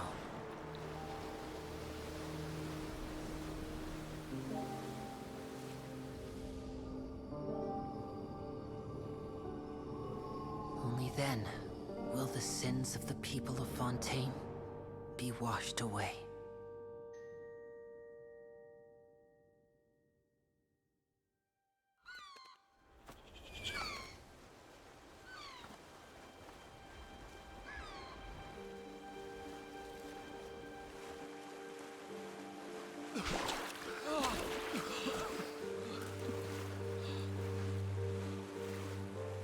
Hey! Help! Over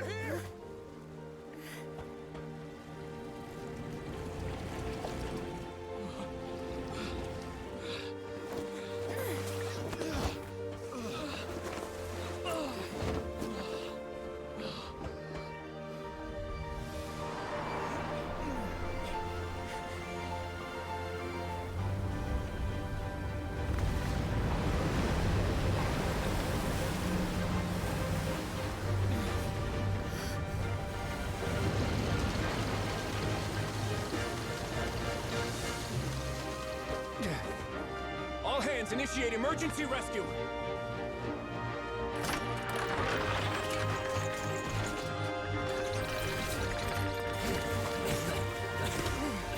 Hurry!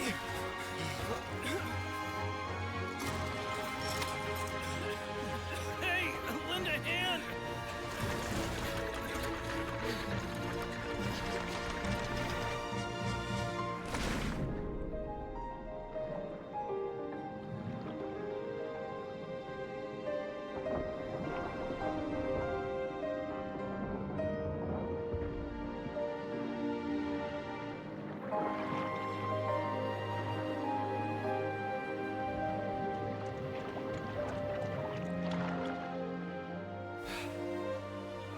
Look! The water's receding!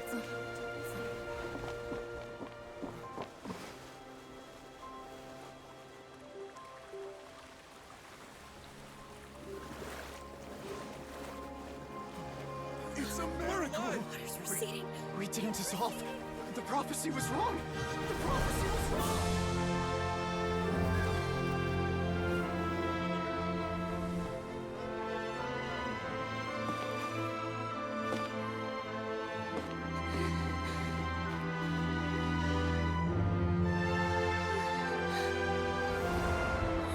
Are you alright? Yeah. We're saved. The prophecy was wrong.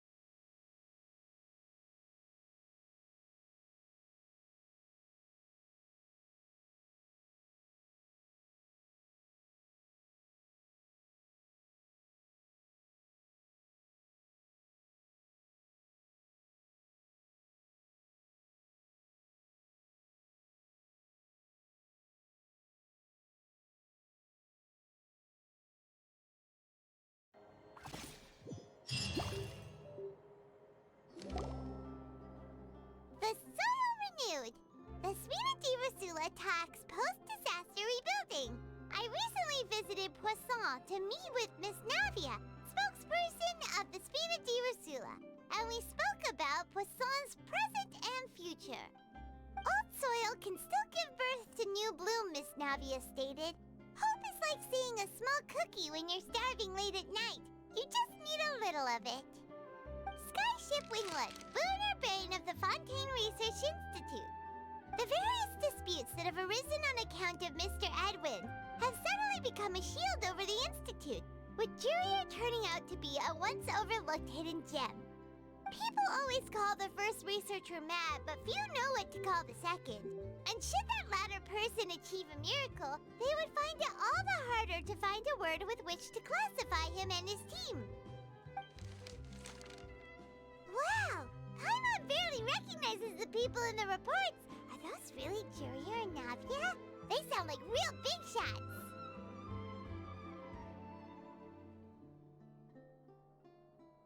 What do you think? Pretty enthralling, huh? The Steambird's idea was pretty simple. With the disaster just having passed, we would print a free edition packed to the margins with good news to calm people down. The value for these big scoops lies in their inevitable follow-ups. We'll publish further reports and go into the stories behind those people. Edwin's assistant, Jurier, created a true flying ship, while Navia is leading people in the reconstruction of their home. I'm sure that these stories could draw even your well-traveled eye. Paimon's curious too! Wait a minute. Didn't we watch everything happen from start to finish? What's there to be curious about? And that's exactly why I'd like you to come conduct interviews with me. You're the best incubators of news, if you haven't noticed. And also, with you around, I'm sure I'll get to see that Duke. Are you sure? Hasn't he turned you down several times already? Oh, this time will be different. Come on, Let's head to Poisson first, and then make a trip to the fortress. There are some things you'll only know when you get there.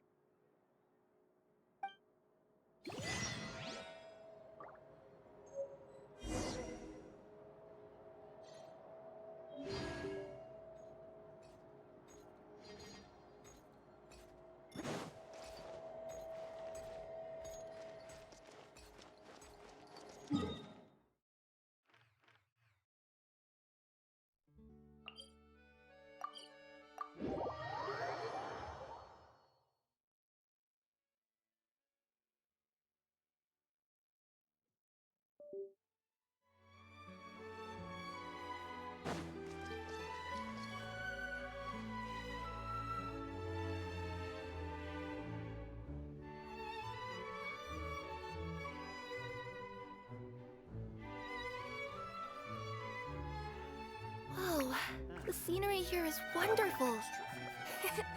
I've landed the perfect job.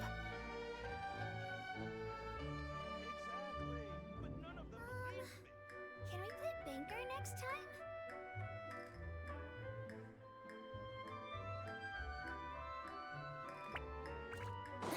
Ad Astra Abyssal. Thank you for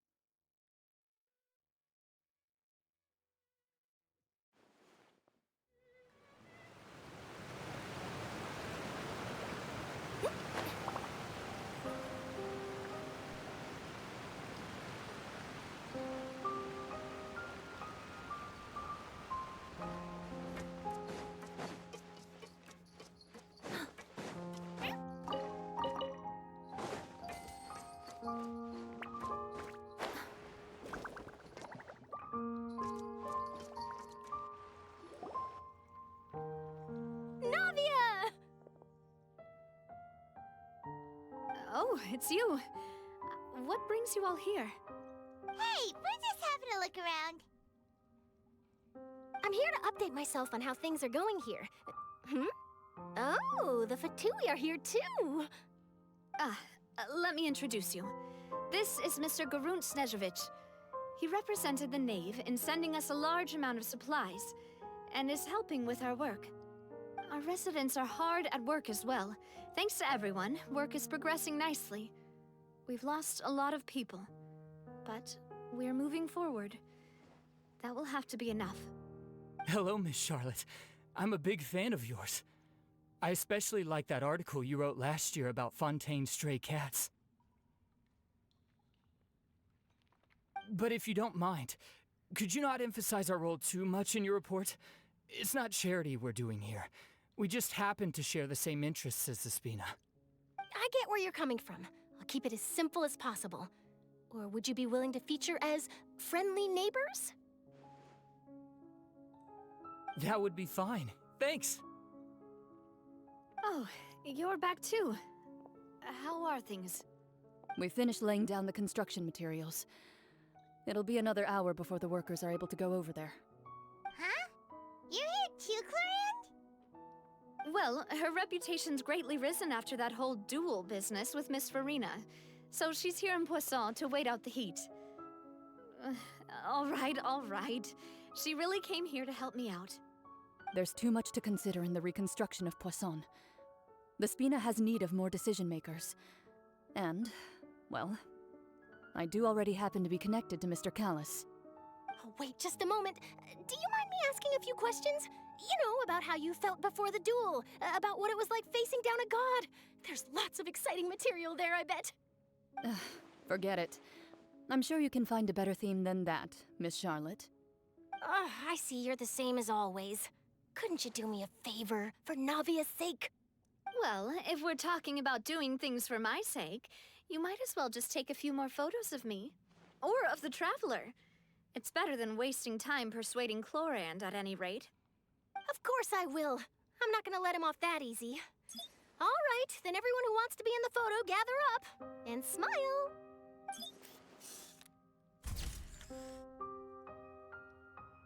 How did it go? Was it a good shot? Did Paimon look cute in it? Not bad. Your addition really helped the composition of the picture. All right, hang on a moment. Let me snap a few more shots.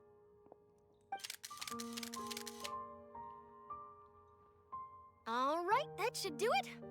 I'll be back here later anyway, so let's call it a day. You're very quick. Speed is of the essence when it comes to the news, and freshness is the key. Also, not to brag, but I'm pretty good at building connections. Who knows? I might eventually get that interview with you after all, Miss Chlorand. Wow, you really do have that never say die spirit. I'm impressed. I'll hazard a guess that this is how you got that interview at the Fortress of Meripede. Whoa, you're well informed. Let me make a guess too. I asked Sijuin, who told Monsieur Nervillette, and he told you, right? That's a very complete information chain. In truth, all Monsieur Neuvillette asked me was, when did the fortress become so friendly towards the media? I told him that it was best not to speak too soon. There's no guarantee that Ridesley will make a personal appearance. You're right. I've got to treasure every moment I have with them. In which case, I'll be making a move first. Stay safe now. And tell me if you hear anything interesting.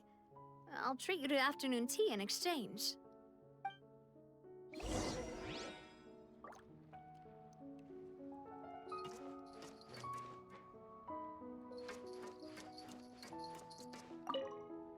You seem curious about the fortress. Of course. That Risley.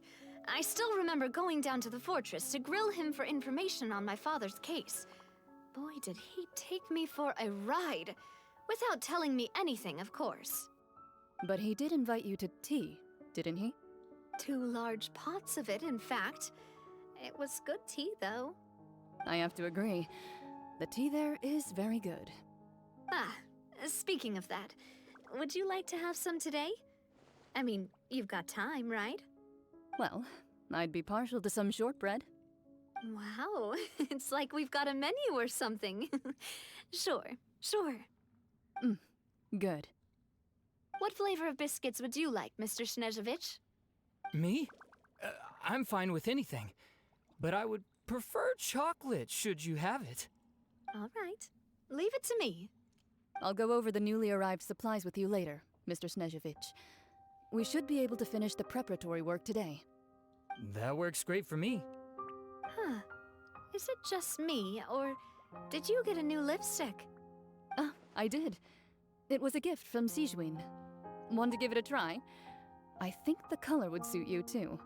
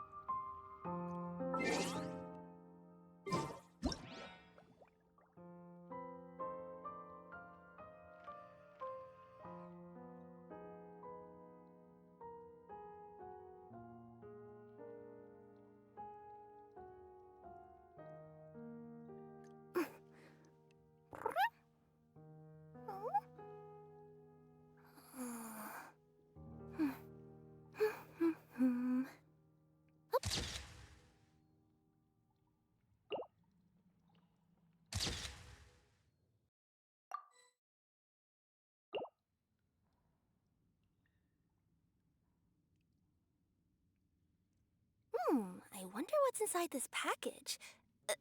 No. No peeking at my customers' stuff.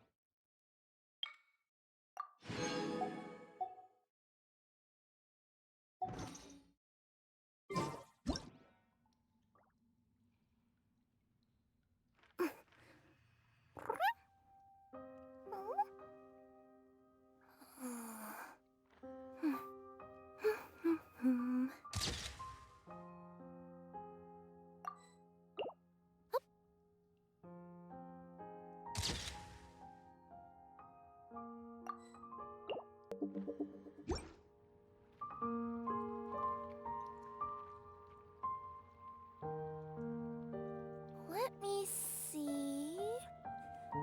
Okay, let's get going. The next location on my list is really far away.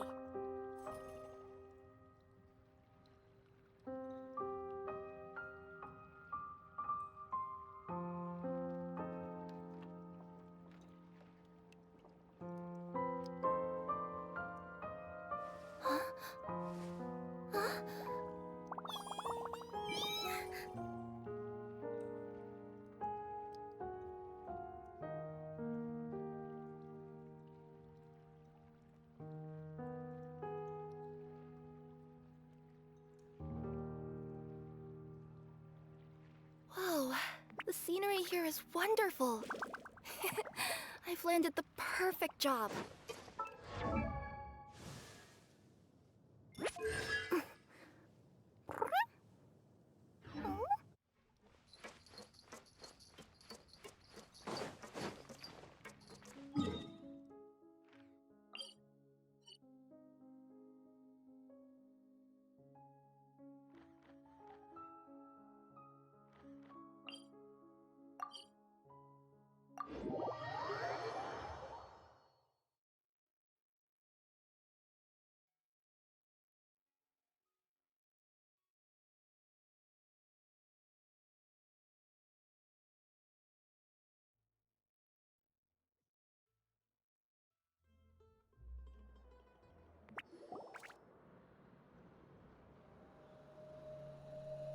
Wow, guess we're here again, huh? There's a real nostalgic feeling to this place. Looks like you've been missing us. Duke! Did you come all the way to the entrance to greet us? Of course. I'm here to welcome you and our dear Miss Charlotte, whom our good head nurse recommended to me. It's an honor to finally meet the much-rumored Duke. Thank you for consenting to my visit to the fortress, sir. No need to thank me. But that said, I shouldn't be the focus of your interview. I trust you recall our agreement? Of course, of course. All right then, this way.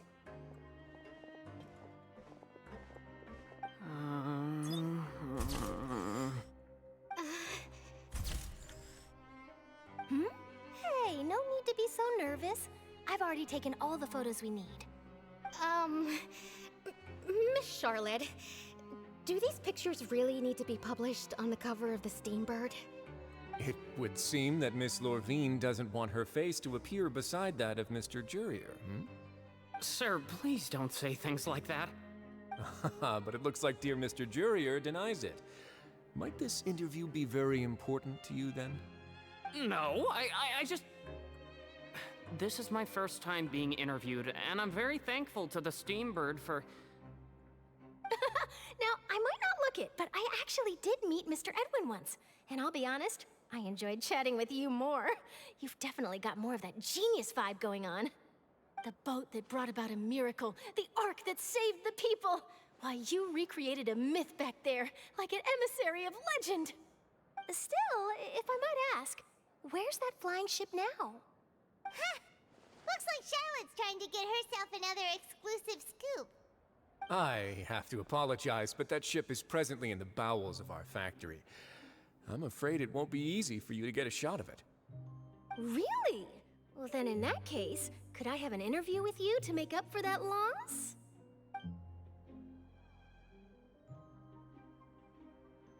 You already know my answer, I'm afraid. Best you interview our head nurse instead. Or perhaps you'd like to take another photo of this couple of researchers? Did you really have to use the word couple? Well, then, 2 solo photos will do. Is my hair messed up? Please, someone help me have a look. Things sure are getting pretty lively here. We've seen this kind of thing before. Oh, seems like everyone's here. Would any of you like to try this new drink I came up with? Ah, Siegeween. Hey, Miss Charlotte. Why don't you, take some pretty photos of our head nurse? Sure. Come on, Miss Siegeween, over this way. Let's find a brighter spot. Huh? Sure. Do I have to smile? So, how have things been at the fortress?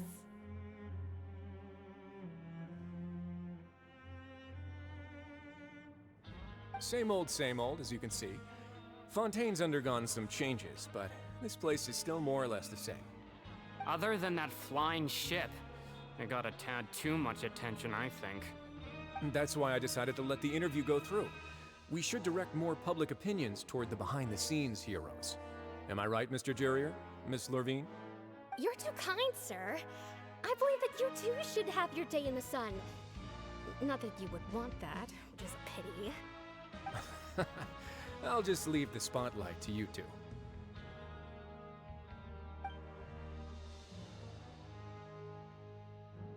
I see. Lots of things happened that day, huh? Anyway, regarding that Harbinger, I'm not sure you remember, but his 3 young followers are still waiting for his return.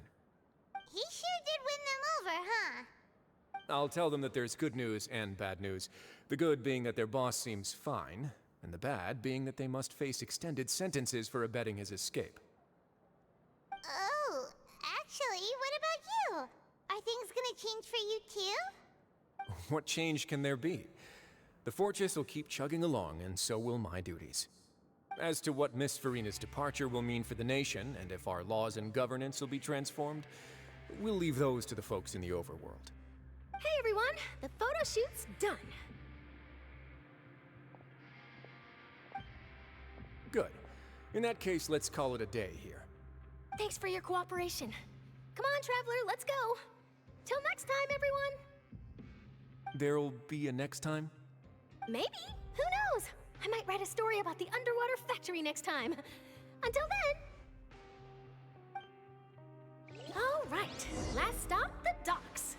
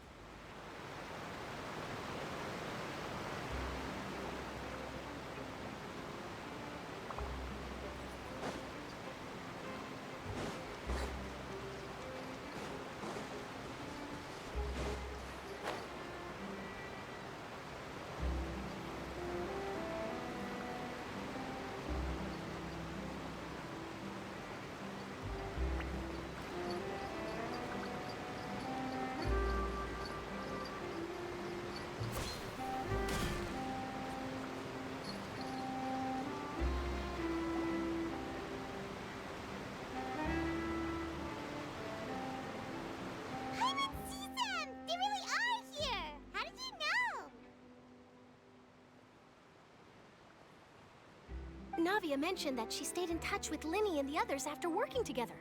Apparently, they've been at the docks distributing these strange pockets the whole time since. Traveler, Paimon. Ah, and Miss Charlotte, too. Would you like a magic pocket? What sort of gadget is it?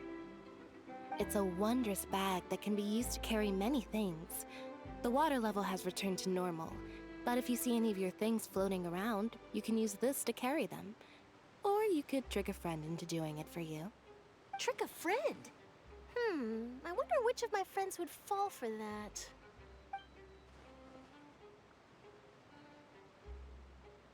You could just make a friend like Fremine here. Isn't that right, Fremine? Is this what you meant by, I'll help you make some more friends? To be honest, that sounds pretty sweet. Could I have your contact, please? Sure. Please, write down my address. Lynette sure is working hard to help Fremine socialize. He was the one who proposed doing this. He even wants to assist in our magic shows. Yes, I was planning to first introduce Pear as an assistant, and later Fremine himself. In the future, I think we can leave underwater escape magic to him too. That said, would anyone want to see a diver escape underwater? Oh, it'll work out. Every journey begins with the first step. He'll become a part of our show eventually. Lynette, could you come over? Miss Charlotte says she wants to take a picture of us. Got it. My, that Charlotte is rather perceptive. She got rid of everyone the moment she realized I had something to say to you. So, how have things been, Traveler?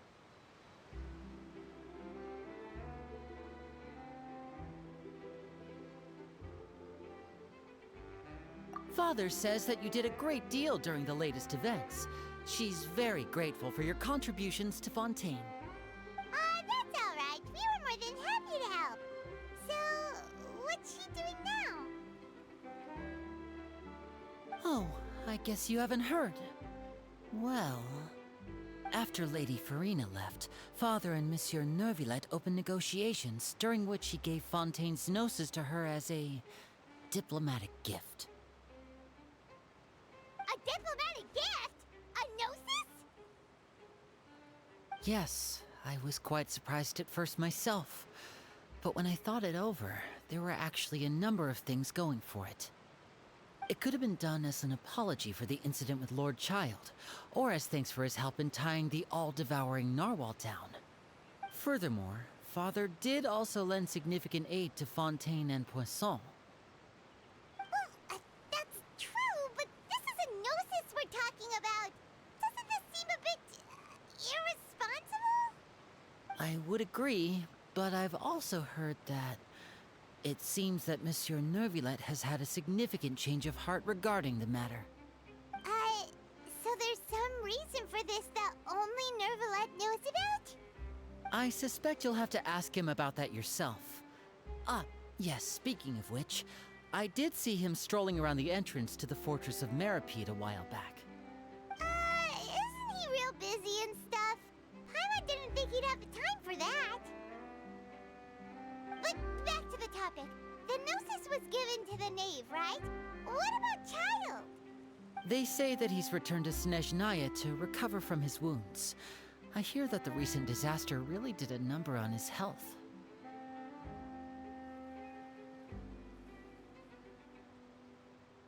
That's true. When you think about it, we've had loads of run-ins with the Fatui. To think we'd be allied with them this time. So shocked by such a simple switching of sides?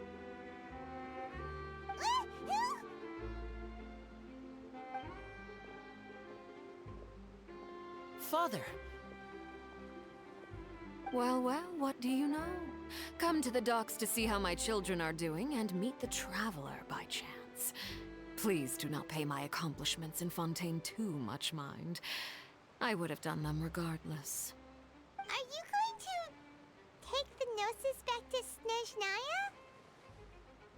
That is our duty as harbingers, yes.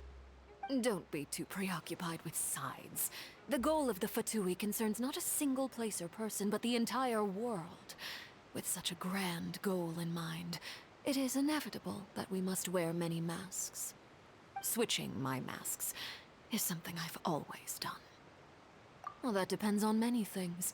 No one truly knows what the future holds. What good is honesty if you can't rely on it forever? As for you, I very much look forward to our next collaboration. Good things cannot be achieved alone, and you've proved yourselves to be great partners. A vision? All right. I'll remember to return it. Thank you for keeping it safe for him this entire time. And that's a wrap for me. Huh? You're... Greetings, Miss Journalist. Hello. If I'm not mistaken, there are diplomatic channels I'll need to report to take a photo of you. That is correct. So forgive me, but I will not be able to serve as a subject in your article. However, feel free to write as much as you'd like about our dear magicians and our upcoming rookie talent. I will. The sea breeze is quite pleasant. I shall continue my walk while the weather remains so agreeable. Farewell. Farewell, Father. Oh, she has such an intimidating presence. I didn't even dare to take a picture. Thankfully, I've already wrapped up all my pre-scheduled interviews. Thank you all. This'll be more than enough for me to write about, I'm sure. Don't be too nervous. Why don't you take a magic pocket before you go? Here, Traveler, Paimon, you take one too. To move things about? That's right. Funny. I was giving out magic pockets when we first met too. And what do you know? I'm doing the exact same thing right now. So many things have happened, but the pockets are still the pockets. I guess this must be life. We will all follow our own paths, and serendipity will lead you to your fated friends. All right then. We'll be handing out pockets in some other districts later, so we'll get going now. Have a good day, you two.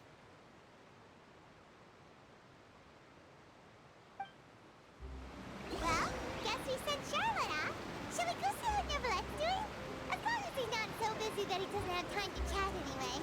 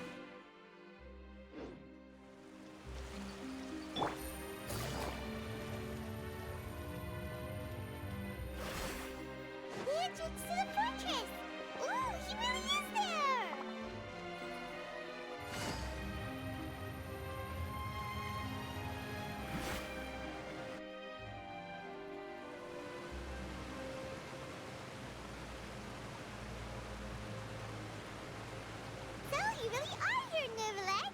Paimon didn't think you were going to have free time this hour of the day. Really? Oh, I suppose you must have met Mr. Linney.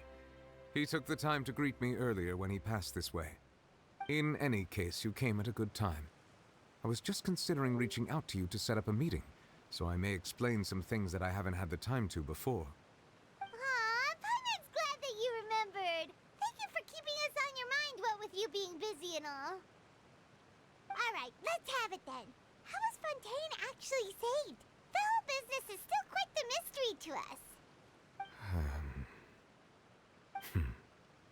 It is strange how words can often leave a bitter taste in the mouth when it finally comes time to say them out loud.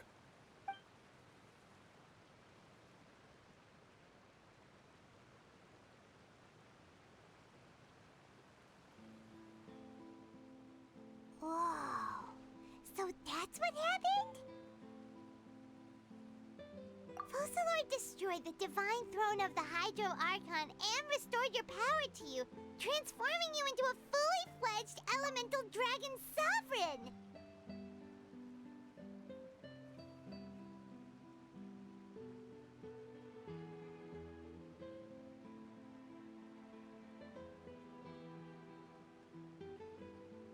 But Paimon still doesn't quite get what you did to save the Fontainians from dissolving. For me, the authority of the ancient dragons refers to absolute control over the hydro element. Fontainians were incomplete humans born of Egeria's use of the power of the primordial sea, with constitutions similar to that of mimics.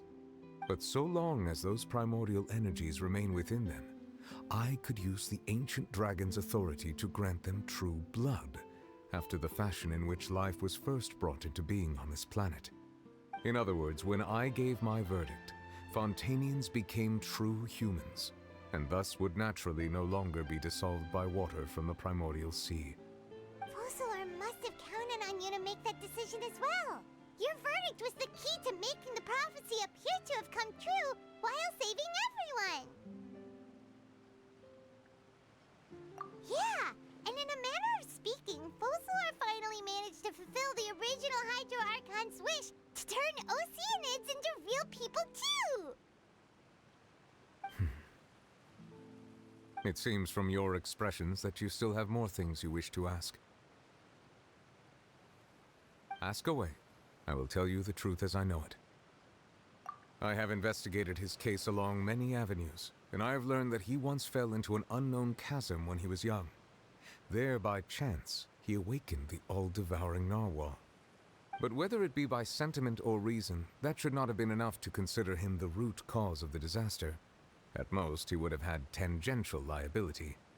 As for the judgment passed by the Oratrice during the trial, whether it was due to that liability by association, or Focalor deliberately using him to buy time for us on the assumption that he would be able to hold the creature off, I cannot say. Guess Focalor had Fontainians in mind the whole time. In the end, it was thanks to her that they finally became real humans. Hang on a second. Paimon suddenly got another question. Back when Fontainians hadn't yet become real humans, were the children they had also transformed Oceanids? Life has always flowed like water. Do you recall how Fontainians would often come to the Fountain of Lucine to pray for children? Yeah! Lynette said the fountain is where all the waters in Fontaine converge. In truth, even those couples did not know that such prayers were no mere custom, but instead a form of ritual.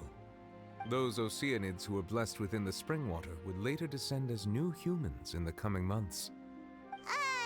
Paimon sorta gets it now. Either way, seems like this ritual won't be of any further use, but it'll probably live on as a local custom. Ask away. I will tell you the truth as I know it. Yeah, about that. Risley said Furina has already left. What's that all about? Ah, Lady Furina. The people are only aware that her death sentence has not been carried out. She abdicated the post of Hydro Archon and left affairs related to that title to me, before leaving the Opera House. I related Focalor's words to her faithfully and completely. After hearing them, she seemed neither saddened nor comforted. She simply said that she was tired and needed to rest. Having said that, she then packed her things and moved out of the opera house. Not unlike how an ordinary person might.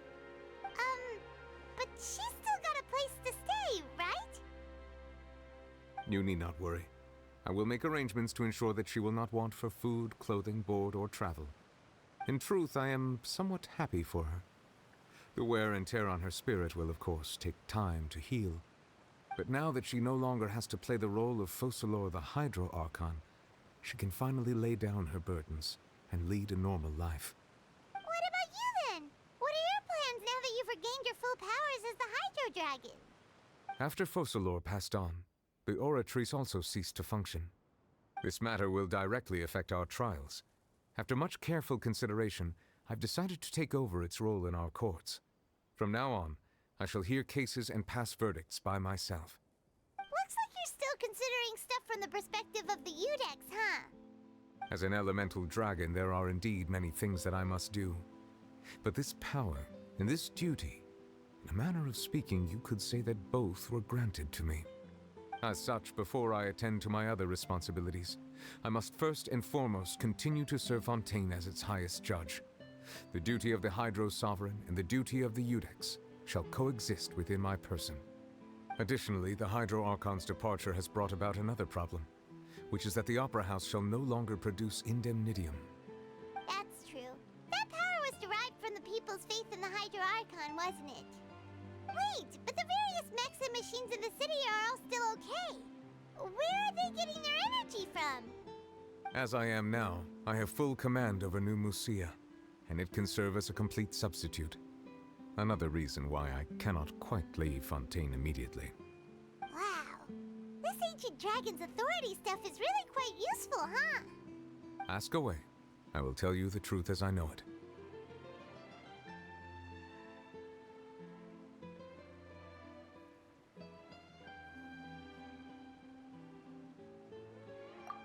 Oh, that's right! They say you've given it to the knave as a diplomatic gift or something! Leaving aside their intentionality, the two Fatui Harbingers have indeed done much for us during this crisis. Their sole remaining goal in Fontaine, at least at this point, would seem to be the Gnosis. The Oratrice has ceased to function. The Hydro Archon's divine throne is now no more, and I do not need the Gnosis's power. As such, it has lost all meaning for Fontaine. If the Fatui have impure designs, then we might as well accede to their request now, and avoid unnecessary conflict. What complicated considerations! Paimon thought you were just giving it to them out of gratitude to the knave and as an apology to Child. Ask away. I will tell you the truth as I know it. You will soon be heading to Natlan, I presume? I'm afraid that I have little talent as a travel guide, so all I can do is tell you what I know about that land. As far as I'm aware, Natlan can be said to be a nation of dragons. A nation of dragons? You mean like you? No, I suspect that I would not find myself welcome there. Unlike ancient dragons such as myself, the dragons of Natlan have undergone long years of development and evolution. Large numbers of them have entered a form of coexistence with humanity. Natlan is also the nation of war. War ravages those lands like an undying flame. There is one other piece of information I got incidentally from my negotiations with the Knave that I believe may be useful to you. The Harbinger known as the Captain has thrown his hat into the endless ring of war. The Captain. Sounds like a real tough customer. Seriously, everywhere you look, there's a Fatui Harbinger doing their thing. I suggest that you fully prepare yourself before going to Natlan. In the meantime, Fontaine's doors will always be open to you. Ask away. I will tell you the truth as I know it. Hang on a sec. Paimon's still got a question about the Gnosis. When we spoke to Linny earlier, he mentioned that your attitude towards giving away the Gnosis had clearly changed. We guessed that there might be some reason for it that only you were aware of. No wonder the House of the Hearth is the Fatui's intelligence division. They are certainly sharp. So regarding this specific issue, I was just getting ready to share something with you. What is it? In truth, I exchanged some further words with that lady named Skirk after sending you two back to the surface. It went something like this.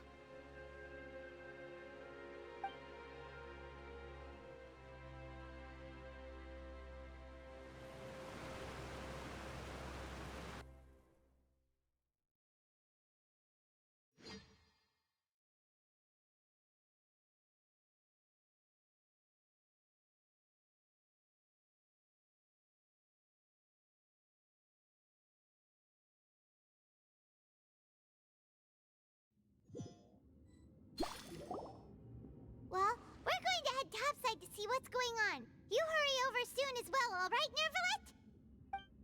Nervalet? What next? The all-devouring narwhal isn't here, so I'm no longer getting any interference. I can finally catch the scent of your power, what it's made of. It is the authority of the planet's primordial dragons, but with something very similar to a god's curse mixed in. It's quite a novel blend. I'm sure I've encountered something like this before. What was it again? I do not know what you speak of. Ah, of course. How could I forget? You should have the remains of the third Descender on your person, yes? Remains? I've never heard of any such thing. Huh.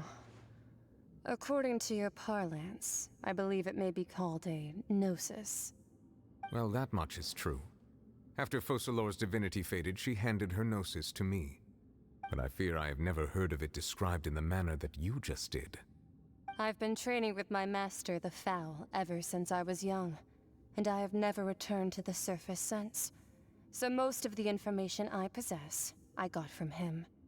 It is only natural for those who are greater than humanity to possess a different sort of common sense, which is why there are so many problems in our attempts to communicate with humans. Regardless, you should probably get rid of objects of misfortune to prevent any disasters from befalling you. To live in itself is a blessing. But once a person dies, the bonds he once had with this world shall all turn to curses. What do you mean by that? No need to fret. These are just my personal thoughts, and my reason for no longer wishing to return to the surface.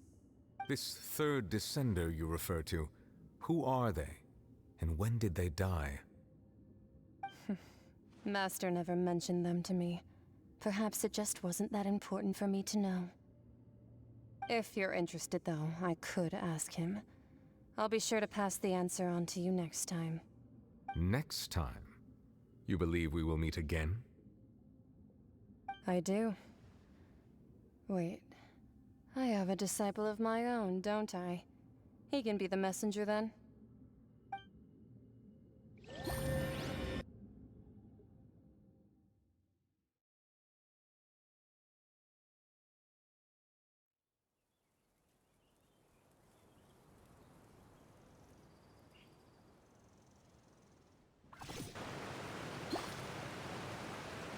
That's what she told me.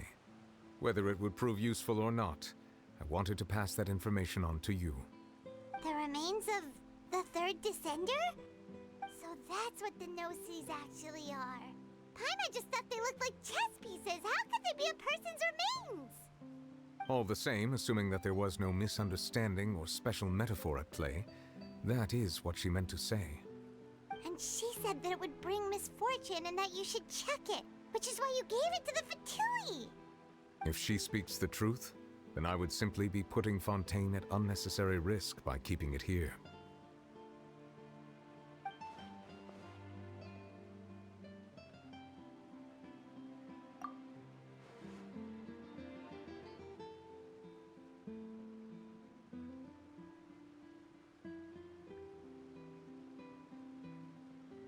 I had guessed that you might already be familiar with this concept, but I did not expect you to be one of them. That means that the Gnosis, which are exceedingly element-compatible and can even enhance elemental abilities, do indeed come from the third Descender. I wonder, does your body also possess similar properties? Like being able powers without a vision. That does sort of count as special compatibility, right? No, let's not think about this stuff right now.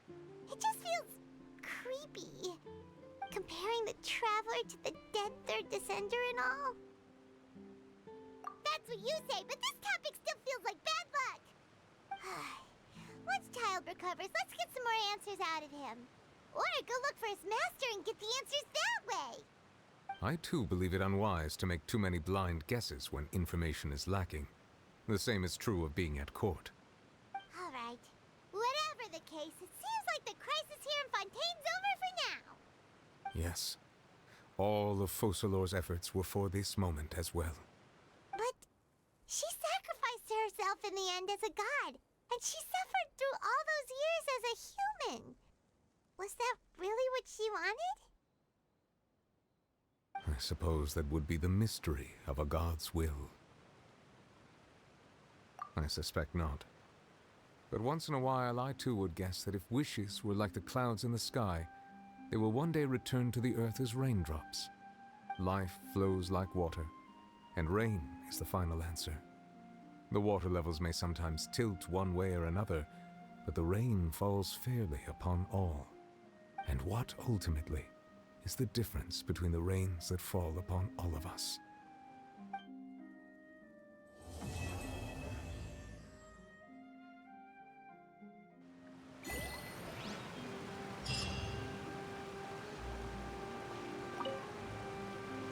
It seems from your expressions that you still have more things you wish to ask. Ask away. I will tell you the truth as I know it. I suggest that you fully prepare yourself before going to Natlan. In the meantime, Fontaine's doors will always be open to you.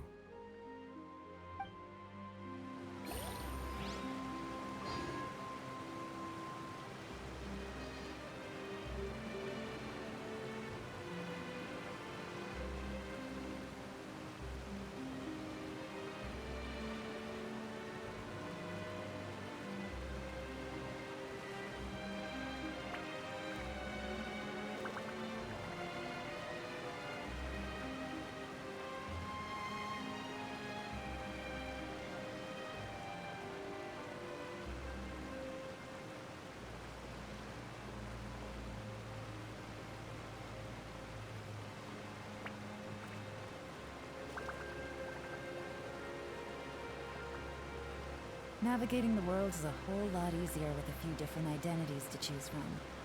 Need me to come up with some for you?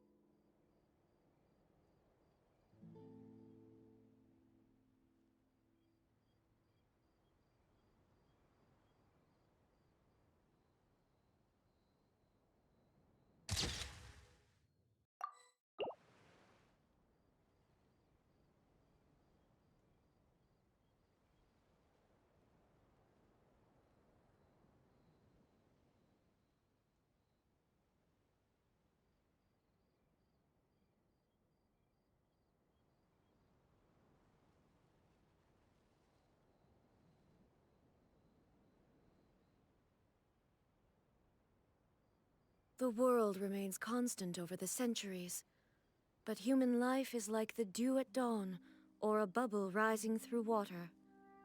Transitory.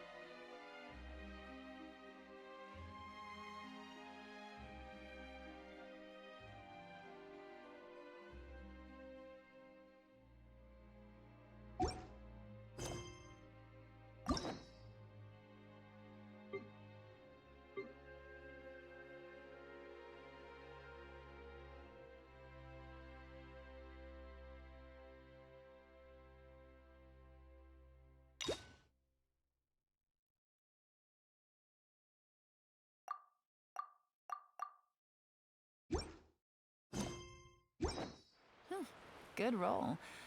All right, maybe I'll take one more day off and knock out the rest of the work once I'm feeling up to it.